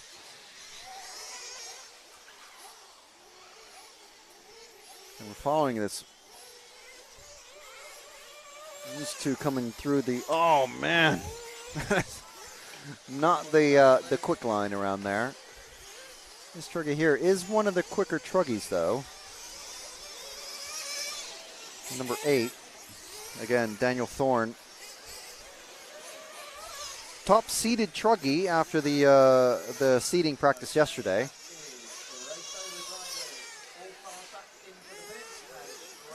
Something, I don't like the yellow wheels as a fashion thing, but there's something about them that does make them look faster. I don't know.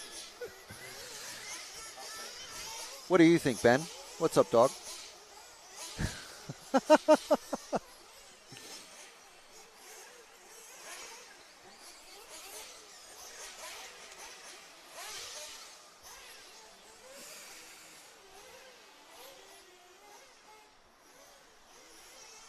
So in that one, Billy Grinley, then Kev Brunson, John Hazelwood, Harry Weymouth, Paul Tapsell, Carl Bradish, Russ Brown, Dale Winton, Adam Cole, Scott McIntyre. And we've got the Truggies of Daniel Thorne, Charles Crontiris, Jonathan Haynes, Peter Yafia, and Jason Noyes, not counting any laps in that one. Next group up is going to be the first full round, well, the first round at all, completely, of Nitro Buggy. So you see, it'll say at the top there eventually, it'll say Heat 1/5. And that is going to be Craig Homer, Jason Noyes again. So maybe he's giving up his run there in E-Buggy to concentrate on Nitro Buggy, don't know. But got Craig Homer, Jason Noyes, Mark Gardner, Chris Smoothie, George Williams, Scott McIntyre, Dave Shedd, who's arguably going to be the fastest one in this group, Jay Westwood, Jim Thompson, and Peter Resurrection.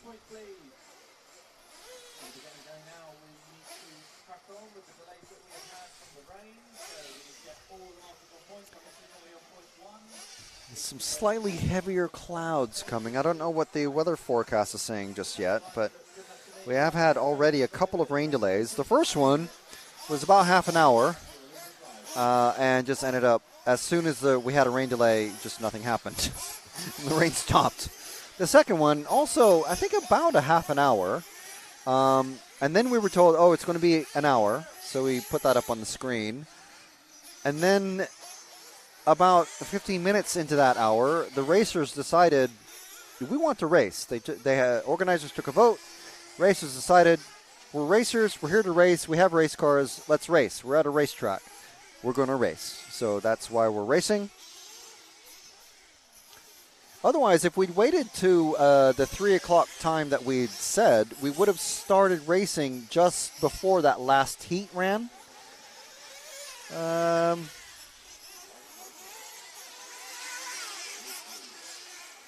So we wouldn't have...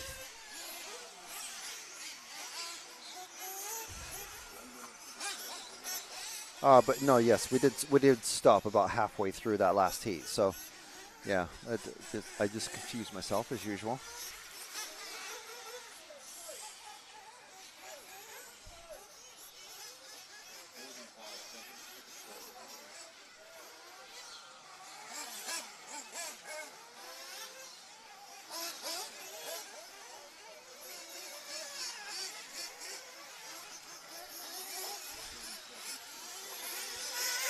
So this is just the warm-up time, but we have 10 cars are scheduled to be in this one.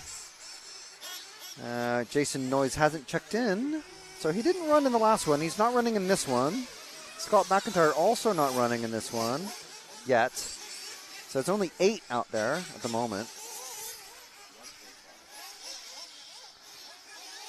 So just a few seconds until the clock starts. Let's see who we're with. We're on the 7. That is Dave Shed, our fastest driver on the track for this round. So we'll follow him around for a lap or two and then start dropping back and back and back and just follow as many cars as we can. If you have any follow requests, please, again, do put them in the chat. We're following as many cars as we can that is reasonable to follow. John Dean from Facebook is asking Nitro e-buggy. So, yeah, there were some in that one. It's a mixed heat in that last race. A handful of Nitro Truggies, but mostly e-buggies.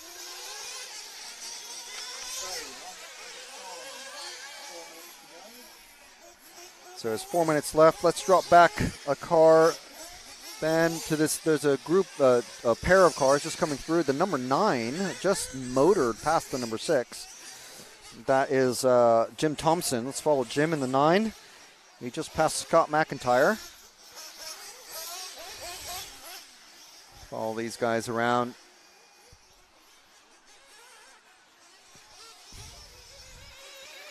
There's Jim. We'll follow him for about a lap, and then we'll drop back again to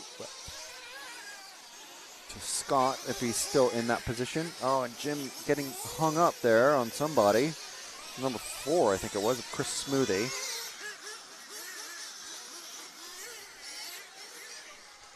Now he's got the 3 behind him. Don't know what happened to Scott.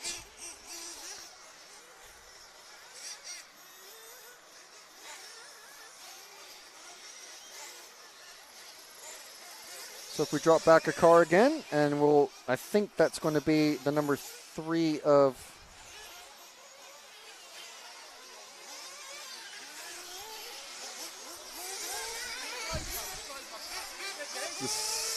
that's the 9. Drop back one car to the all yellow car with the white wheels.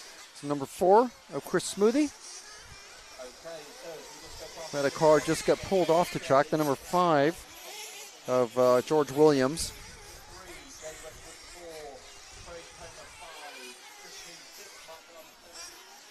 Still on Chris, the car 4.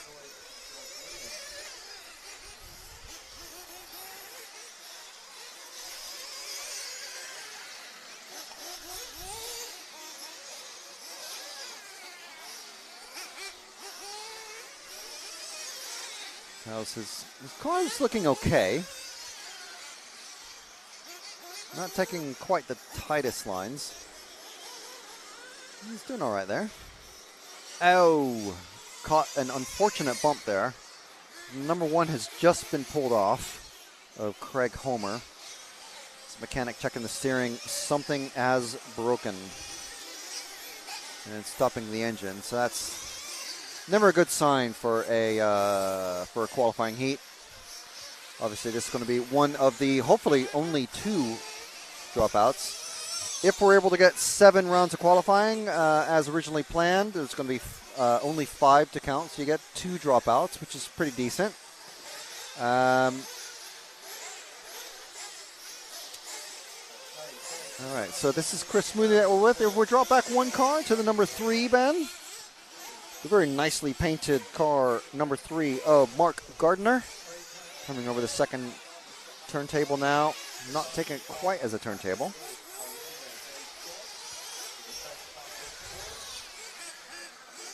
Around the hairpin. A lot of traction coming out of that hairpin, I think. Oh, and Chris throwing it way off the track. Really unfortunate. And then getting hung up upside down, and now he's behind the car that we're following.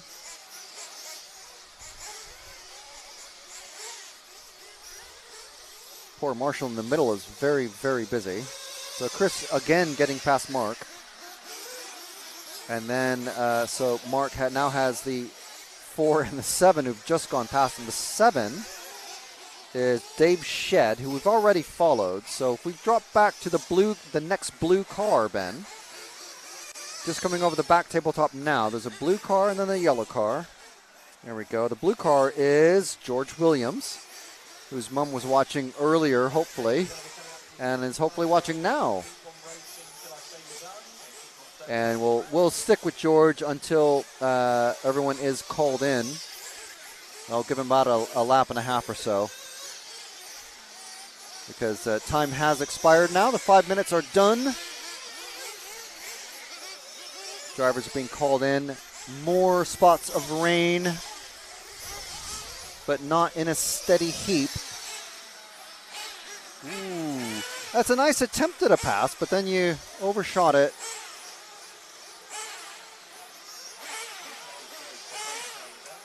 Going over the back table to, it's very, I don't know if it's just twitchy or like too much steering or just no rear traction. It's a little hard to tell for me.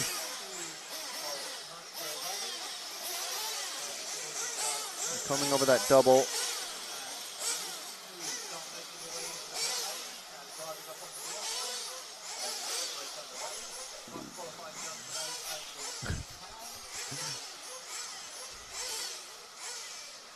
All right, so that is everybody in. And the next group is already warmed up, started, and raring to go. You can see our Dave Shed taking that one. I didn't see the time, but you can check it out on Live RC. Next group, Heat 2 of 5 of Nitro Buggy. So we're in round 4 of qualifying of a hopeful 6 today. Car 1 is going to be Jordan Young, and then we've got Paul Williams, AJ Leo, Sam Cobley, Lewis Trafford, Chris Willits, Panos Chalkias, Mark Roscoe, Andy Booth, Jason Brown, and Paul Fitzpatrick. Dave getting a 9 in a 5:28.72. It's a better time than his second run.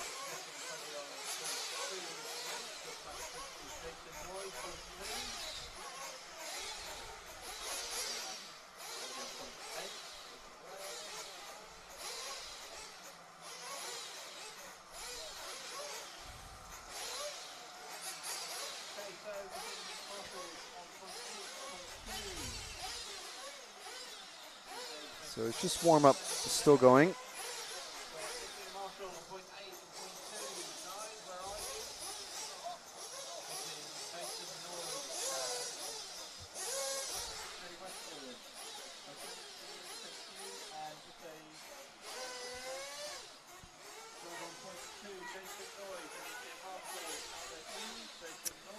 So while we have some slight silence, we do want to thank our sponsors who are allowing us to bring this to you for free from the Remote World Model Car Club. We've got Shoot Fuel, Evolution Models, Reefs RC, Ludicrous Lipos, Kit RC, Hearts RC Models, Nemo Racing, and Model Tune. Thank you very much to our very kind and very generous sponsors who are not just supporting this live broadcast, but also supporting the club. Kev Brunston on the Slough Club board was telling us yesterday about how he's set up a slightly different sponsorship system for the club, and it seems to be working for him and the club. And he's been talking to other clubs about the model and how it works. And it seems pretty good, I think. It definitely has plenty of sponsorship and lots of banners around the track.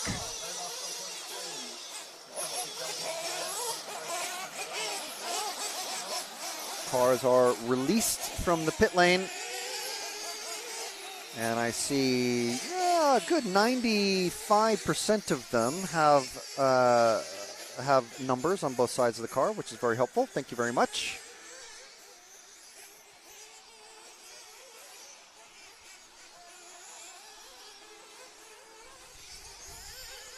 So once again, as we are all aware, we got a few minutes of warm-up time for these Nitro cars. And drivers to get used to the track conditions. It's not wet. It's not quite dry.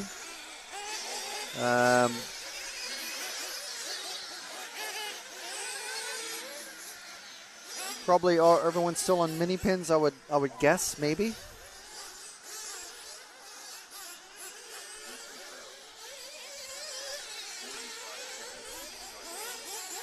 We've got about half a minute to the start of the race clock.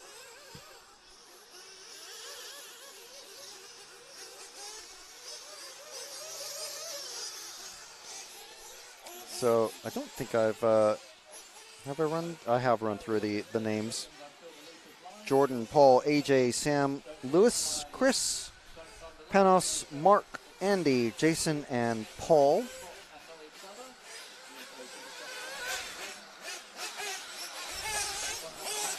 Ben, do you think you can find Sam for us? Just Sam.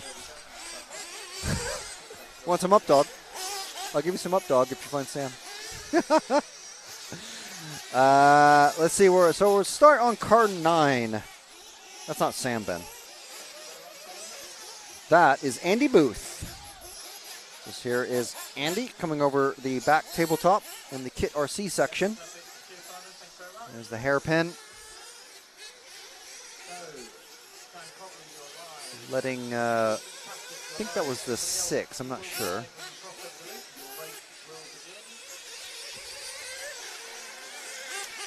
So the first live lap starts now where that red line is.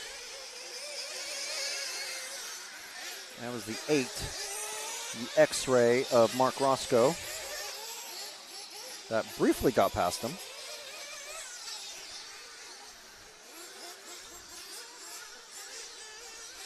Andy briefly upside down, but now he's got some clear air around him. Maybe 0 distractions will help.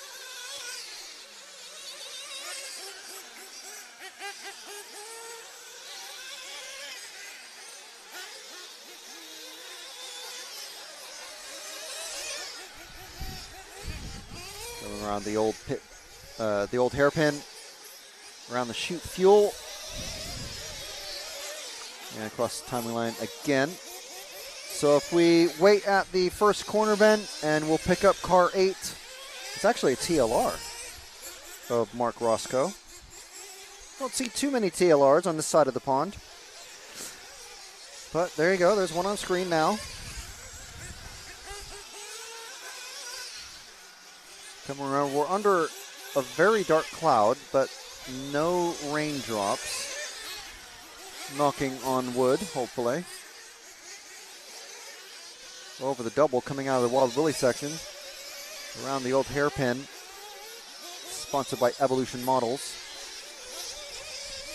Ooh, brushing that pipe, going into the straight. Squaring off the turn of the carousel. Not really the quickest way, but got him around. So if we drop back to, is that the same number 9? So, let's go back to the hairpin, Ben, and pick up this pinky red and white car.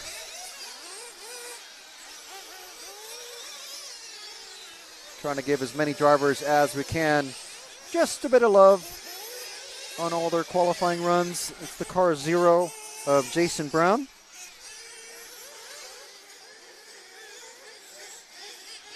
Down the main straight, you can see it's not super bumpy. There's at the very end of the track, if you've ever been mountain biking and you're going to a hard corner, you'll be very familiar with the ripple effect of the bumps. I mean, whatever you want to call them, braking bumps, speed bumps, whatever, but the motorcycle racers, like MotoGP level motorcycle racers, complain about this a lot on tracks that are shared with F1 cars. Because the F1 cars have so much downforce and they go so fast and they brake so hard that they actually will force and stretch the tarmac of the track. It's not exactly what's happening here. It's more the mountain bike sort of example. But at the end of the track, we have these ripples and bumps that really start to show up. But most drivers seem to be avoiding it. At least in the practice sessions, they weren't, most of them. We drop back one car to the mostly white car, the one that just flipped over. Let's take this blue one. Let's just come through. He's running with another mostly white car, both from Black Wings going into the Wild Willie section.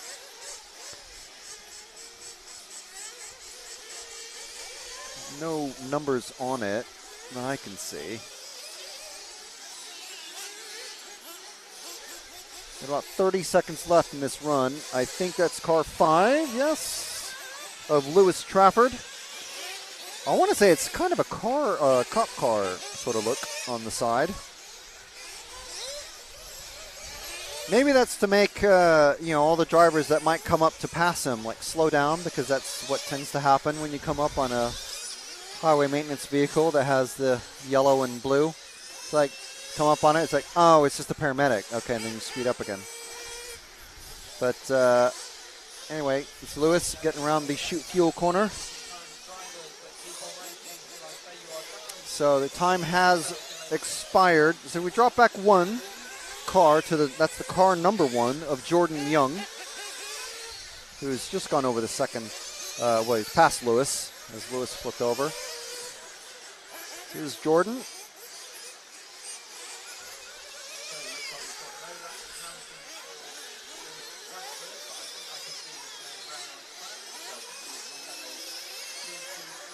They're coming around the Evolution bend into the shoot fuel corner. Over the rumbles, and catching the pipe on the inside, coming onto the main straight, and that is Jordan Young finished. So I think they're gonna just a couple more cars to finish, and then he's gonna call everybody in.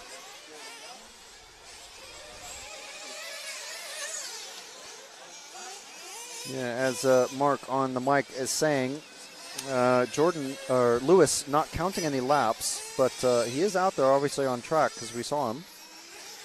So we'll see what happens if they're going to be able to give him any time for qualifying. Usually it's down to the racer is the responsible party to make sure that the transponder is working. So they have now called everybody in. And luckily, I think in the direction that the clouds have been moving over the weekend, not seeing any dark clouds to our immediate left of the main camera. So that's a good thing.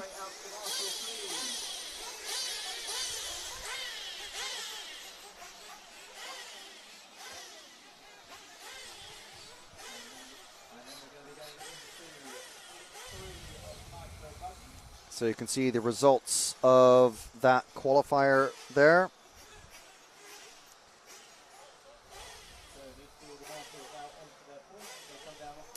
Why would you want to do that? Can I just put it on record that our producer was reflecting the fury of the sun's fusion rays directly into my retinas? Fusion. Yes. I want to see how good your sunglasses were. Obviously not that very. Well, these aren't even the sunglasses. These are just transitions. I've been actually meaning to put my sunglasses on. You should do. It's got very sunny. Yes. What is the weather going to do? Very good question. Great question. It looks like if it doesn't rain in the next 30 minutes, then we're through. Excellent. And it's only a 20% chance it will rain in the next 30 minutes. It does decrease quite a lot. Are you watching?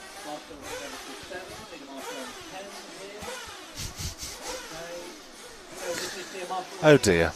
For the viewers at home, Frank's just taken what looked like another version of the front of his glasses and magnetically snapped them to the front of his existing glasses. You're just amazing. That's exactly what happened.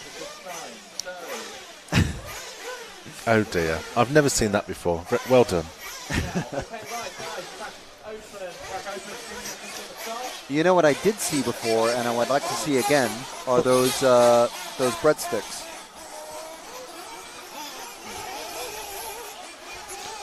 Are you in the mood for a breadstick? I'm a bit peckish, yes. Don't spoil your dinner. Well, you can't eat while I'm eating. Who's...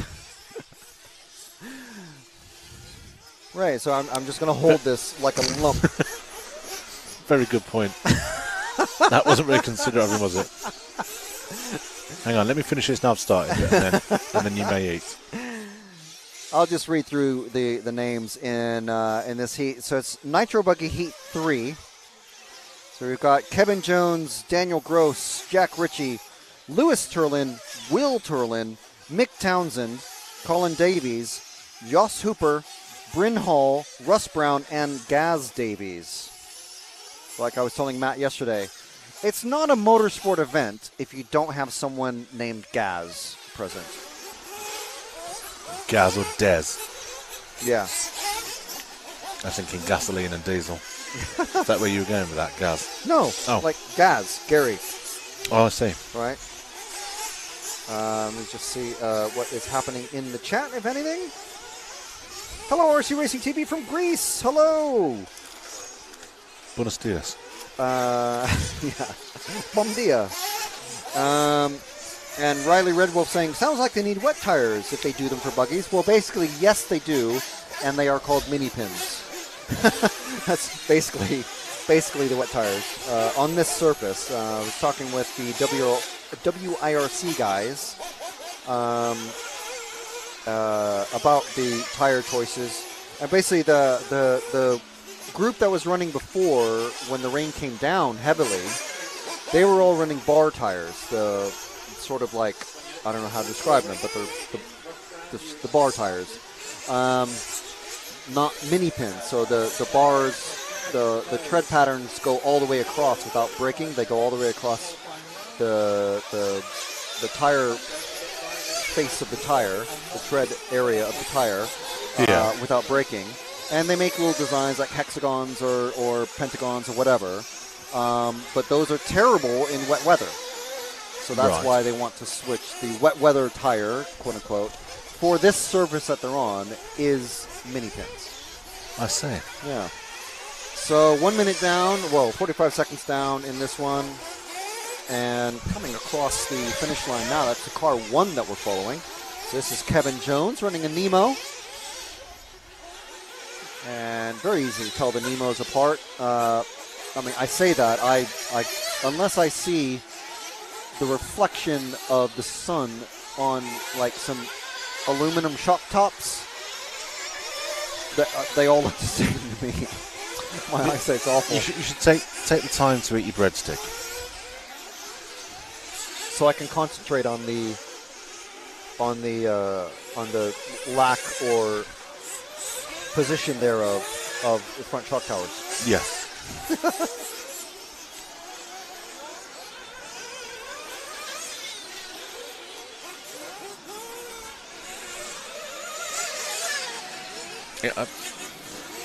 You can tell me to talk, Frank, but I told you earlier my brain goes, oh, I've not got a wingman, and it just goes completely blank.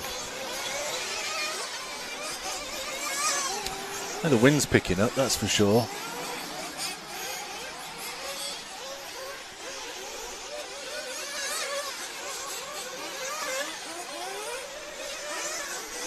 And this newfound sunlight's playing havoc with one of our cameras. I don't know why. I need to look at that. Well, I mean, there is no lens hood on it, so like the sun is basically straight into it. It's very... Oh, wow. I mean, it should all be on auto, but yeah, we have some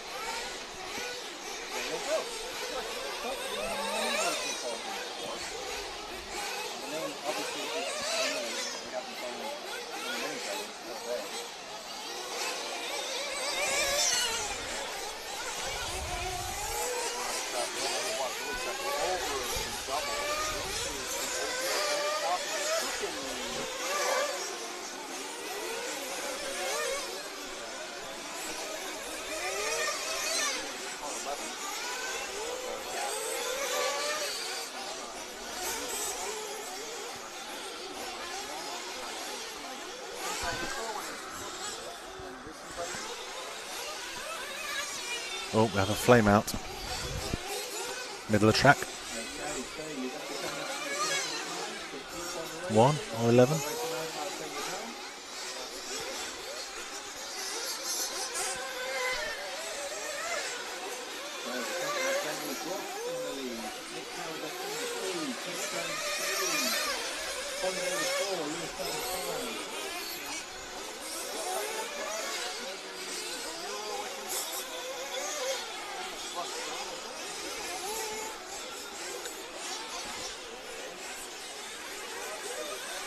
I say that because yesterday we didn't have these clear numbers on the cars. We had, I mean, essentially no numbers on the cars. We had no idea who was going around. And literally the only car that I could identify around the track was Kev Brunston's. And that's because we've seen him on track at RCGP. This here's Russ Brown. Everyone's race is finished. And everyone's being directed into the pits.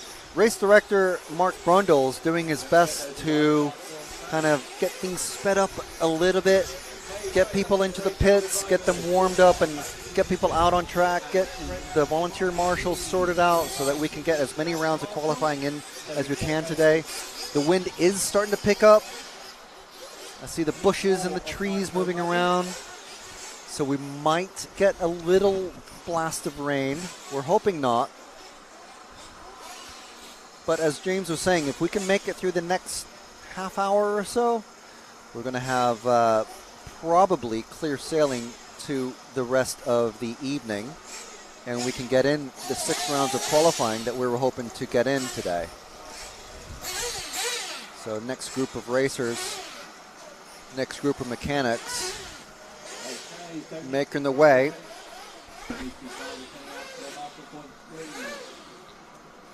And this is Nitro Buggy Heat 4 of 5, featuring Daniel Thorne, who's doing pretty well for himself, and Jonathan Wolf.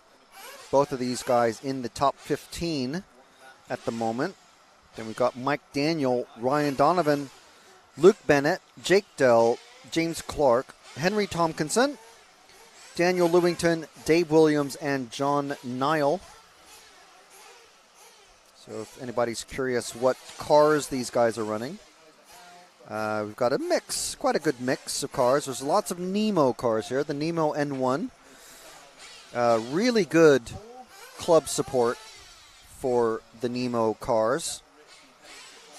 John Dell and Mark Rumble, Kev Brunson, all representing for Nemo, and lots of drivers here as well on sort of the club level. But we also have a Mugen in this one. It's being run by Henry Tompkinson. Got John Nile running a Kyosho. I know we've got some Technos. There's another Kyosho. I think that's John, the all-white car. We got Technos, we got X-Rays, we have an HB, at least one or two of those. We've even got a TLR, and I say that because TLR is just not, if you're not aware, you're watching us from the left side of the Atlantic, TLR is just not very well represented in the UK for probably a very wide variety of reasons, but yeah, it's just not many people run it.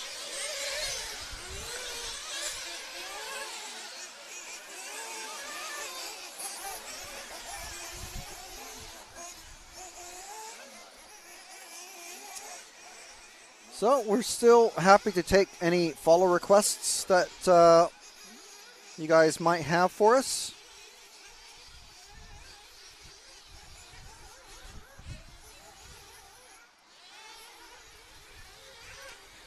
And while we have a slight lull in the action, while these guys are warming up, do you want to thank our sponsors here at the Slough Remote World Model Car Club.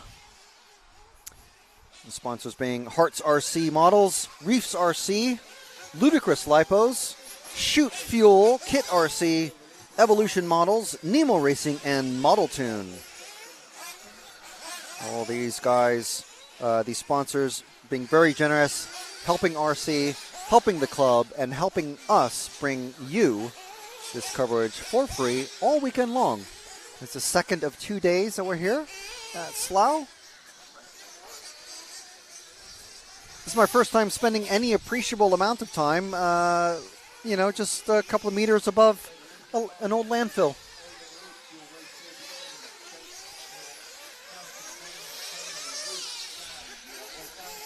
So in case you weren't aware, Slough Club has been around since 1981 and is literally built on top of an old landfill. I'm not sure how old the landfill is. I'm assuming from about the 70s, but a lot of car clubs in the UK have closed because of neighbor concerns of NIMBYs and people who've moved in and gone, you know what?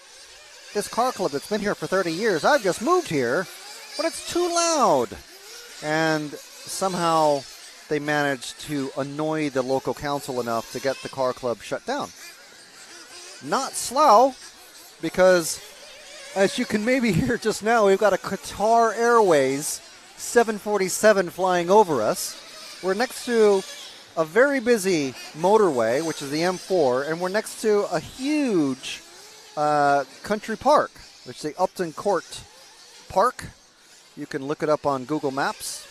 We're across the motorway from Windsor Castle. So there's absolutely no one that lives nearby in a house that has the free time to annoy a local council and get the place shut down. So really good local support from the locals. Kev was telling us yesterday that they let anybody basically run on the track if you want. Just bring a model car and you can have a go. Meanwhile, while I've been waffling on, Daniel Thorne has been running away with it again. Jonathan Wolf running second overall in this one. I think we're on Daniel Thorne, the car one. Chasing, I'm not sure who. But Ben, using his much better eyesight than mine to find the car 1. He's chasing number 6 of Jake Dell. Jake running the Nemo. Not sure what Daniel is running.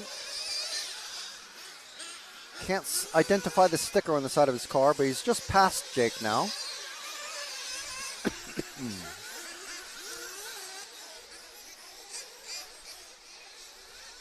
So coming around the hairpin. So if we drop back 2 cars to the next car, it's number 7 at the hairpin now. That is James Clark. Oh, and he's just flipped over just as we swap to him. Going into the Wild Willie section. And just 2 minutes to go now. Is the 4th run on the track.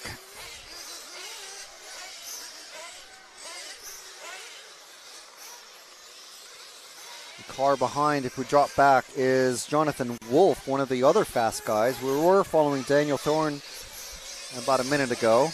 Car 2, those white wheels, is Jonathan Wolf. He's running in the top 15 at the moment.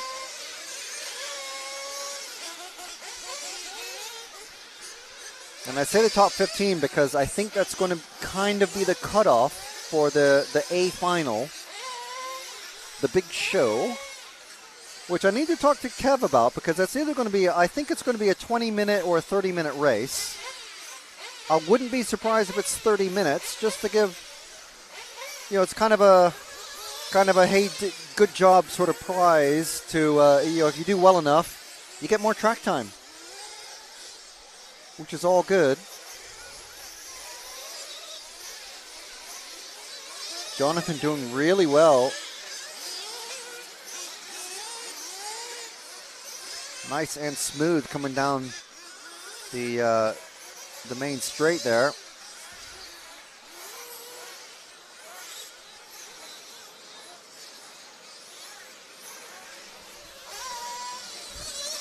So many planes going overhead. James, our producer, is having a right good old time looking everything up on flight radar.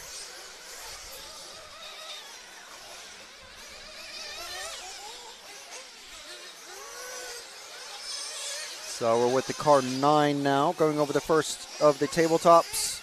That's Daniel Lewington. Don't think we followed him.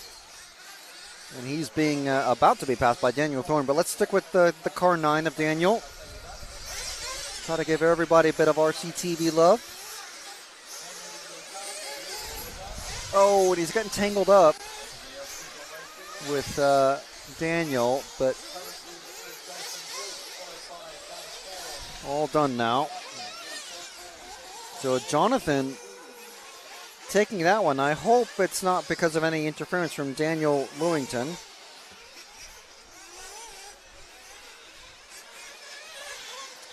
But that is it for Nitro Buggy Heat 4.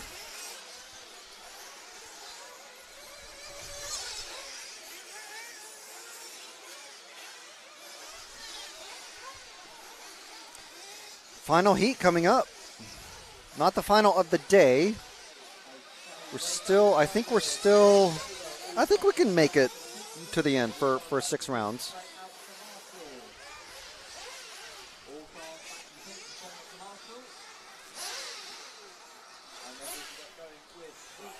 It means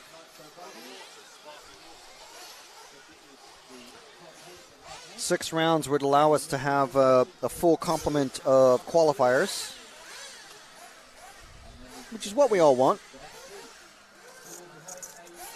And we're going to have most of the top 15 are going to be running in the next group of racers.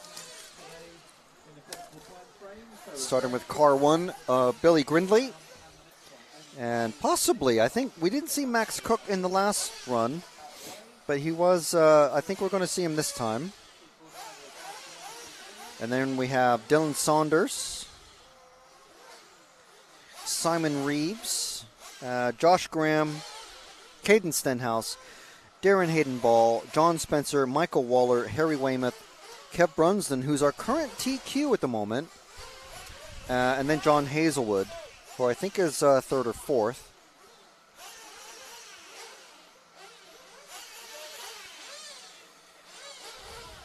But almost all of these guys are in the top, well, the top 10 really. Almost all of them. Daniel Thorne and Jonathan Wolf. And then we've got Dave Shedd in the first qualifying run.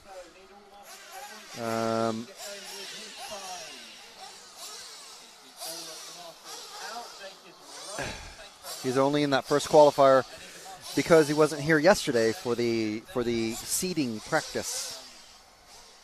So we're going to have 2 or 3 minutes of warm-up time, and then we're going to roll straight into the final round of qualifying for the final heat of qualifying for round 4 of qualifying. Yes, I see Max Cook is out there now this time.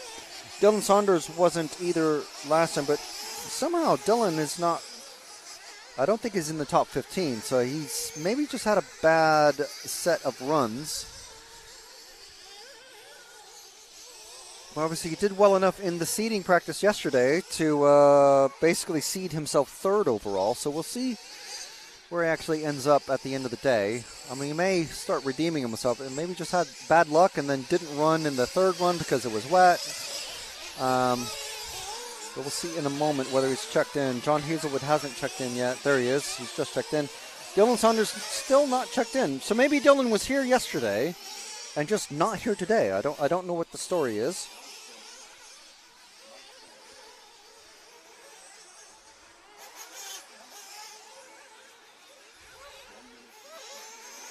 Yeah, I think someone replying to my comments about TLR.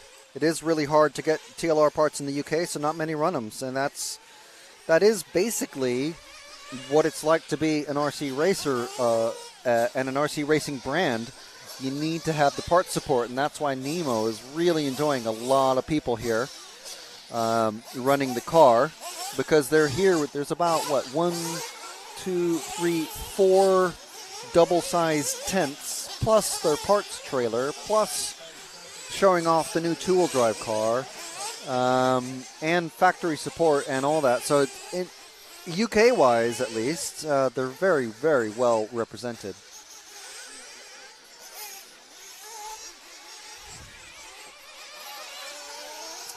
So Dylan's still not checking in. I'm unfortunately going to have to assume he's not running today at all. So, which is a bit of a shame, especially for after doing so well yesterday. But I suppose, who knows? Who knows? I have no idea what happened with him. But let's see who we are following first. I think this is Kev. I think it's familiar colors.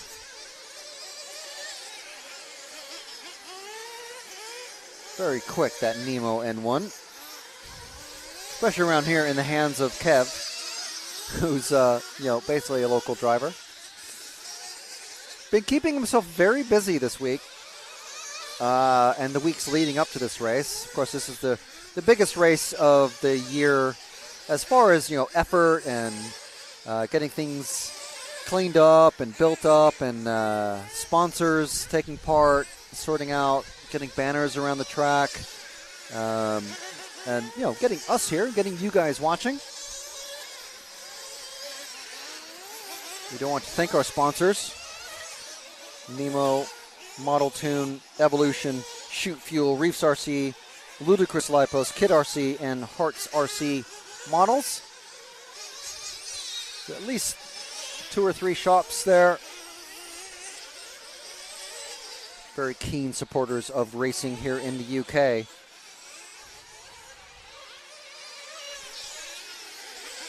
So we're on the all orange. What number this is? I know it's one we followed before, but 9. It's Michael Waller. I think that's a Kyosho as well. If I saw the sticker properly. These cars do go very fast, even in the braking zone. Taking a good line through that danger dog leg.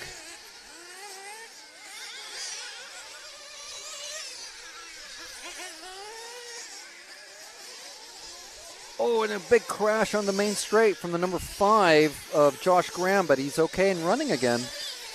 Also running is Max Cook. Where's he? Where's that all-white car? There he is. He's just coming around the old hairpin into the fuel corner, into the shade, over the rumble strips, and down the main straight now. This is Max Cook, who wasn't running in the last round, but he is now. I'm going to posit that the reason is because he just basically just saved his car, I suppose, from the wet conditions, the wet and mildly unknown conditions, and just wait for this round when it's track's a lot drier, everything's tamped down a bit. So Max Cook seeding himself second overall after the seeding practice yesterday. 3 10-minute practice runs. He's got a second, a third, and a 50th place. The 50th is only because he didn't run. So if we were to remove from the 3 rounds that have been completed so far, he would have a second and a third. Kev would have a 0, a 0, and a 4 for being top qualifier twice. Max Cook into that carousel, absolutely hugging the apex like his favorite granny.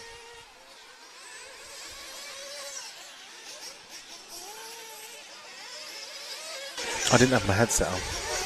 I said he's hugging the apex like his favorite granny. Oh, right. Yeah. Not that his granny has a favourite apex. No. No. I mean, maybe she does. Maybe it's this one. It's a very good apex. There's a lot to choose from. There are. All right, so if we, let's move forward to the green car, Ben. The green car with the white wheels of Harry Weymouth coming over that back tabletop. Trying to keep Max behind them, but not, hopefully not trying too hard. This is qualifying. It's not heads-up racing. Going into that Wild Willie section. Over the double. Harry Weymouth coming out of the chute fuel corner over the rumble strips, over the timing line. Only 15 seconds left of live racing. Oh, and he tips it over and lets Max by. That's fine. Everyone's on their own clock, remember. So if you hold up someone, start doing defensive lines, there's no point because you're just slowing yourself down and them, and then you're getting everyone annoyed at you. So just run your own race and let them by when you can. If someone's coming up, that's kind of the written and unwritten rule of RC qualifying. And we're past the cutoff time. I think in 5 or 10 seconds we're going to have the announcement. Everyone is complete.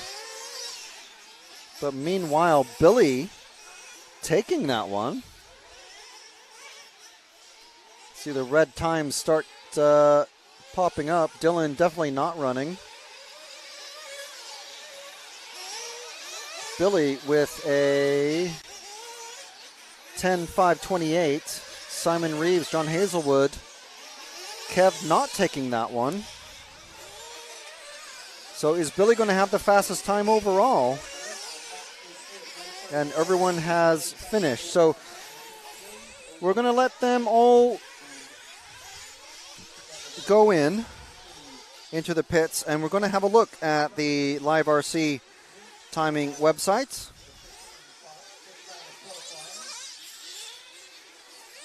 And see what we can see.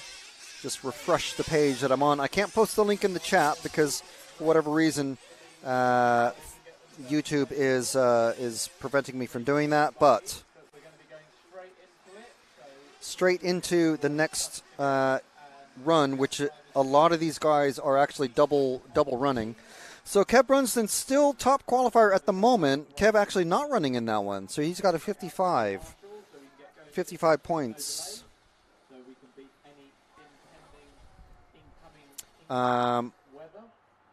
but he still has a 0, a 0, and a 2. Josh Graham also with. Oh no, it hasn't refreshed. It hasn't refreshed. Hold fire, James. Calm yourself. Have some up, dog.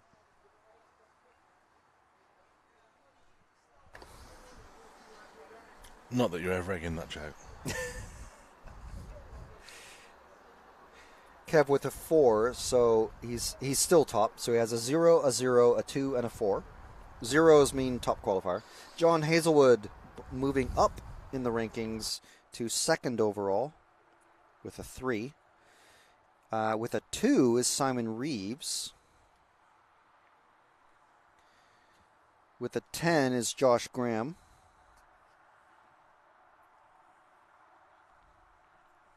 Josh, our first round TQ, followed it up, got an 8th place, then a 4th place, and now a 10th place. Billy Grindley taking TQ in that round. So he's got a 2.50 and a 21, which obviously is going to be one of his throwouts. Remember, out of 7 rounds, they're going to have 2 throwouts, so 5 to count. Caden with an 8. Michael Waller with a 7. With a 9, Darren Hayden Ball. Harry Weymouth with a 6. 13th place, John Spencer. Nitro drivers out to Marshall, please. And you see all of the Nitro guys out to Marshall. 11th place, Daniel Thorne. Once again, he got 11th in round 3. He's running sort of pretty consistently. An 11, 11, a 10, and a 12. So nothing to be ashamed of. Jonathan Wolf just behind him with the 12. So Jonathan, he's running in Nitro Buggy Heat 4. So he's, again, just behind Daniel. 11, 14, 7, and 12 are his finishing positions. With a 16 is Dave Shedd, and I do fear that is because he did get held up a bit in his run, but that's just what comes with running with in the first heat. Max Cook got 5th in that one, so he has a 2, 2, and a 5. Running pretty well, really. Mike Daniel popping up into the top 15 with a 14th place overall. So he has a 26, a 13, an 18, and a 14. Currently 15th overall. So you can check those out on remoteworldmcc.liverc.com. And just follow the links for basically whatever you want to look up. There's loads and loads of info there. So the Nitro Truggies, can hear them starting to get revved up and ready.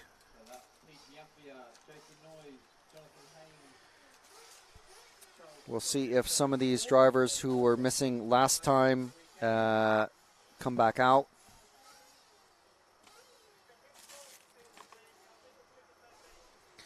It's also e-buggies. So a lot of the guys from the Nitro Buggy run that just ran are also in this one, so hopefully they're ready and they can get back out quick enough.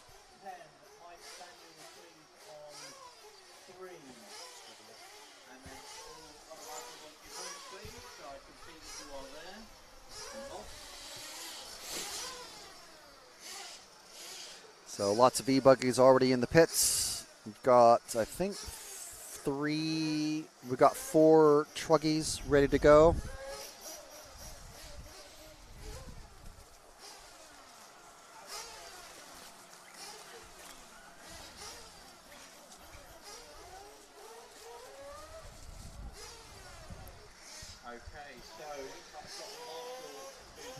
Seems like we've had a pretty decent enough turnaround from the fastest group of Nitro Buggy to the e-buggy guys.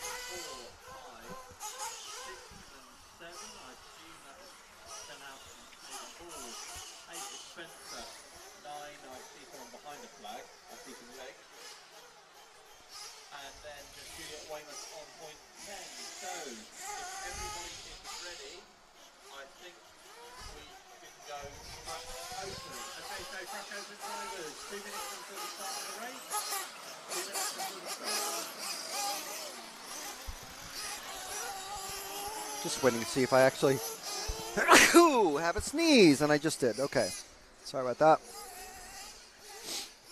that. The things you have to put up with when I'm the only one on the mic. Yeah, so everyone is out there.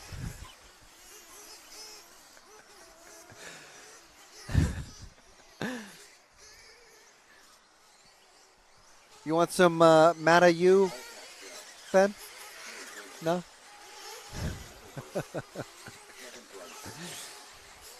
I like that one than Mad at Baby. It's an old song anyway. What's the matter, you?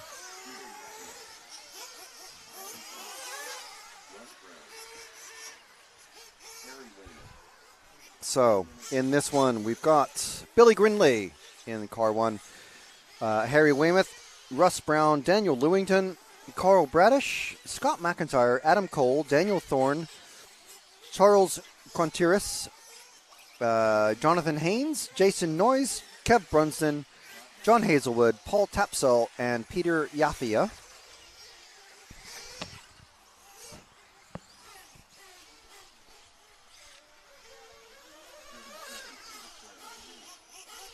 Once again, it's a mix of 4 or 5. I think it's 4 running this time. 4 Truggies.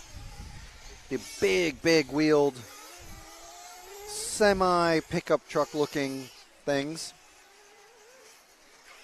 Unique purely only to, I don't think there's anything in real life that actually approximate what an RC Truggy looks like. Time has just started. So 4 Truggies and I think 9 or 10 e-buggies. All running double batteries and big motors.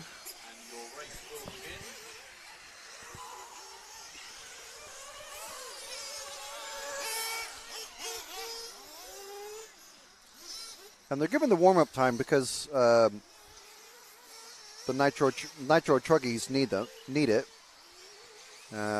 But the e-buggies obviously take full advantage.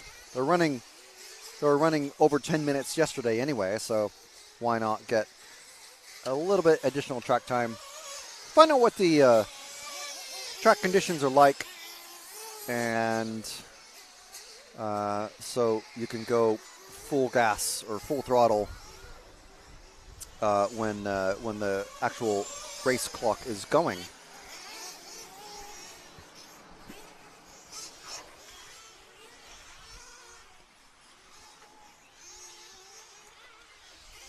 So coming down the main straight, one of our buggy racers. I think this is John Hazelwood.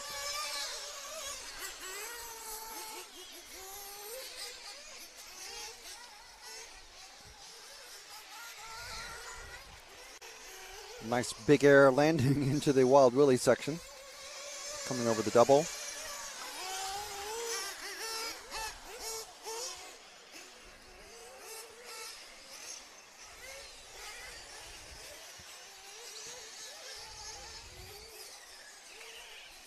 Getting past, I'm not sure who that was.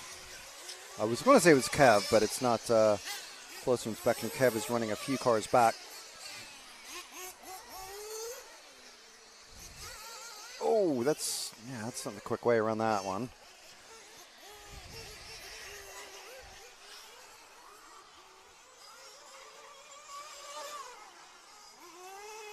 So here's this coming out of the shoot fuel corner and getting hung up on a pipe.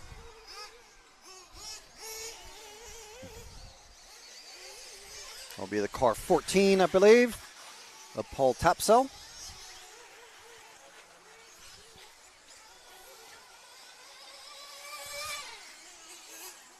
Getting all sorts of hung up on this pipe. Ow! the e-buggy mating call. Not ideal.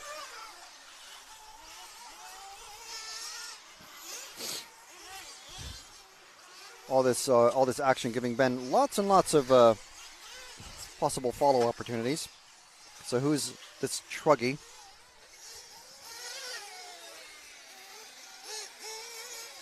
There's the truck number 8 of Daniel Thorne.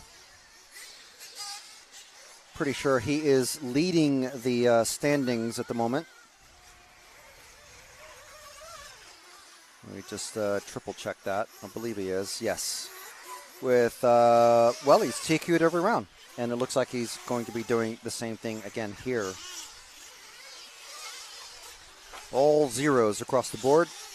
So if you're not aware, traditionally for top qualifiers for round-by-round qualifying, which is what we're using. If you're a top qualifier, you get 0 points that count towards your score. And it's a bit like golf, where the lowest score, oh, that's very unfortunate.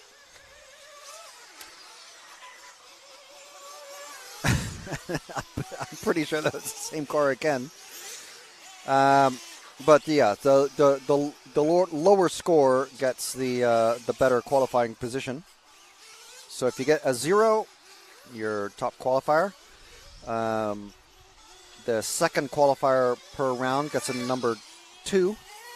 I don't know why they don't start with 1. I have no idea. But someone started it that way, and that's just the way it's been.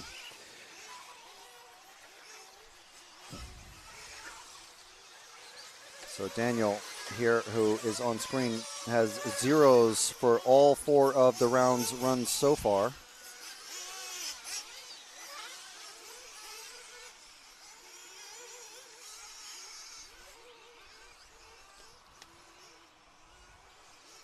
Now we're on the Truggy number 9 of Charles Quantiris.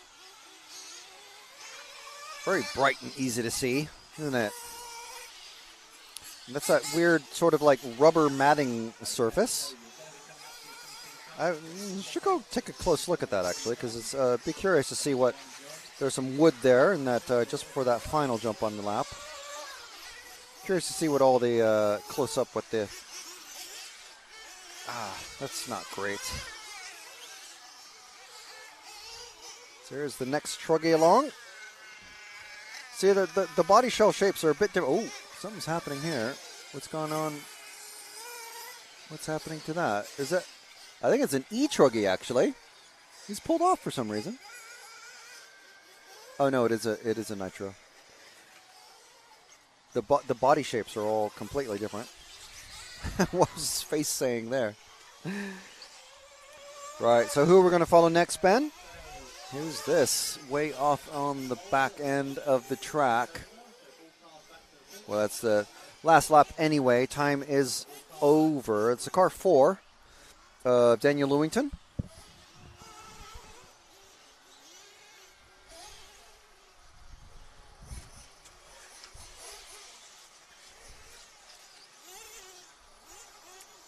So that is qualifying round 5 of E-Buggy and Truggy complete. And just trying to refresh the page. One more round to start. Billy Grinley, well, before we started, had a 0, a 0, a 0, and a 2. So we'll see where that puts him after computer sorts it out and then uploads it to the live RC servers. Billy having a chat just next to the control van here. Having a chat with his mechanic.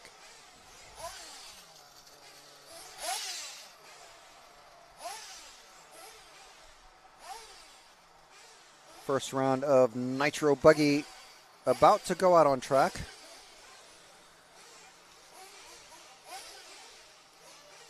And that's going to be Craig Homer, Jason Noyes, Mark Gardner, Chris Smoothie, George Williams, Scott McIntyre, Dave Shedd, Jay Westwood, Jim Thompson, and Peter Resurrection. So Billy still on top with 4 TQs and a second place. Kev Brunsden second overall with a 1 TQ, 3 second places, and a 4th place. So that's a 0, a 2, a 2, and a 2, and a 4.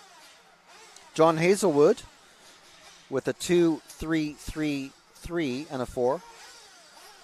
And then we got Harry Weymouth, Carl Bradish, Russ Brown, Paul Tapsell, Dale Winton, Scott McIntyre, and Adam Cole.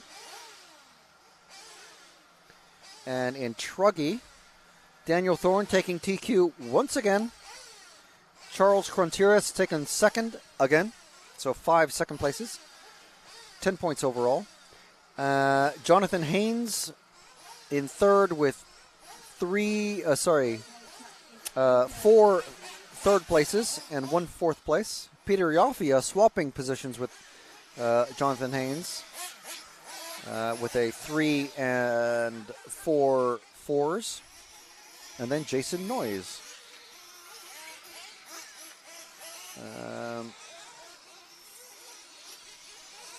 In Nitro Buggy, we still have, which is just starting, the main guy to be watching in this one is Dave Shedd, number 7, who is at the moment 13th overall.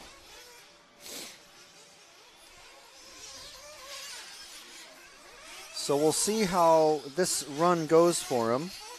The last round, there were some referee calls to let other racers know that, guys, just so you know, there's a fast driver coming up on you, because it is the spoken and unspoken rule of RC racing etiquette that you do move over for the fast guys. No matter what you think of blue flags, them's the rules.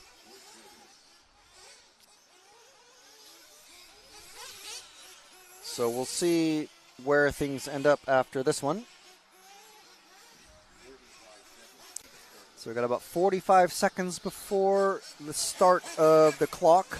So these guys all running Nitro this time. So next time past the pits, they're going to be going in, getting a quick splash of fuel to last them 5 minutes, and then tootle around and try to find some empty space on the track so that they can get a decent qualifying run. There's only 10 cars on the track, which in the old days that was a lot, but nowadays it's, well, we can fit a few more. I do see some rain on the horizon. It's going to miss us by miles, but I'm hoping that we're not going to have anything coming.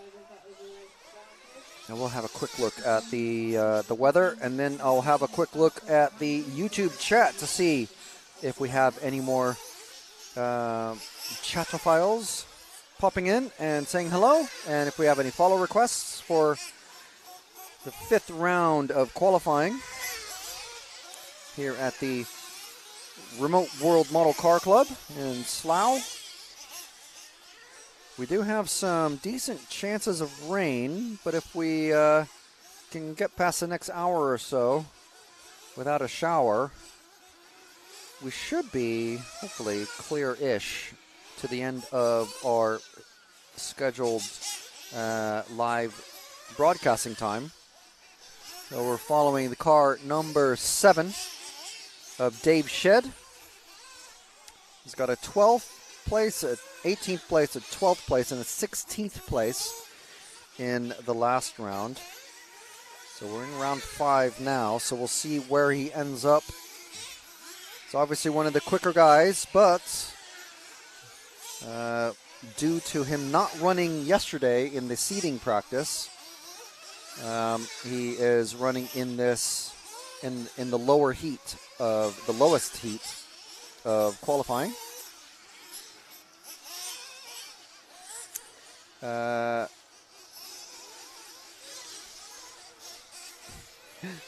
Monterico, I think you were trying to say stay on the battle. They're not actually battling, which is why I think you put your follow-up comment of never mind. Yeah, qualifying, not really meant to battle. It does happen, of course. You know, I mean, these aren't like European Championship level racing guys. These are club racers, very enthusiastic, and in many cases, quite good club racers. Sometimes they do need to be reminded, guys, you're not battling.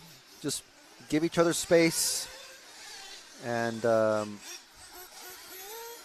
the faster guys pass. So let me see try to identify who we're with now. Whoa, that's the slow way around the, both of them. Slow way over the double there.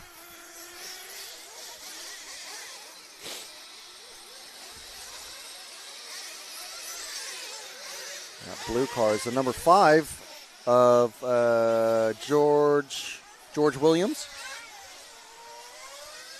We know his mom was watching earlier, so hopefully she's watching now again.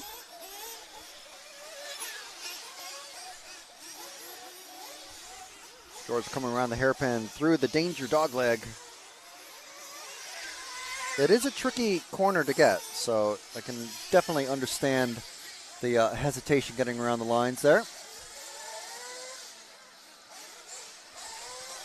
And we're now with the number 9 of Jim Thompson.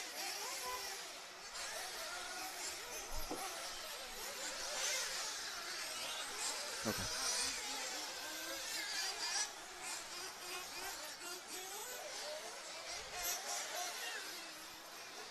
So Jim, I think, running from the Hertz Model Car Club. I'm pretty sure, anyway. Well, I should say very sure, but I'm pretty sure. Over the wood rumble strips. I think it's just decking, really.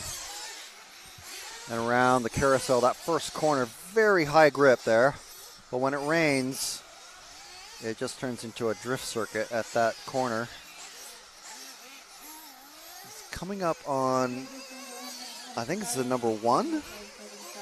Going very slowly. It's either the number 1 or number 7 of Craig, or it's not Dave, I don't think.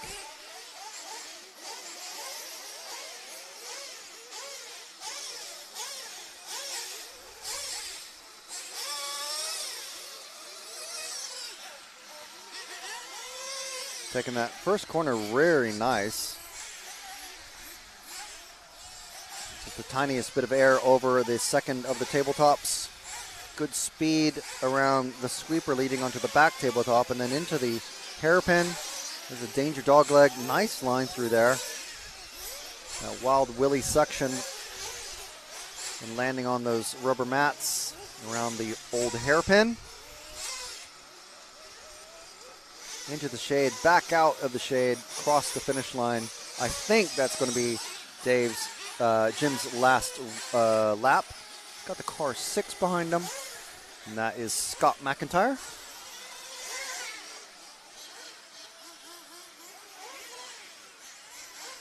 Trying to get over that, trying to make a good line around that sweeper leading onto the back tabletop. Something is going on with that car. Could be a clutch or maybe something stuck in the wheel. Who knows?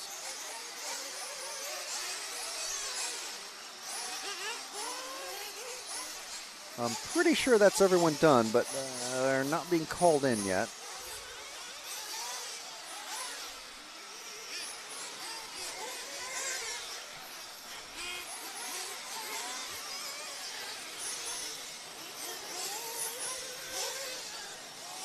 To our immediate left of the main camera, I do see a lot of clear sky, so we might be able to avoid the showers that are predicted.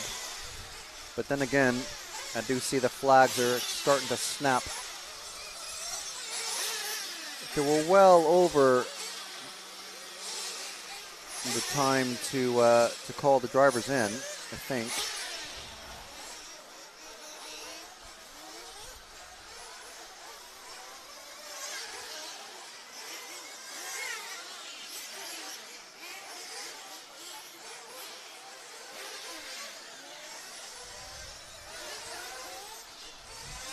Meanwhile, we're following car number 1 of Craig Homer. Not quite a polka dot design, but quite detailed when you get a close-up look at it. Dave Shedd taking that one. 9 laps in 5:52. So, again, winning that particular qualifying heat but we'll see where he ends up. He may still end up in the top 15. Gonna have to find out. Well, before the qualifying ends tomorrow, I'll find out how many drivers are going to make it into the A final and what the length of the various finals are going to be. Meanwhile, next group of drivers revving up and raring to go.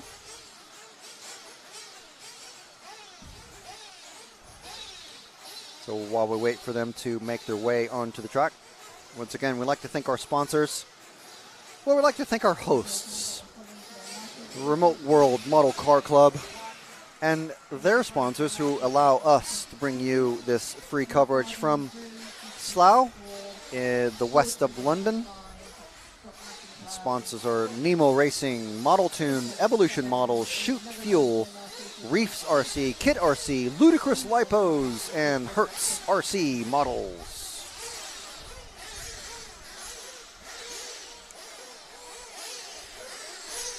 Got a nice big cloud overhead that is just blocking the sun from us. So we got a bit of shade now.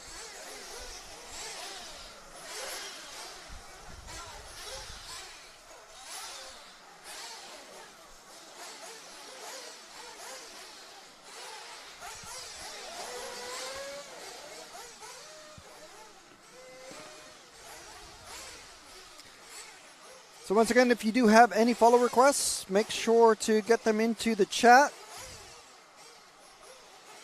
We'd love to know what you would like to see or who you'd like us to follow on the track.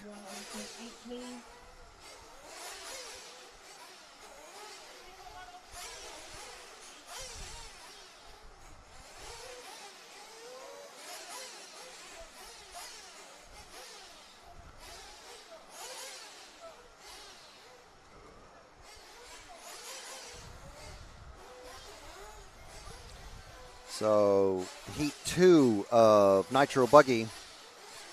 And we're in qualifying round 5 of 6.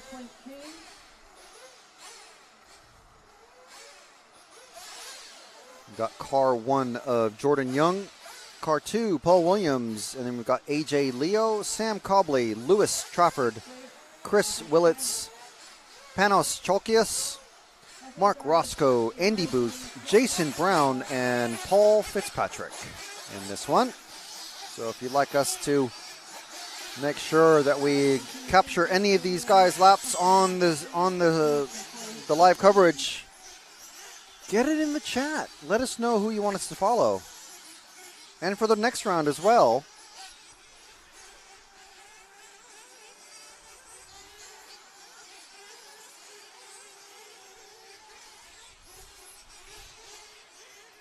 So after this one more round of qualifying today.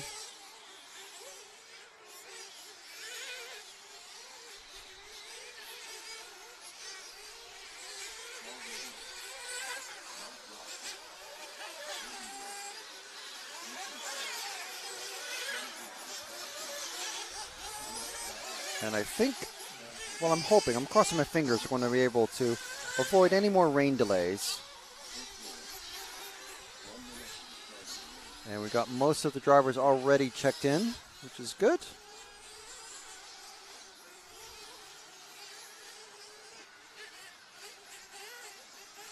Yeah, everyone is checked in, so it looks like we're going to have them all on track, which is great.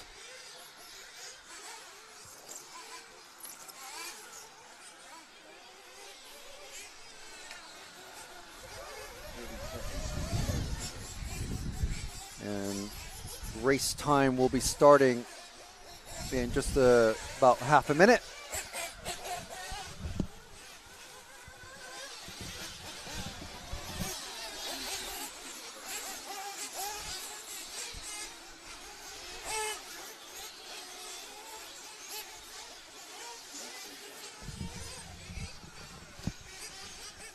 Clock countdown is less than 5 seconds. What?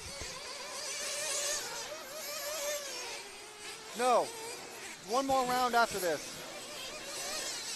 for 6.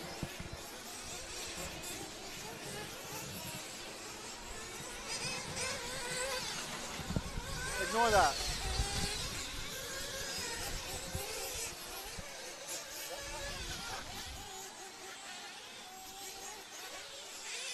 So Nitro Buggy Heat 2 of 5. Time has started. They're about 40 seconds into their runs.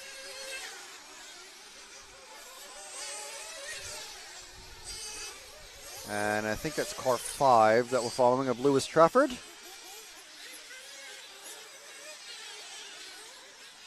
Around the hairpin. Squaring it off and then taking almost a scenic route through the danger dog leg. Which I can understand. There's a reason why it's called the danger dog leg. Into the chute fuel corner. Landing on that concrete section there at the end of the lap. And there's another concrete section there. Call it the carousel. Just like the corner at the Nürburgring.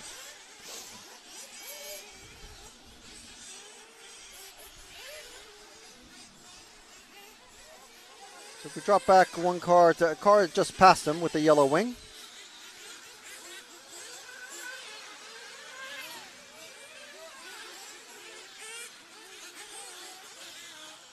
I want to say it's car 8 of Mark Roscoe.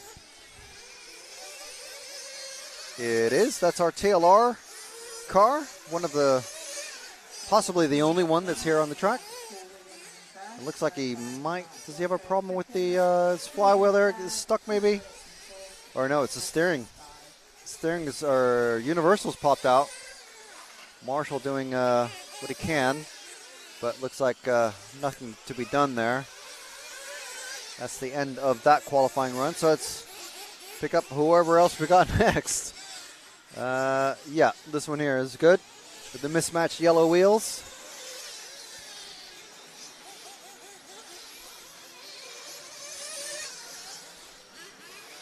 Can't quite see. I know we followed it before, but I can't remember what number it is.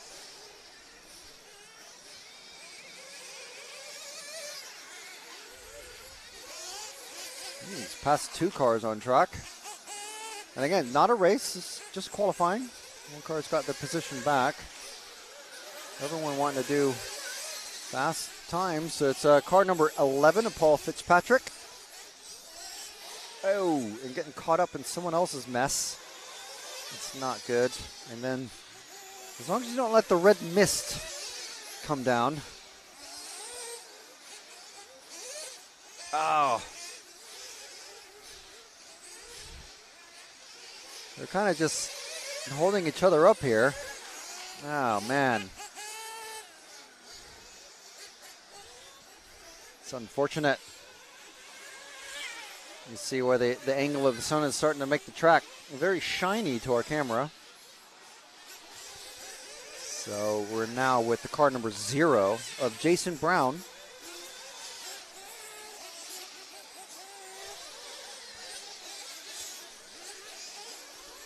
Coming over that back tabletop, getting a good run. Okay, we've got a minute left. We currently have 4 Williams in third. So yeah, 1 minute left in this run. And hopefully we'll be able to claw some time back with making sure that they're called in and don't get an extra couple minutes on the track.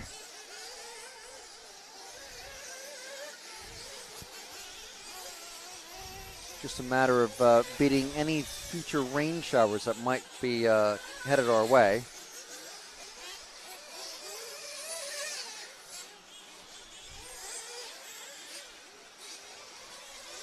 The wind is, it's steady. It's still just blowy. You know when the rain is coming. It just feels like that constantly. I think it's just a matter of just the clouds that we've got. It's the car 5 that we're with, Lewis Trafford, who this time is counting. Last time he was, I don't know if he's, if the organizers, the race directors, sorted out his lap times from the last run, he didn't count any laps at all. Although we were following him, so we know he was definitely out there. But he just didn't show us having any laps. So it's either bad luck or bad luck.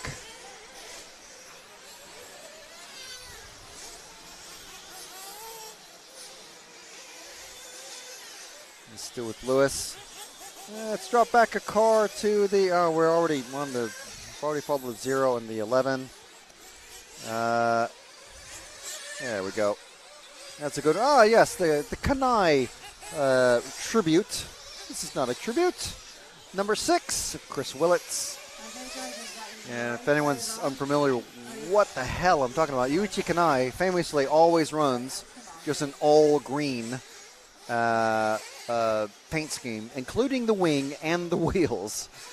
And you can even buy, probably still get, if you search hard enough, unbuilt examples of the Yuichi Kanai edition Kyosho Inferno cars. I don't think that's a Kyosho. I'll have a good look at it here because he's just been pulled off in front of us. I want to say it's definitely not a Nemo. That's one thing about the Nemo cars. You can tell definitely the cars that are not Nemos just by looking at the rear shocks.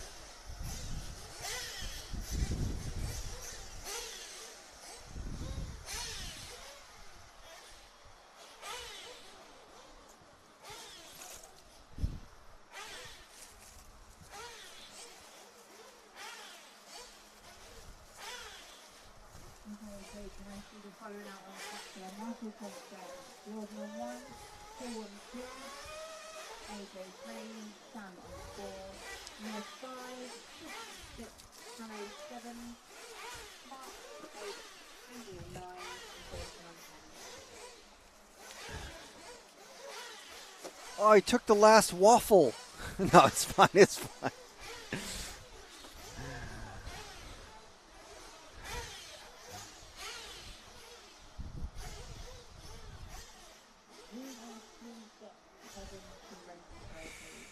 Okay, so sorry about that. We're just sorting Ben out with some food, making sure that he's all right up there.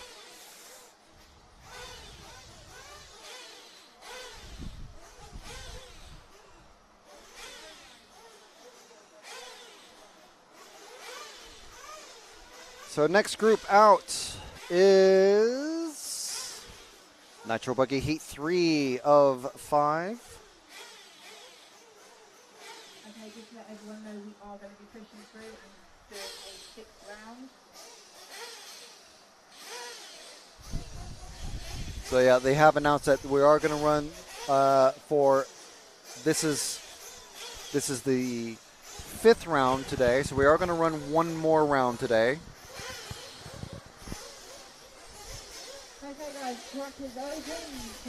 So the sun is just going in behind a massive bank of clouds, so temperatures drop quite a lot.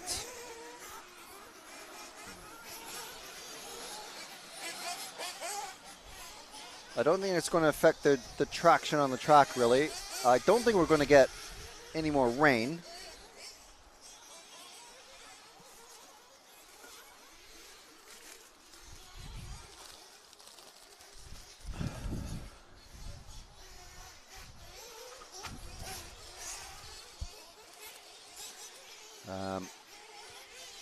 So another round of running after this one. So we've got, let's see, let's count these out.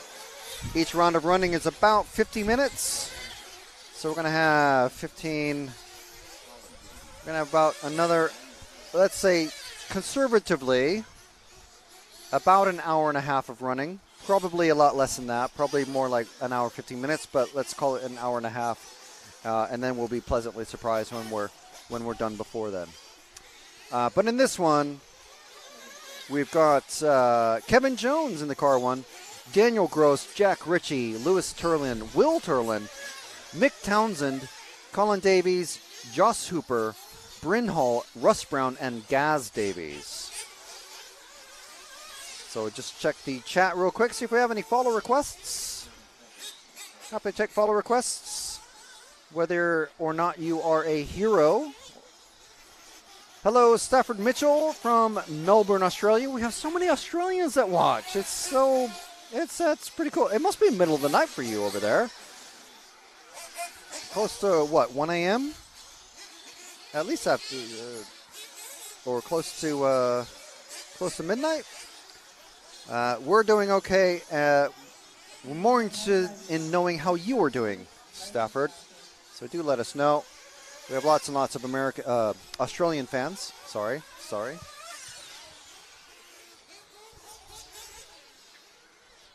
So we're 15 seconds into the live run here.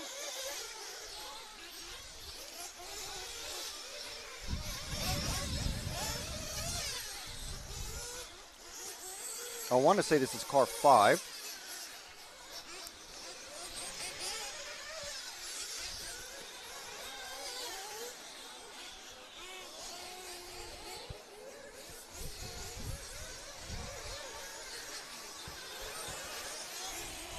We'll get a good look, and then we'll drop back a car because we have followed this one for it's car 5, running in the Gamma, and this is Will Turlin. The next car behind I think is 8. Not good. Mediocre. Car 9. Bryn Hall. I don't think we followed Bryn. And I don't know if we're going to follow him again because we're giving him the worst of luck. I think we have followed him before, but yeah, it's... Bryn, come on, Bryn. Let's keep it up here. Rubber on the ground. Shiny side up.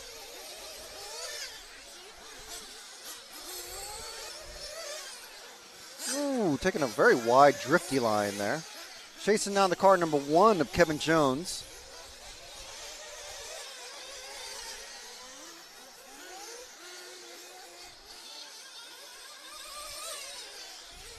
Around the hairpin. Going into the danger dog leg. Good racing line through there, I think. From this angle, anyway. You can tell when people square it off.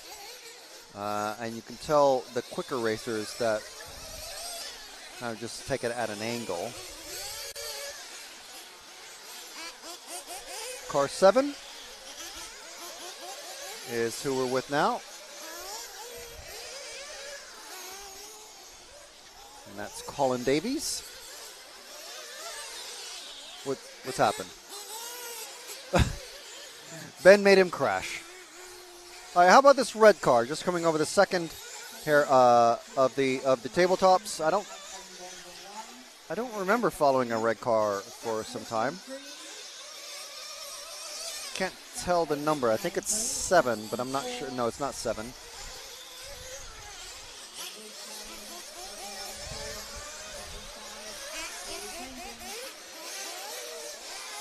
Car 4 has been in and out of the pits.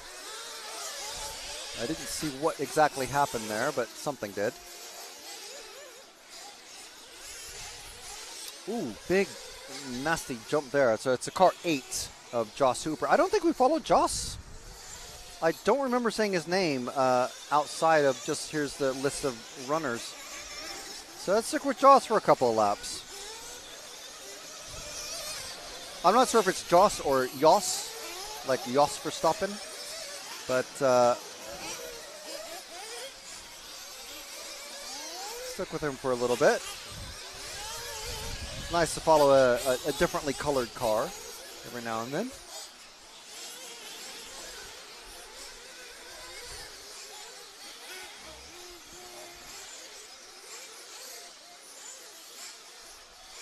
Taking some decent lines through here.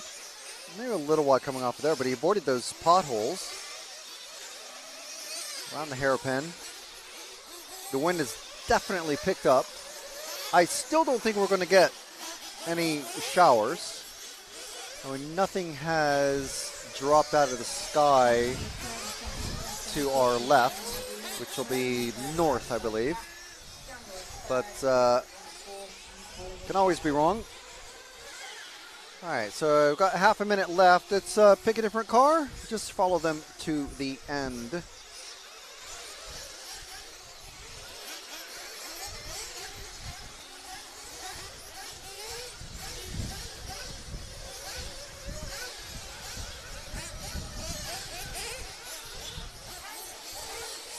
So on the car 6 of Mick Townsend, having an X-ray.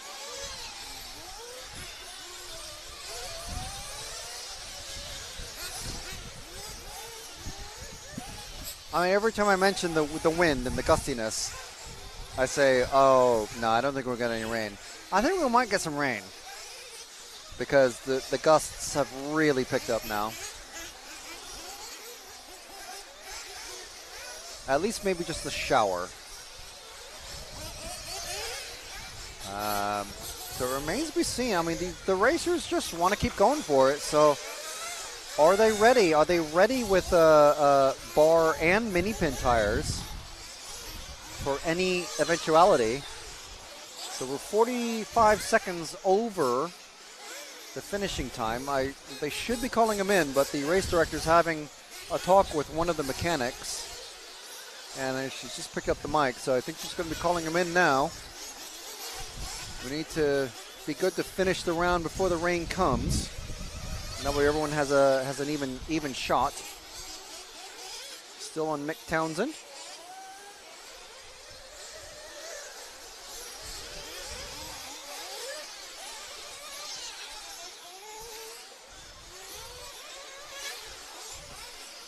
Let's drop back 2 cars to the yellow wheeled car just coming over the back tabletop. It's Lewis Turlin. It's been a little while since we followed Lewis. The race director's been distracted, unfortunately. She's about to just make it the announcement. There we go. Race is over.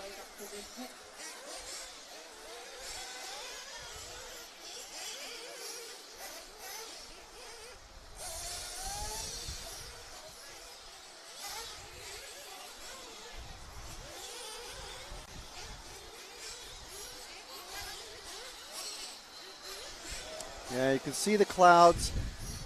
I mean, it does feel threatening, but I don't see any. You know, when you see columns of rain falling out of thunderclouds, we're not seeing that, but it just feels like it's about to absolutely dump it down.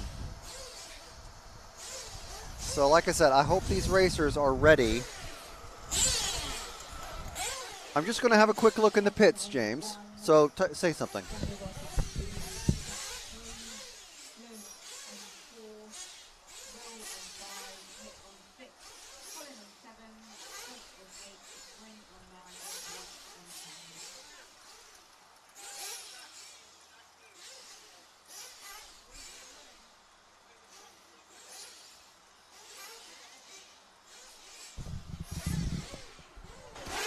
What did you say before you ran off? I said say something. Oh, I didn't hear. So I just sat here in silence. Perfect. No, I had to. I just wanted to run off and ask one of the mechanics, or just have a look at the tires, see what kind of tires the drivers are running. As a mechanic, it said Dash Blues, which if you're an RC racer, that will mean something to you. I want to say they're mini pins. I did ask her. I pointed at the cloud. I said, "Are you prepared for the rain?" I mean, not mini pins. I think they're running bars. I'm gonna have to look that up. It's not gonna rain. We're down to 15%. Yeah. It's still a chance. Come on. Be positive. Yeah. Optimistic. You know me. That's positive and optimistic are literally my middle names. At least tomorrow's looking good. Yes. I'm saving the new pit lane hot sauce tire shirt for tomorrow. So yes. Ooh, I look forward to seeing it on its first outing.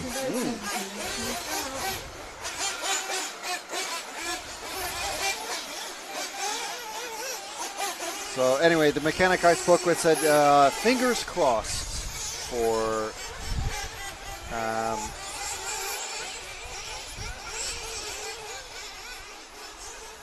if the rain holds off, which I think it will, but it's always, so he's talking about 6 mic dash. Blue is clay soft. And so yes, they are, I'm looking at a picture of them right now, and they are the bar type tires.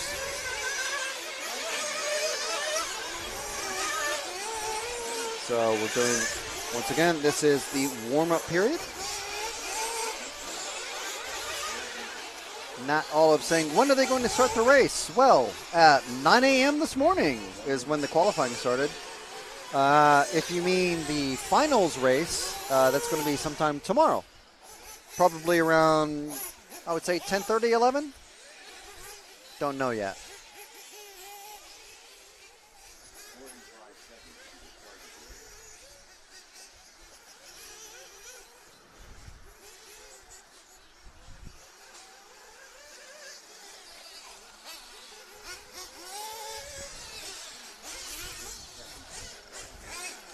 I do see a few of the mechanics with headsets.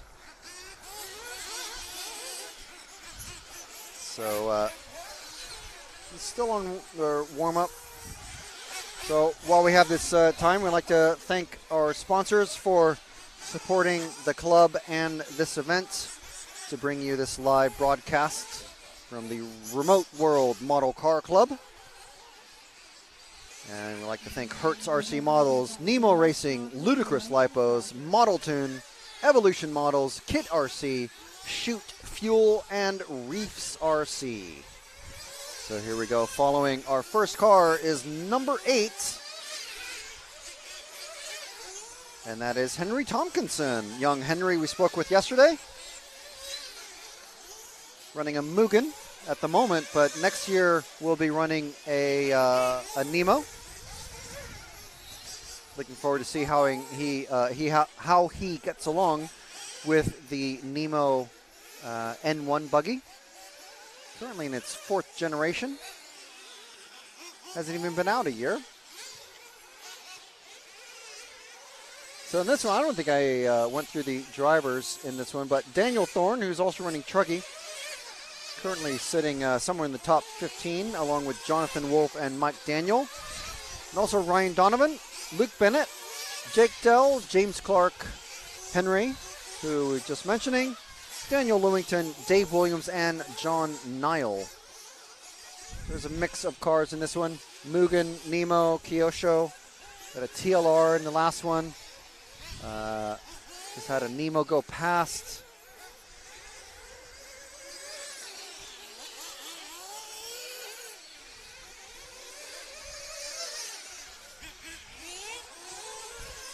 So we're with the, not a battle, but a qualifying race.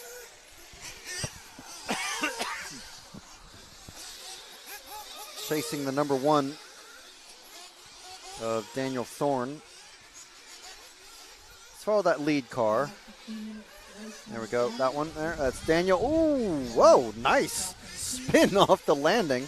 Will cost us some time, but style it out if you can't land it properly. Why not?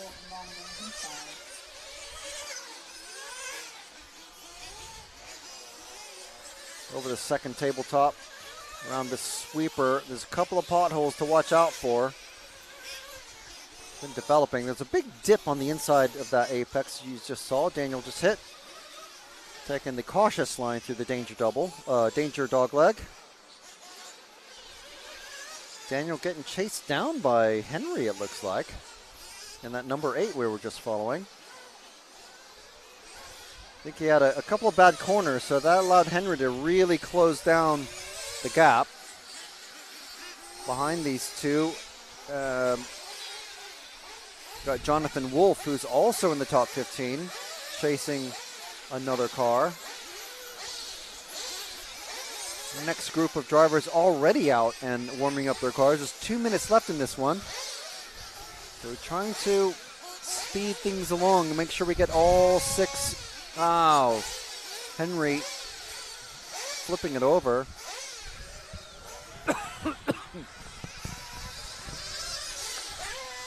Oh, nice braking action. Now, these are the top two drivers. Let's try to keep both of these in the frame if we can until they start to split across. Leading at the moment is Jonathan Wolf. And then we've got Daniel Thorne. Daniel also running Truggy.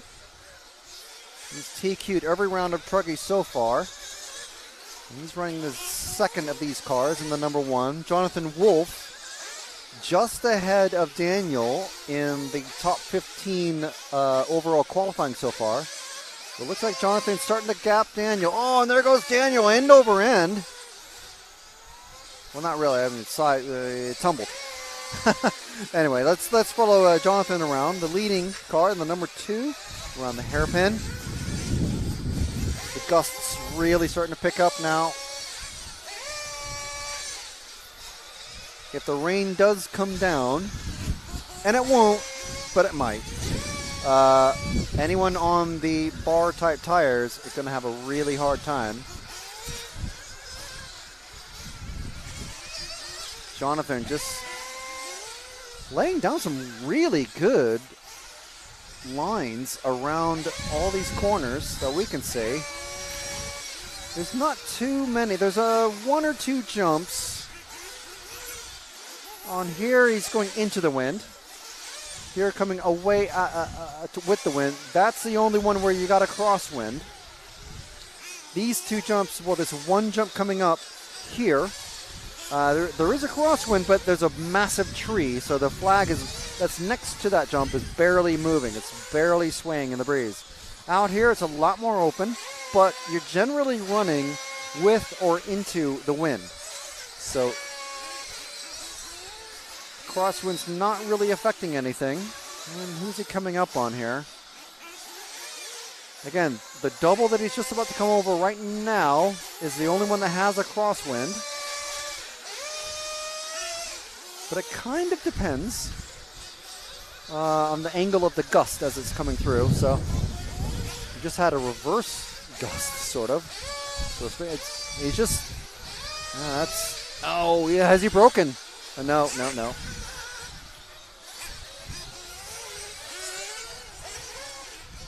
So we're with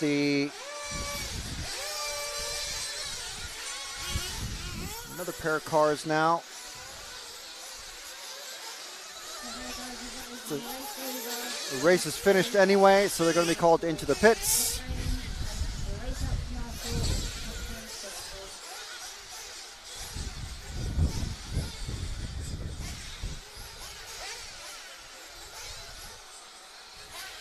And so I do see some rain falling a couple miles away, but it's not going to. It's going to cross. It's not going to hit us.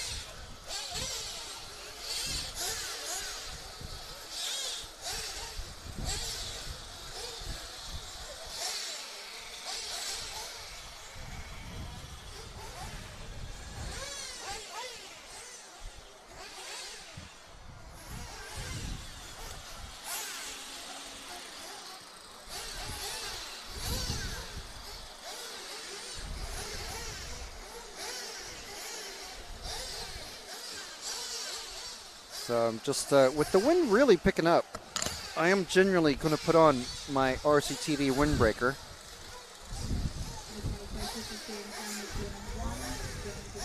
Nice and comfy, packs into its own pocket. You can even use it as a travel pillow. It's very handy. Look at how warm I am.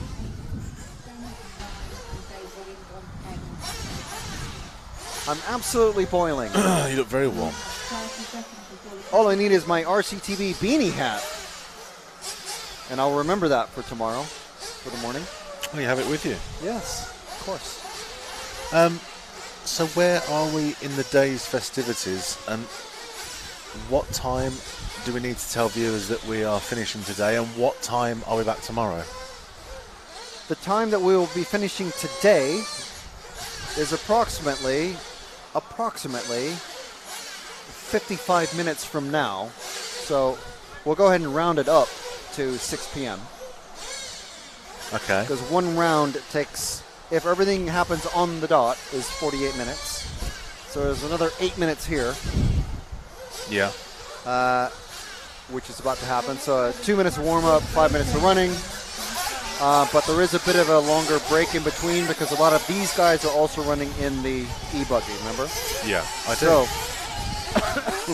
crikey, it's windy. Yeah. So yeah, about an hour. Okay, and then tomorrow. Tomorrow. What time are we on air tomorrow? We're looking at still about 9, from what I understand. But we will obviously update that. I mean, we're also expecting a lot less weather issues tomorrow. True. So we're looking at, and this is British summertime. So GMT +1, adjust your viewing schedules and calendar entries and reminders accordingly.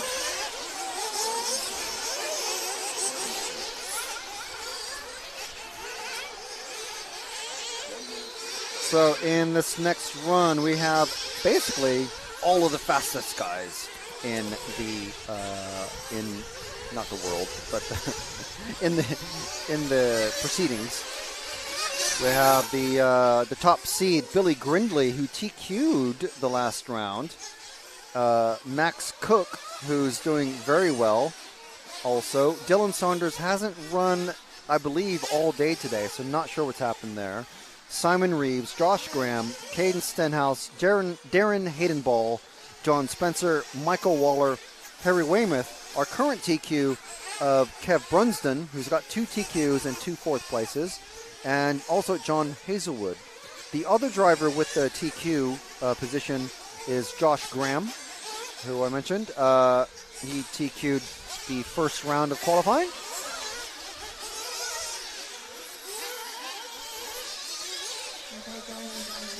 So,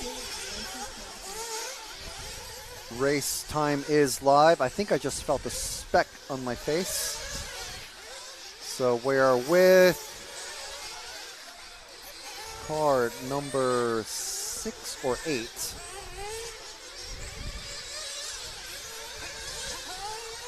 Ooh.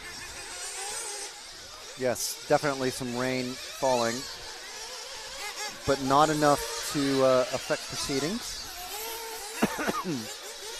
Again, if it does start to come down, it will really mess up the round times for these guys. That is the car 8, yes, of John Spencer. Let's stick with John for a bit. He's not one of the fastest guys, but he is one of the fastest. He is in the fastest group of races, but I don't think we feature him all that much on the individual following of the moving camera here. Coming out of the chute fuel corner, down the main straight, avoiding the worst of the bumps. Over the first tabletop, over the step, second tabletop, into this. Ooh, that's not a quick way, but staying rubber side down and keeping it rolling. And if we drop back one car, that is Billy Grindley in the WIRC. TQ last round, top seed, coming into qualifying, letting Billy go. Into the chute fuel corner, over the final jump, and down the straight, Billy goes. Sorry, that is the car 5. That's not Billy. That is Josh Graham. Obviously also fast, but TQ of round 1, as I mentioned. So we'll stick with Josh for just a tiny bit, and I will find Billy. Stay on Josh. Billy's just going into the first corner now. He's the last of the cars, just going over the second tabletop. So he's going to be worried. Oh, and he's just crashed coming onto the back tabletop. Upside down now. So he's going to have, not a TQ run. Going into the Wild Willie section. Over the double. Around the old hairpin. So Billy coming down the straight, and stick with him for a couple of seconds, and we'll see if we can spot car number 6 of Caden Stenhouse. Max Cook just going past us. We'll follow him if we can in a few minutes. I think if we move forward one car from Billy, I think that is Caden. Car coming down straight now. There's no number on it, so I can't really tell actually. There's a couple of cars with 0 numbers on them, which is not helpful. So unfortunately, we'll just skip them. We'll go to Max Cook going over the second of the tabletops and around the sweeper over the back tabletop. Max running a WIRC, taking the good line through the danger dog leg.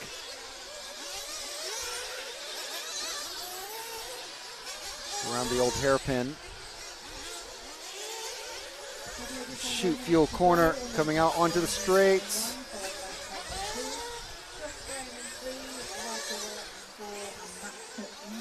So the running order: Simon Reeves, Kev Brunson, Josh Graham, Michael Waller, and Max Cook, who are following, currently in 5th place.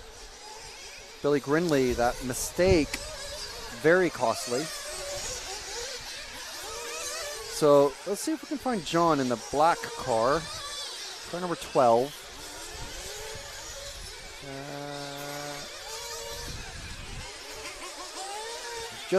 No, that's not him. I know that's super unhelpful. Oh, going into the danger dog leg now is John, running in the top 3 at the moment.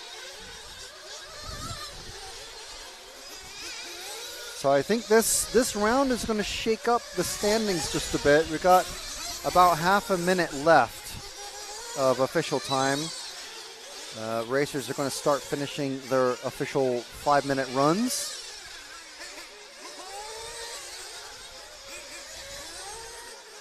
John coming through the danger dog leg again into the Wild Willie section. The wind has died down, so I think that was those couple of spots I felt, I think is all we're going to have for the rest of the day, hopefully.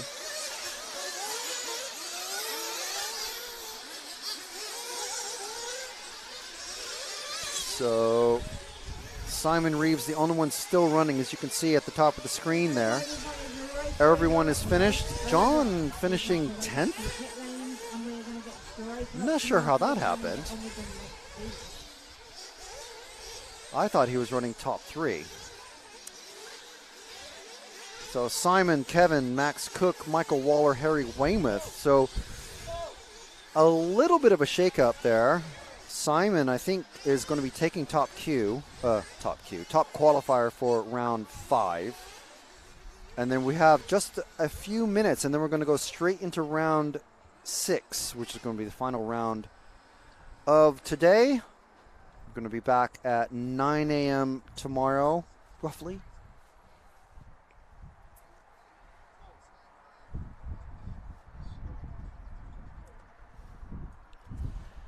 So while we have some silence, we would like to thank everybody for watching. Thank you for, if you've had us on all day, even through all the rain breaks and everything, and even through all the amazing motorsport that I'm sure is happening elsewhere in the world, full size or not.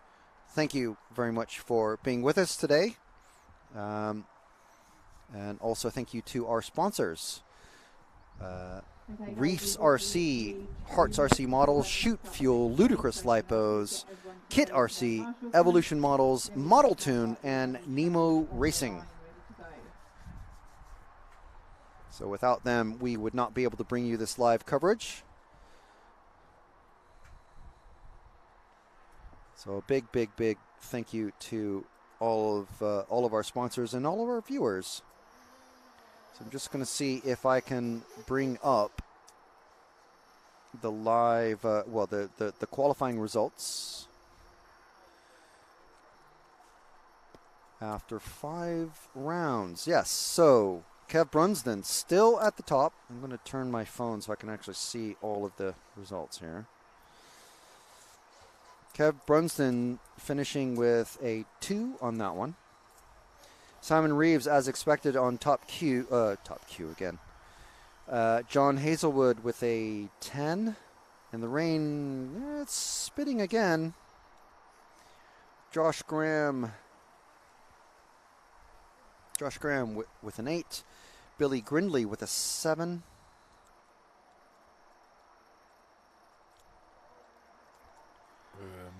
Michael Waller with a 4. Might want to close that door. Some big spots landing on the equipment.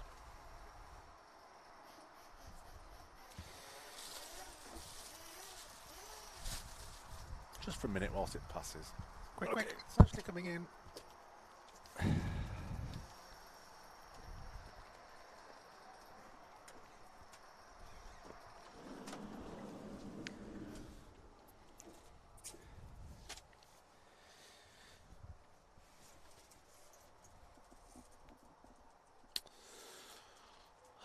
Caden Stenhouse with a 6.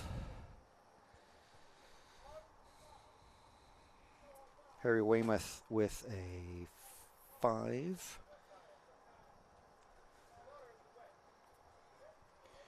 Darren Hayden Ball with a 9. Okay, guys. John Spencer with a 16. Okay, we are actually going to delay for about 10 minutes, obviously. All right, so we have a delay for 10 minutes anyway. So, yes, while this spitting is going on, just going to delay for 10 minutes or so. Well, I think there's a bigger shower to come. Daniel Thorne with 13.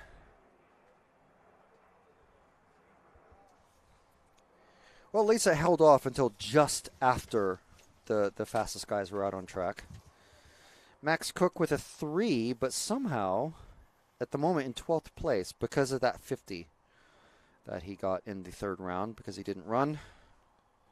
But if we ignore that and do it as a dropout, because only 5 of the 7 rounds are going to count,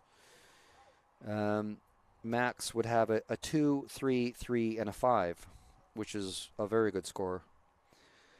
13th overall, Jonathan Wolf with a 12 in this round. Dave Shed with an 11, which is better than his 16 from round 4. And he's 14th, so he's moved up a little bit. Jake Dell now with a 15. So he's popped up into the top 15. Jake with a 16, a 25, a 21, a 15, and a 15. So he's if he's able to drop the 25 and the 21, meaning do better than that in the 6th and 7th rounds, then he'll be in the top 15. Pretty good.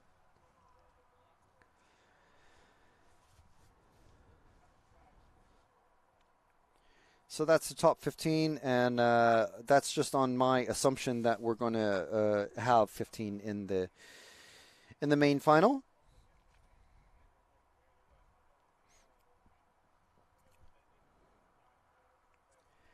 Vicky Abel popping into the chat saying, could you say a happy birthday to Matt Stenhouse, Caden's dad? Well, happy birthday, Matt. I believe I've exchanged a few words with him. Nice words, not in a British sense of I exchanged a few words with that guy that cut me off. Yeah, you didn't have a bar fight or anything. Yeah. I didn't glass him or anything like that. I think I was chatting with him about the Nemo N110. Riley Redwolf asking, do you think it's worth me selling RC car parts? Well, I have no idea what you're selling, but or thinking of selling, but it entirely depends on the product and the market, doesn't it? And also your experience. If you've never been in sales and know nothing about RC, then probably wouldn't advise it. Yeah. So there's that's a how round is this hole sort of question. Whose coat is this jacket? Yes. Precisely.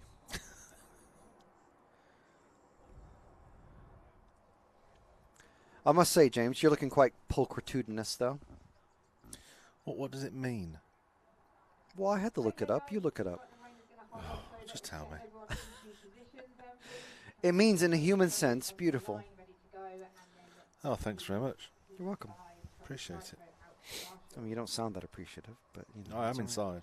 Okay, good. So I need to see Max Cook on 2. I need a volunteer marshal for position 3, please. I need to see Simon on 4, Josh on 5, Caden 6, Darren on 7, John Spencer on 8, So, Michael Waller on 9. race director Claire trying to make sure that, yes, we do have a little bit of a delay, but as soon as the rain stops, she wants people, like, literally in the sprinters' blocks, ready to run out and marshal and race immediately. Cars are already starting to warm up. Well, Truggies, I should say.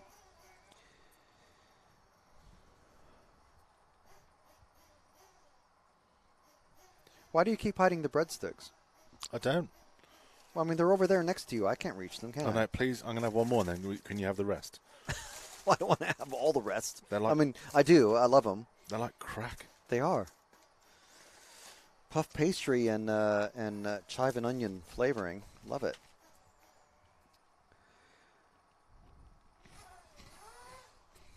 So, once again, and not for the last time, probably the 20th to the last time today.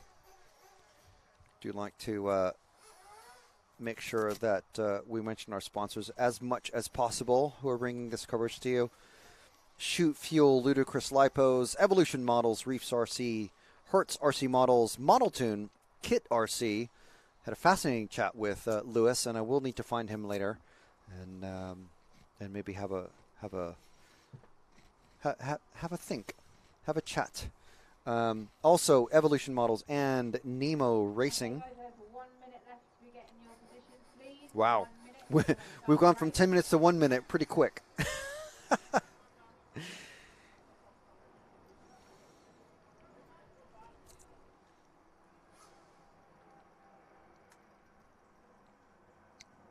So Marshall's getting in position.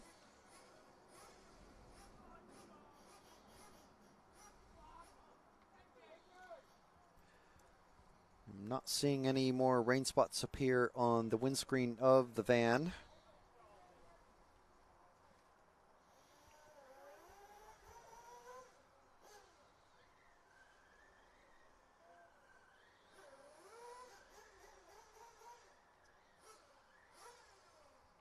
Okay, do I have all drivers ready to go? Race director saying all drivers need to be ready to go. Okay, track is open. Okay, track is open, so we are going. So let's hope that's the last of the rain that we see on the track today.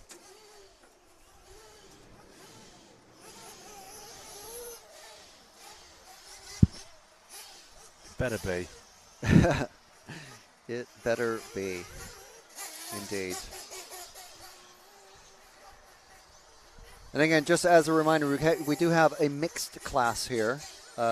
We didn't have quite enough Truggy racers to make a separate class. Most club racing, you need 4 or 5, on a club day, 4 or 5 of a particular type of vehicle to make a separate class. We've only got the 4 Truggies that are running, so they've been lumped in with the e-buggies. So in this run, we'll have a lot of familiar names from the last couple of rounds of Nitro buggy racing. So we've got Billy Grinley, Harry Weymouth, Russ Brown, Daniel Lewington, Carl Bradish, Scott McIntyre, Adam Cole, Daniel Thorne, who's TQ'd every round so far, Charles Crontiras, who's come in second in every round so far, Jonathan Haynes, Jason Noyes, Kev Brunsden, John Hazelwood, Paul Tapsell, and Peter Iafia. Billy Grinley, I think all but one round of e-buggy has been TQ'd by Billy.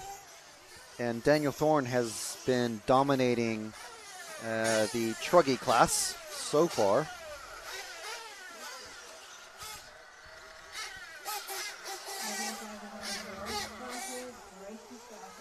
Okay, so time is running. The weather's that variable, I popped my sunglasses back on.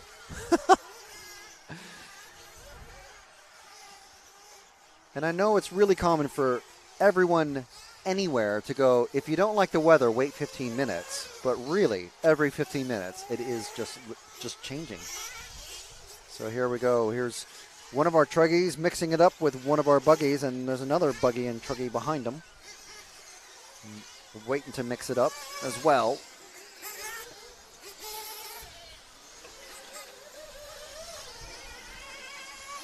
And can't see a number. There's conveniently 0 numbers on that one, but I think that's Daniel Thorne.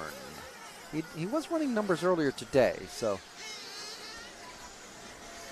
maybe by process of elimination I can, because Truggy number 9 has just gone past.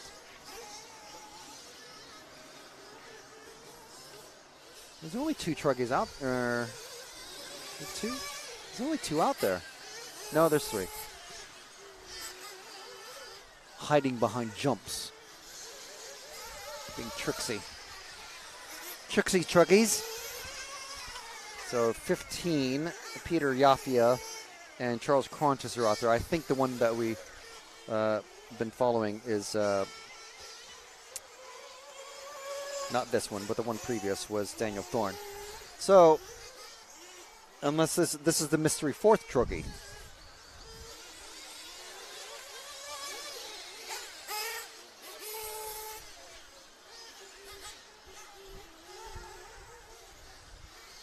Is he going to make the double? There he goes. Yeah, this is the kind of funky shaped Truggy. It's very much almost just a buggy sort of shell. And the numbers on the top of the body, which does me 0 good. That's the 15, I believe, of Peter Yafia. I just remembered actually what the name of the really ugly, horrible body shells that a lot of the American races were using. It's called bruggies. So instead of Truggy and buggy, bruggy. So it's like the morphification of the Truggy body shell, which was already a morphification of a truck and a buggy. Anyway, unrelated. Please ignore. Let's drop back one to the green and yellow Truggy just behind. This number 9 of Charles Crontis, or constant 2nd place Truggy racer.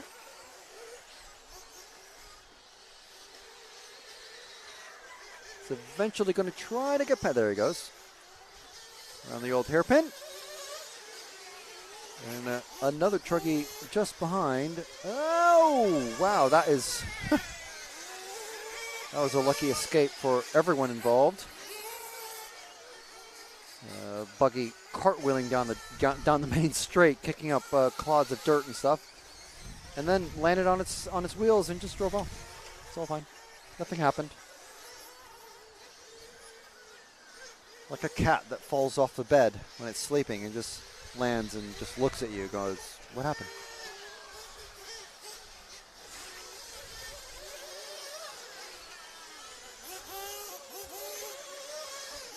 All right, so there's, let's see.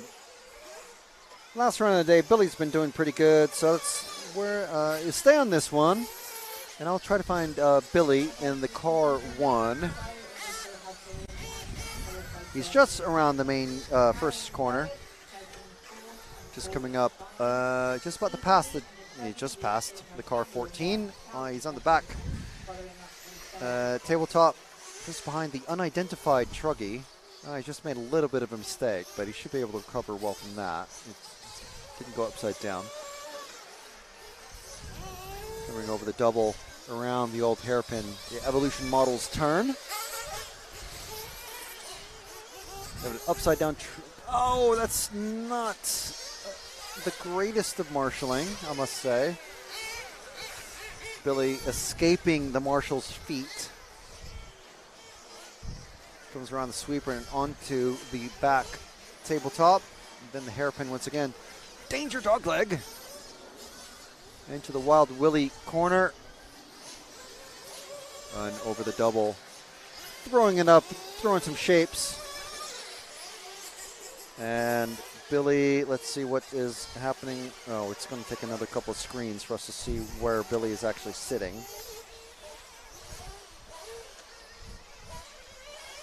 Yeah, running first. So car 2 is John Hazel. Let's see if I can find him. I think it's John Hazel actually running stickers on its car. He's just about to come. Oh, the third of the car is about to go on the back tabletop. He's the all green with the clear wing and white wheels. It's going through Danger Dogleg now. And it's the car 2 of John Hazelwood, which I don't think we followed him, at least in this category. So wind has just started picking up again. Has John crashed, or that's, I think he's finished. Yeah, that's time finished. Right, okay. Well, that was E-Buggy and Truggy, the final round of the day for them. Billy Grinley once again taking that one, so there's no one, absolutely no way that he can be knocked off the TQ perch for that. And he seems to be on the comeback in Nitro Buggy as well. So already, Nitro Buggy Heat 1, their final round of the day coming up. Okay, so only that Marshall, Billy and 1, Harry, Julie, Russ and 3, Dale, Danny and 4, Carl on 5, Scott 6, Adam 7, 8, Daniel, 9, Carl. So this being the final round of the day. One more round tomorrow. We should be finishing. Well, it might be a bit longer than 6 o'clock British summertime, but I think by 6:15 we should be done. Well before then, actually. But we do have Dave Shedd in this next run, and he's been, basically the winner of this particular heat of drivers. He's trying to make it into the big show and get into the top 10.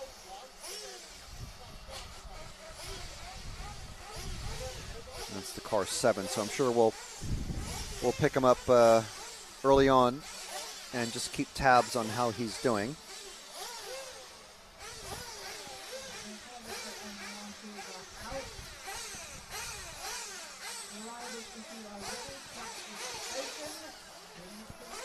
So it's a pretty quick turnover compared to previous rounds of racing.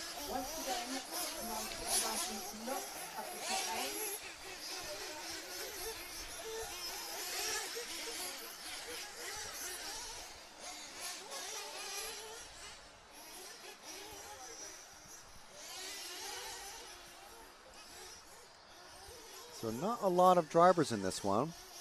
I think a few of them sitting it out.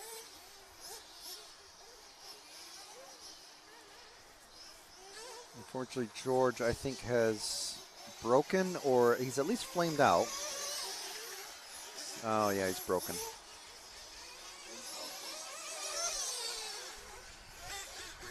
Going to try and get it fixed. This mechanic pulling car up the track.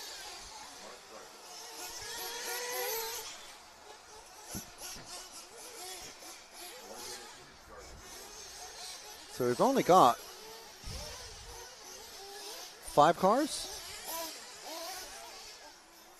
5 cars out of 10. 6 if George can make it back.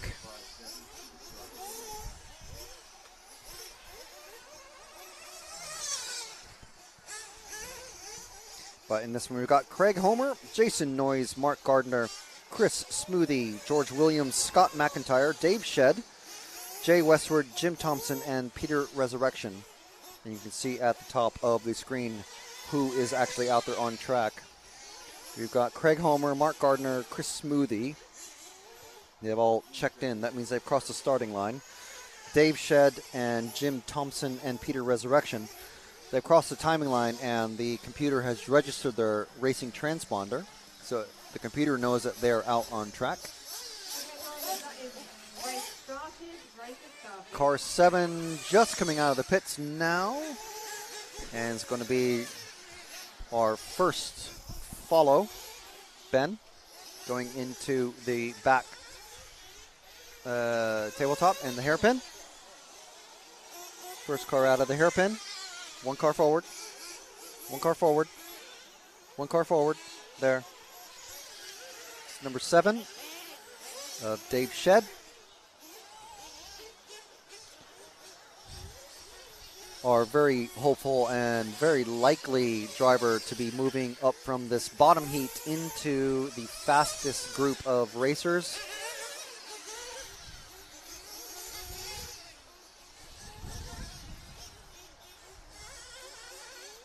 So this one is only still 6 cars now running. So we're going to be able to give quite a bit of time to everybody in this run. A couple of laps each at least. Oh, as he bounces way off, that's not going to help your cause to bump up. And over the second tabletop.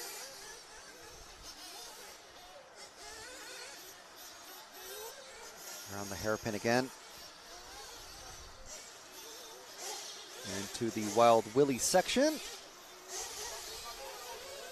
And the next group is already coming out. Minute and 45 seconds down.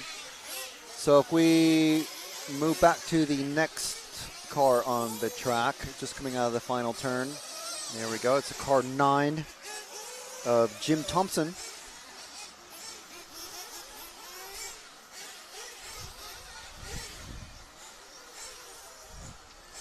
Very easy to spot car. Sometimes you can tell when the drivers have old eyes, especially in 12, but even in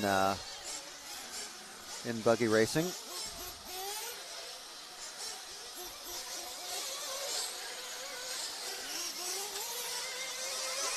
So just ahead of Jim is the car 3. They've just passed the car 1. So we'll stay with Jim for a second.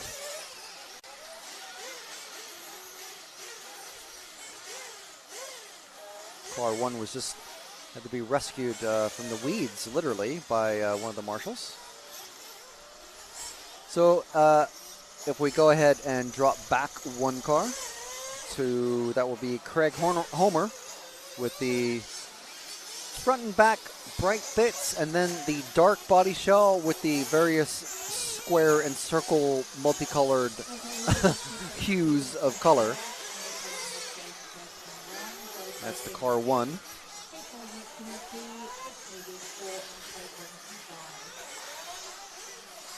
Got a minute and a half left. Oh, and he's spun around a bit for some reason. Oh, geez, that's not a good place to hit. That's a car breaker. Ah, and he's way off the track. Let's see who this car... the car just coming out of the chute fuel corner now is the car number 3 of Mark Gardner. A minute and 10 seconds left in this one.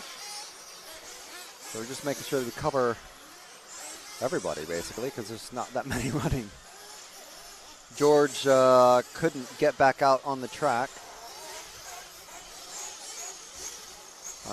For qualifying purposes, there wouldn't have been any point, really. But just purely for track time, it would have been nice.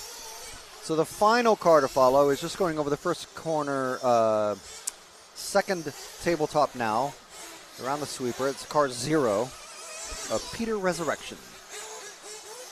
And if we follow Peter all the way to the end until they're called in, that will be everyone follow it. And oh, there's another broken car coming off the track. Looks like a loose pipe or something. I think that's the car 4. Don't think we got to him. It's Chris Smoothie. We have followed him plenty before, so yeah, it's just unfortunate, but nothing we can do if you have to come off the track before we can get to you. But better luck tomorrow for the next round, round 6, starting at about 9 a.m. We're hoping. But we're with Peter Resurrection, coming out of the Wild Willie section and around the Evolution Models old hairpin.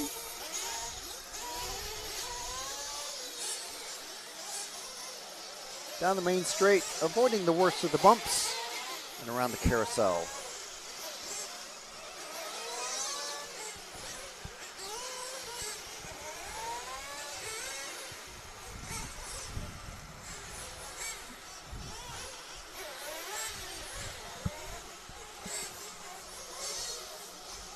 So just waiting for the drivers to be called in. They were running the computer voice timing earlier, but not sure why. I mean, now they're over a minute, but I'm sure there's. There we go. Getting called in now.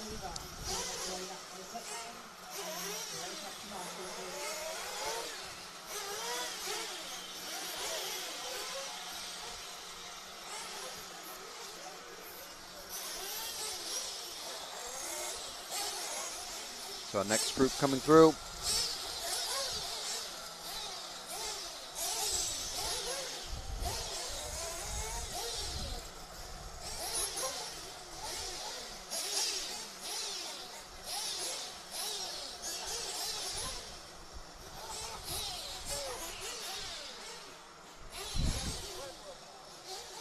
Next group is Heat 2 of Nitro Buggy.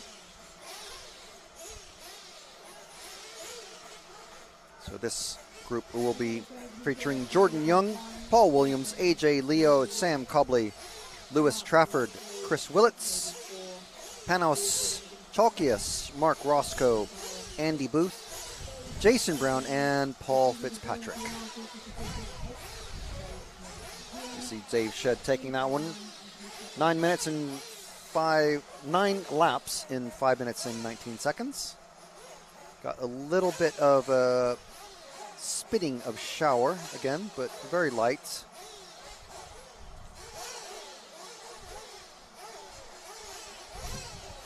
Thank you, Kevin Martindale, for posting in the chat the link. I don't know why when I was posting this myself, it would get deleted by YouTube.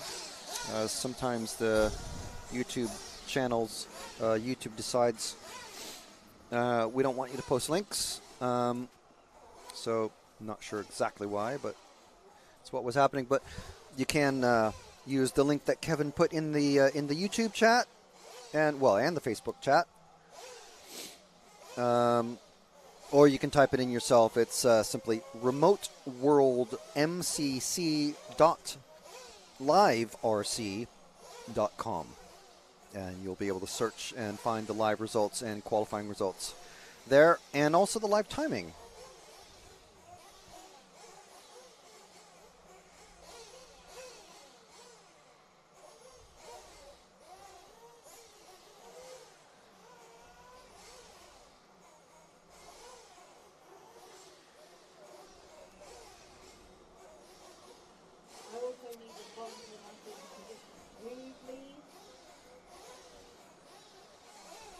So we're just waiting for drivers to be let out of the pit area.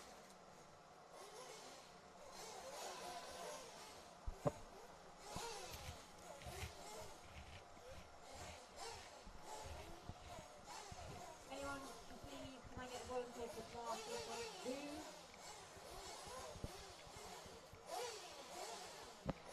Yeah, we are missing, quite a few marshals.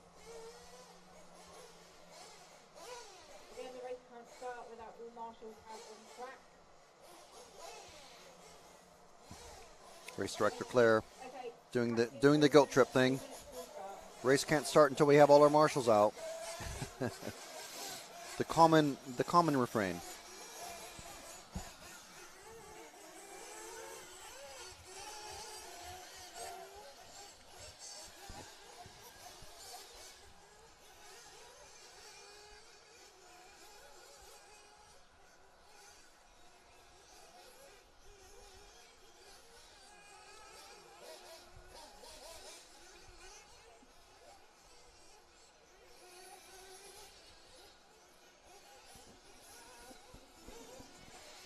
So this is the last round of qualifying for today. We should be finishing, we've got in about half an hour or so.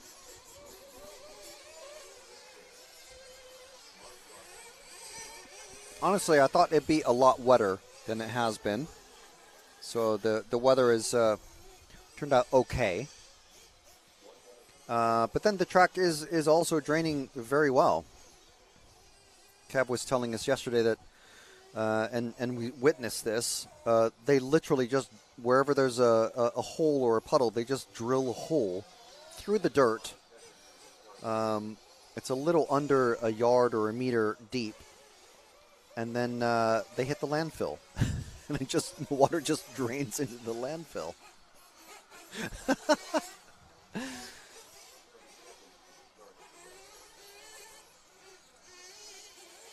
So they were doing that this morning when we pulled up, actually.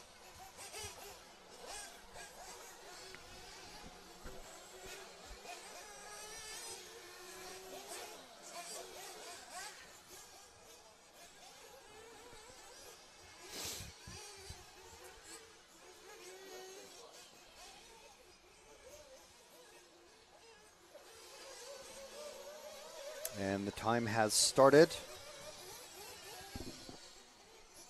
See who we are following here. This yellow car.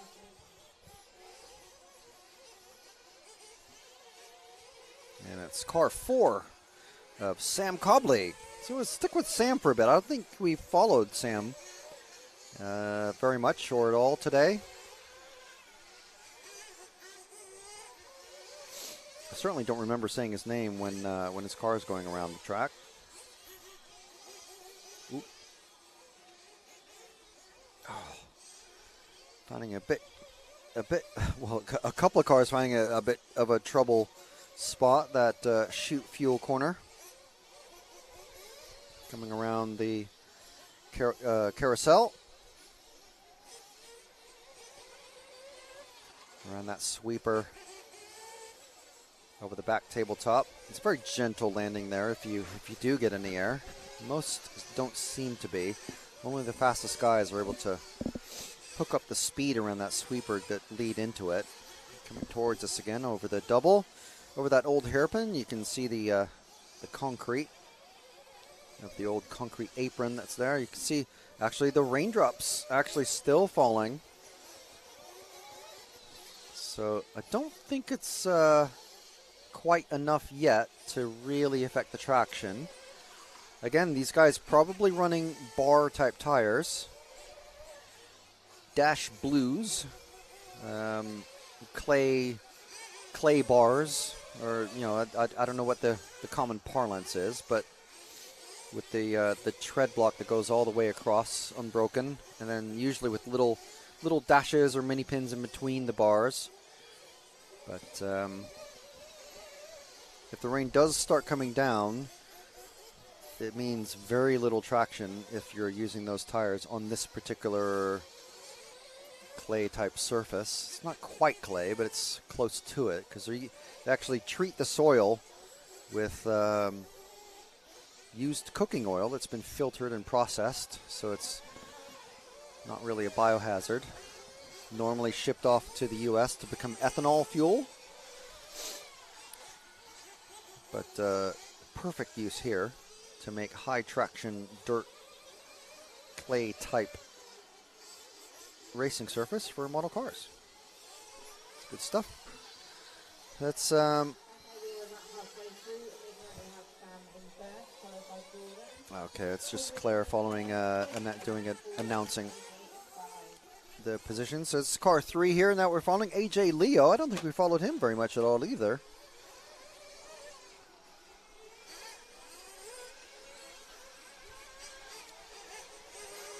AJ running 6th place at the moment. Coming up on car we were just following. Of Sam, I think.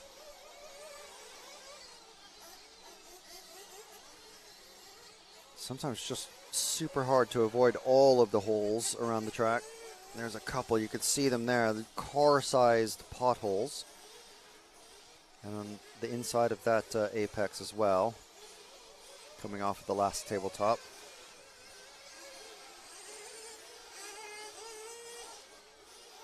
You certainly see the racing line. It's not, I wouldn't call it necessarily blue groove, but it is obviously where most of the traction is, but it also happens to be where most of the oil's laid down, so I would hesitate to call it blue groove.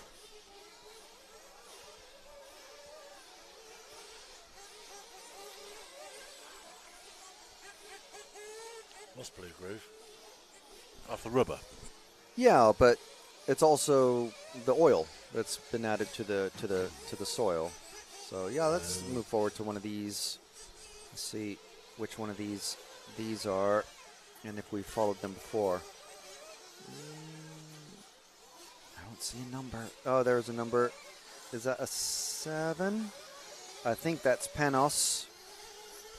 Stick with Panos for a bit because there is another chop that we haven't followed around all that much.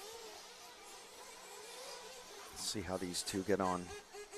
Hopefully not hindering each other too much, but if you follow someone too much and you make them crash, ideally without touching, I mean that was nothing there. But then you might get sucked into their crash, and that's the danger of trying to pressure someone into a crash. To me, it's kind of one of the more fun tactics of something like touring car racing. You force a driver of a similar or lower skill level than yourself to make their own mistake, and then you can pass them without any problem. But if you're following too close, especially with these open wheel cars, you might get stuck, and we've seen it before where even today where front wheels get hooked up between back wheels and the wing, and requires a marshal to unhook everything, and it's just very slow. So trying to avoid that. Who's that he's passing? That's the number 8 Mark Roscoe, our TLR racer. As far as I know, the only TLR racer that we've got here. And that is the race complete. Jordan Young taking that one. 9 minutes and 5:34. 9 laps and 5:34. So we've got, that is 3 more down and 3 to go in this 6th and final qualifying run for the day.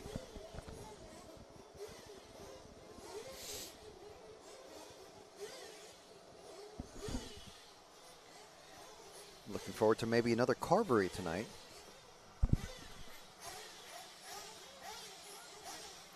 Next heat is heat 3 of Nitro Buggy. You had a carvery last night? Did I? Not on a Sunday. Well, we went to a carvery, the Car River Day.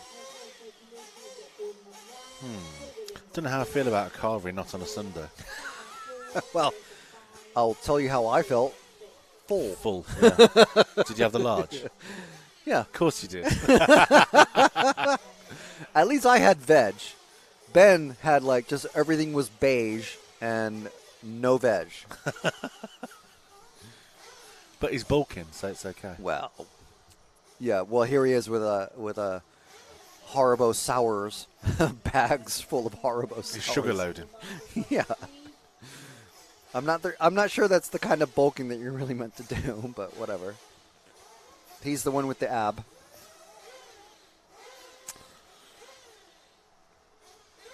So I'm quite partial to a wing stop when I'm down London way.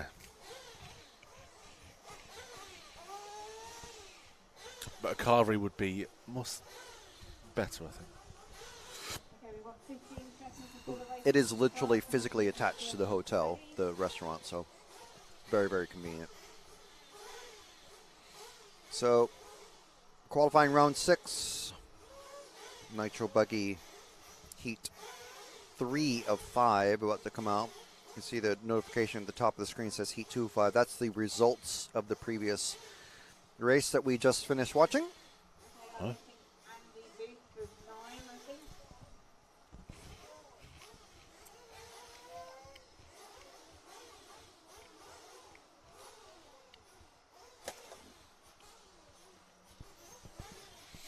So while the marshals are being marshaled onto the track, we do want to thank our sponsors once again: Nemo Racing, Model Tune, Evolution Models, Shoot Fuel, Reefs RC, Ludicrous Lipos, Hertz RC Models, and Kit RC. So thank you very much to our kind and generous and wonderful sponsors for providing not just help to the club in the form of various donations for the raffle, which helps raise money for the club to do things like track repairs and put in all, electrics and lighting and advertising and whatever else they need to do to make sure the the club runs and functions. But also this sponsorship helps bring our free live coverage to all of you watching worldwide right now. And there's still loads and loads of you watching, so we do appreciate it. We do appreciate you sticking around through the multiple rain delays that we've had. Sometimes it can be trying, but, British weather.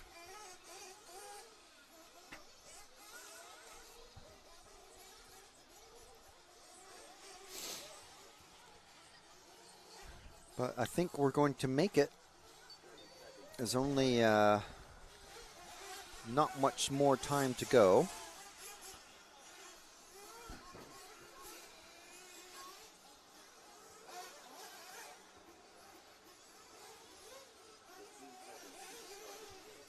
So just a few seconds before the start of Heat 3 of Nitro Buggy.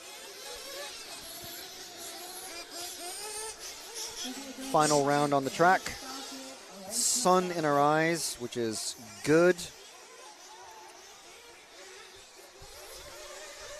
So those of you who have stuck around, thank you very much. Hopefully you will check out rcracingtv.com to see our newest range of cool RC-related merch.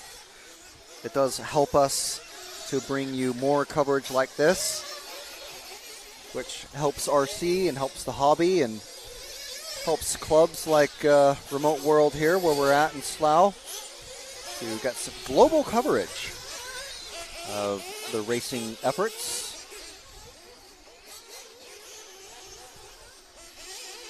So we're 45 seconds in.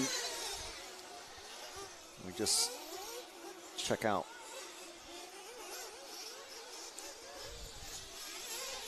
I think we're on this green car with the white wheels. It's hard to tell in the sun. I think that'll be the car 5 of Will Turlin. So I know we followed this car, I think earlier in the day. Earlier being a very technical term that I use quite a lot. So let's stick with Will for a little bit.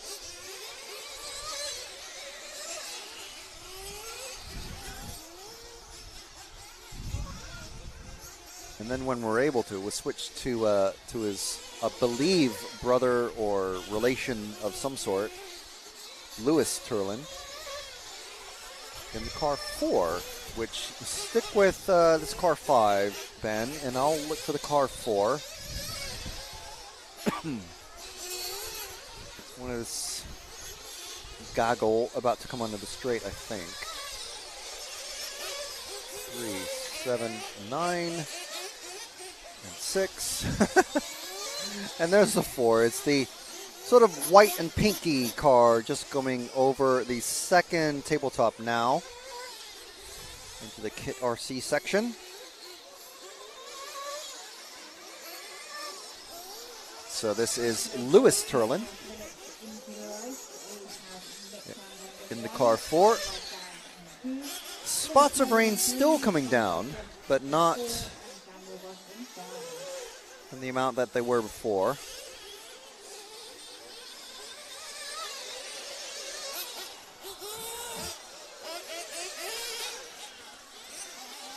Lewis Turlin coming down the main straight into the carousel, taking a little bit wide, coming off of the concrete apron there.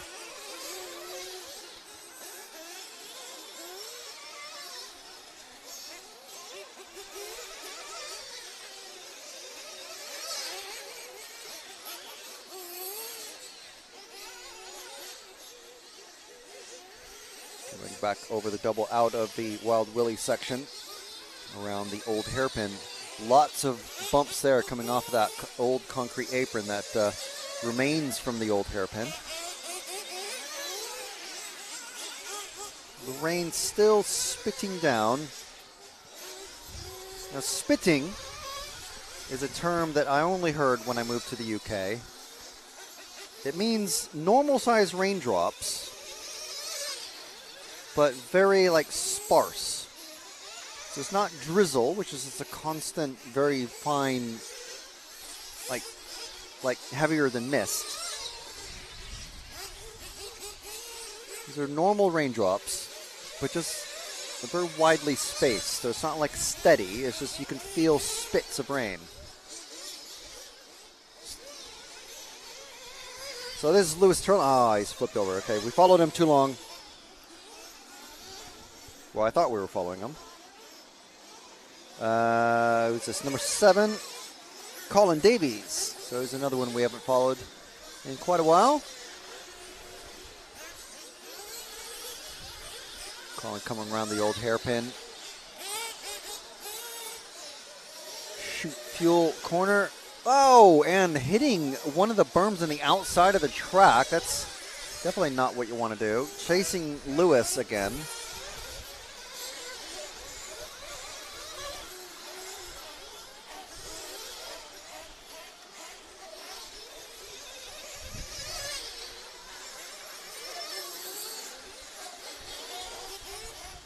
Coming through the danger dog into the Wild Willie section.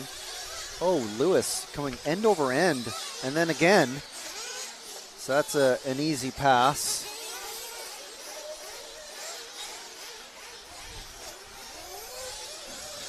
Next group of cars already getting warmed up.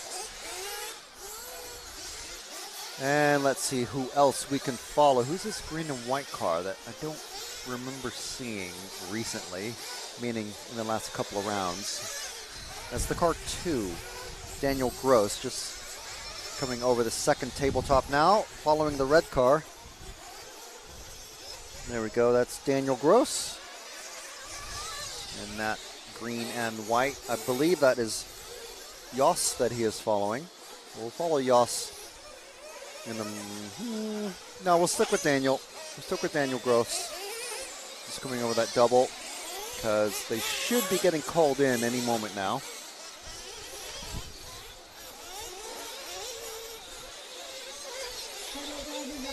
And there we go. That is the race complete.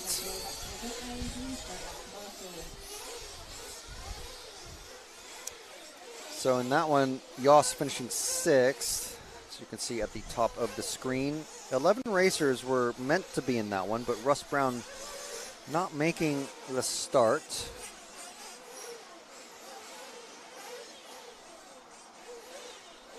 Daniel, who we were just following, winning it overall. So that's 6 rounds of racing.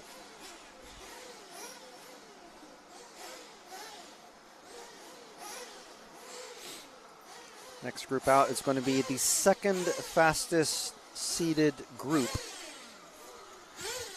of the event. So 2 more 5-minute runs to go. and then we will say our farewells until tomorrow morning at about 9 a.m. when we'll be back for the last day of the Remote World Model Car Club May Bank Holiday Weekend Race Day. I can't remember what we call it because the graphic is gone.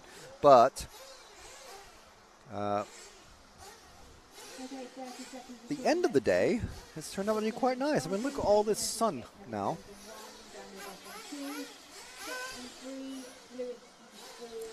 Dried out the track. Got marshals out there.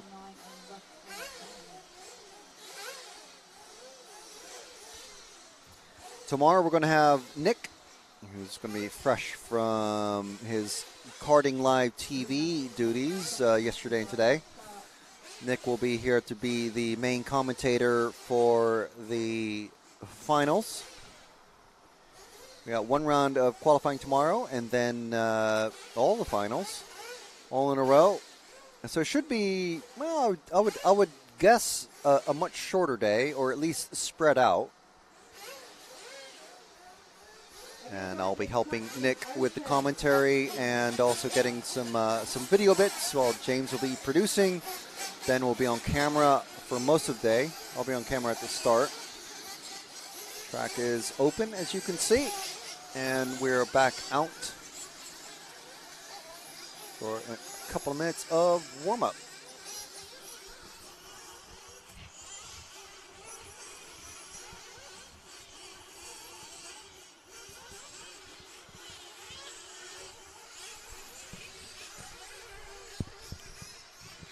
Who are the drivers? I hear James asking. Well, I'll tell you who the drivers are. In this Nitro buggy heat 4 of 5 in qualifying round 6 of 7. Who are the drivers, Frank?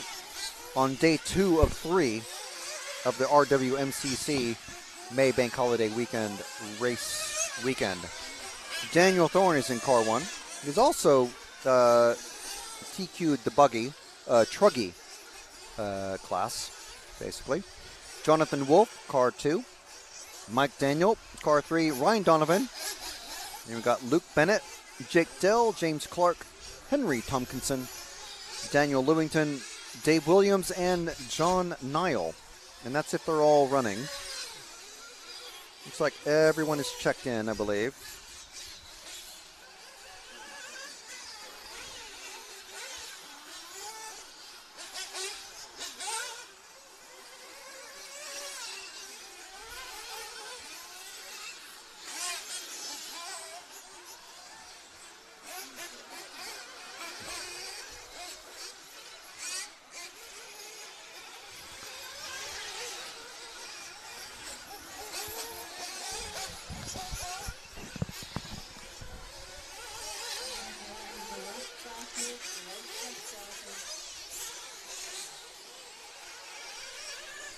His has died.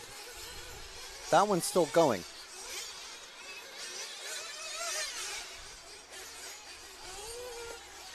So, can you hear me okay now, Ben? No.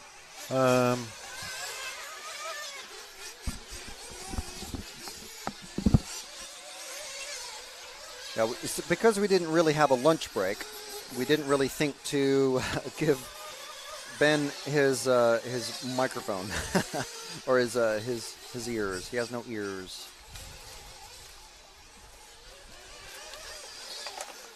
But we'll work on sorting that out.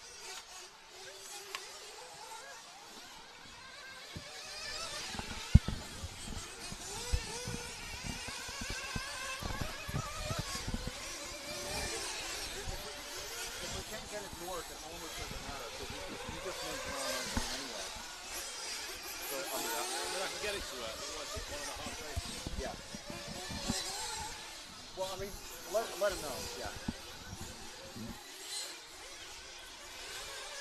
Okay, so yeah, we're just working out the usual sorts of comms issues that we've got. So let's see. So the main protagonists in this one are going to be Daniel Thorne, Jonathan Wolf, possibly Mike Daniel, but maybe Jake Dell, because those are the 3, maybe 4 racers who can get into the top 15 of the overall standings of qualifying.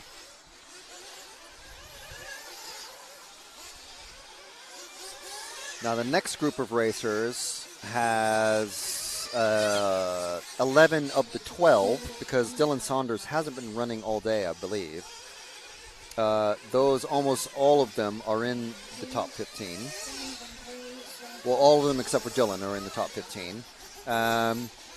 Remains to be seen who are in the top 10, but I think they're going to run probably a 12 or 13, maybe a 15 race car, a 15 car final for the A final. And, you know, it's kind of all about making the show, right? So it depends. I believe they're going to do Christmas tree finals tomorrow. And if you don't understand what that is, I'm sure Nick will be able to explain it in a much less wordy way than I can.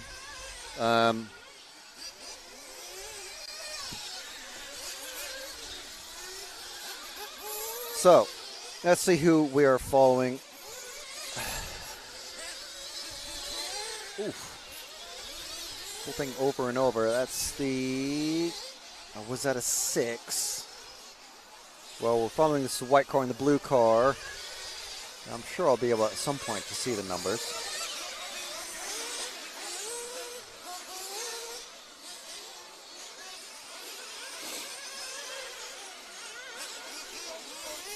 Of course, they're not very... I mean, the sun is like right in our eyes. So it's the 11 is the white car. And by the time no, it's the next car back. Well, the white car anyway is John Nile, and he's running a Kyosho. We know that. The next car that behind is this green and black car, which I can't see a number for.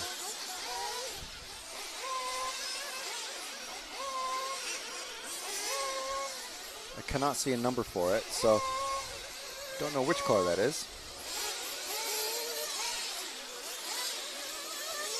Well, we're 4 minutes into the run, and it's just about a minute left. I think it's car 11. No, it's not car 11. It can't be. Oh, I think it's car 2, Jonathan Wolf. But I am not sure. I think he would have... No, Jonathan is running a much brighter color car. I do remember that. I see the car 1 of Daniel. He's doing well. Car 2, yes, there's Jonathan.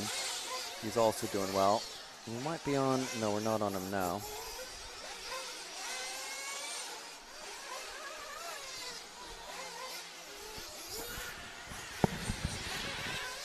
Okay, so...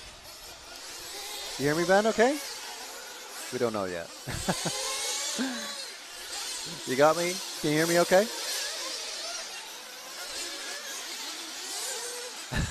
We're working through. Ben's on car 4. You hear me now? Okay. Okay, all right. We're there. We're there. Okay, so now we're on Ryan Donovan. Let's sit with Ryan Donovan. We'll stick with Ryan. It's the end of the race anyway. We unfortunately we were lacking reliable comms there, so couldn't really follow the main protagonists that we were talking about. But that's okay. You can see the running order at the top there. Henry Tompkinson, something's happened with him. He's only got 8 laps in this one. Luke Bennett, Jonathan Wolf, Daniel Thorne running 3rd in this one. So that's possibly a swap around in the order for Daniel and Jonathan, because they've been running neck and neck, but Daniel's been running just ahead of Jonathan, just enough to stay ahead. He's finishing 10th to Jonathan's 11th, and then 12 to 14, and then 11 to 17, 11 to 12, 13 to 14 in the last round. But now he's going to finish behind Jonathan by 1 position. So where is that going to toss them into the top 15? We'll see. We'll see. So, final round of qualifying, and it's the final race of qualifying about to come out. Waiting for these drivers to all come in now.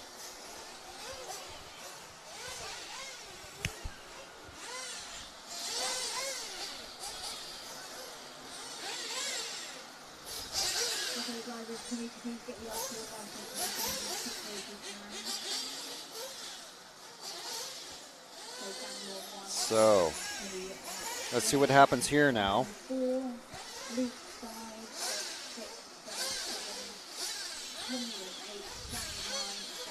I did predict we'd finish at about 6:15, and it's just about 6:12, maybe 6:13-ish.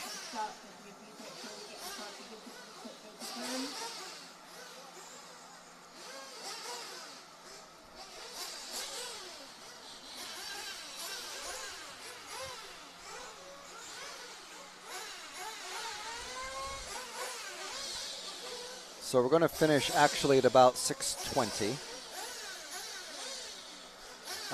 We are going to come back live tomorrow at just around 9, possibly 9:30, for the final round of qualifying. There's 7 rounds of qualifying for this event here at the Slough circuit, just west of London, very close to Heathrow and Windsor.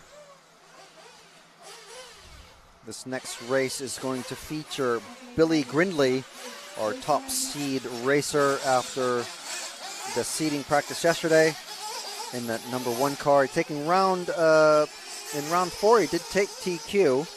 Had some trouble in the very first round, but he's come back fighting strong. Max Cook in the car 2, in the all-white car 2. And then we got Dylan Saunders, who for some reason, we don't know why, hasn't been running all day. Then Simon Reeves, who took the last qualifier in round 5. And then Josh Graham took round 1 TQ. Then we got Caden Stenhouse, Darren Hayden Ball, John Spencer, Michael Waller, Harry Weymouth, Kev Brunsden, who's currently TQ still with 2 round TQs. A 2nd place and 2 4th places, and then John Hazelwood, no slouch himself, running the Agama Nemo team, and pretty quick himself, I believe in the top 5 overall.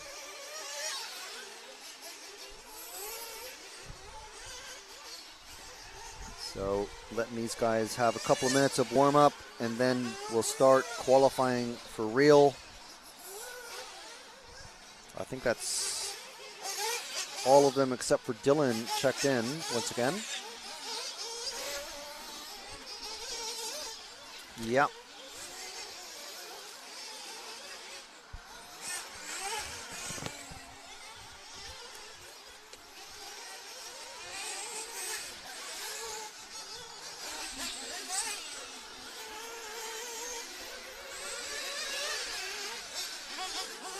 So final seconds of warm-up.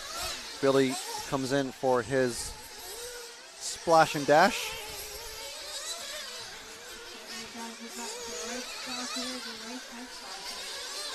Five minutes of qualifying.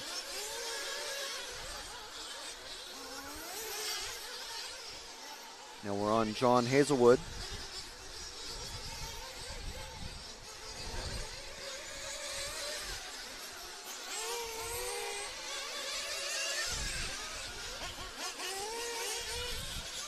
John running pretty quick for an old guy. We're going to keep Ben on his toes here, I think, because we're going to have to move around and see, kind of follow what people are doing. There's still a couple of cars with no numbers on them, so if you can't keep a number on your car, I'm not going to really be able to follow you, unfortunately. Max Cook just coming out of the over the second of the back tabletop now, the white car. He's following the car 5 of Josh Graham. So these two guys, very quick. Josh, again, with that first round TQ. Max hasn't had a TQ yet. Is he going to be able to get it here? He's not going to be able to get it staying behind Josh. Both of them absolutely hugging the pipe at the carousel. Both of them getting good drive coming onto the back straight. Ooh, little bump there from the taking the apex too tight and hitting the bump there. But both still almost nose to tail. I mean, is about as close as you get in Nitro buggy racing. So is Max trying to put the pressure on? Josh taking a wide line on the straight. Getting sideways there. A little bit too much steering coming off of the first of the tabletops. Nice from the two cars ahead, letting them both pass. Well, the one car, sorry. Not sure who that red car is, but he's actually keeping up. Okay, I'm going to see if I can spot someone else.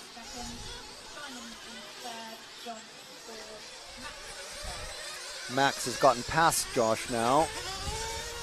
I was looking for Kev. Got Billy and John. I'm looking for Kev. Where is Kev?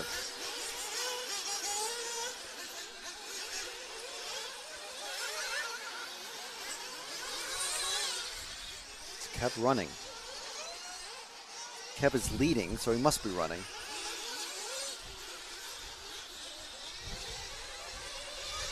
Can't be running a different body shell. No one does that.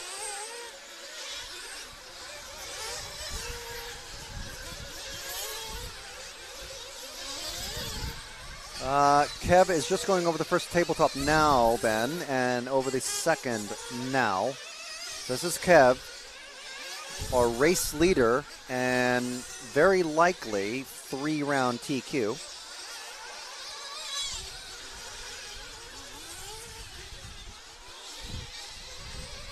So we followed Josh, we followed Max.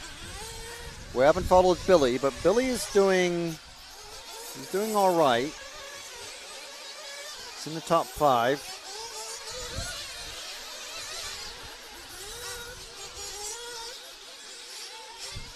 Kev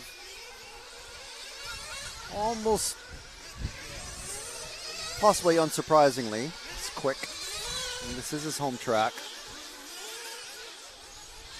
He's actually helped the Nemo team quite a lot with their tire choices and setup. So he will know this place like the back of his hand. But still,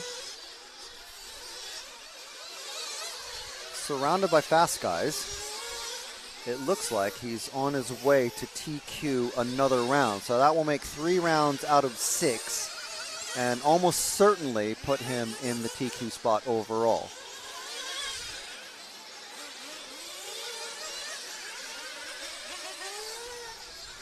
Let me see if I can spot Billy for this last lap. Okay, so Ben just coming over the first tabletop now. Down the step. And rain is starting to fall. Rain is starting to fall. Drivers might be able to feel that on their hands. Because it's blowing just a bit, tiny bit underneath the driver's stand cover. There's Billy coming around the old hairpin. Through the chute fuel corner. Down the main straight. Hugging that carousel inside line. The best grip in dry conditions.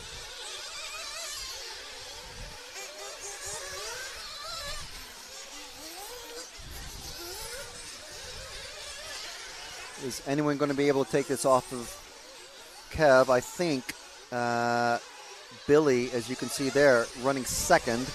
Time has expired for most of the drivers already.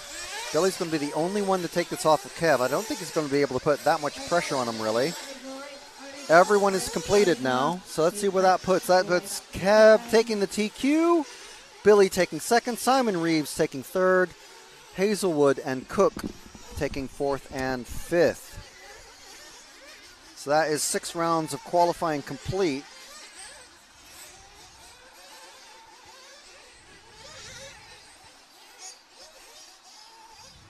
So Billy able to give Kev a bit of a run for his money, but I think that's going to be Kev wrapping up the TQ with 3 first places and a second out of 6, and Billy taking 1 TQ and 2 seconds, a 5th and a 7.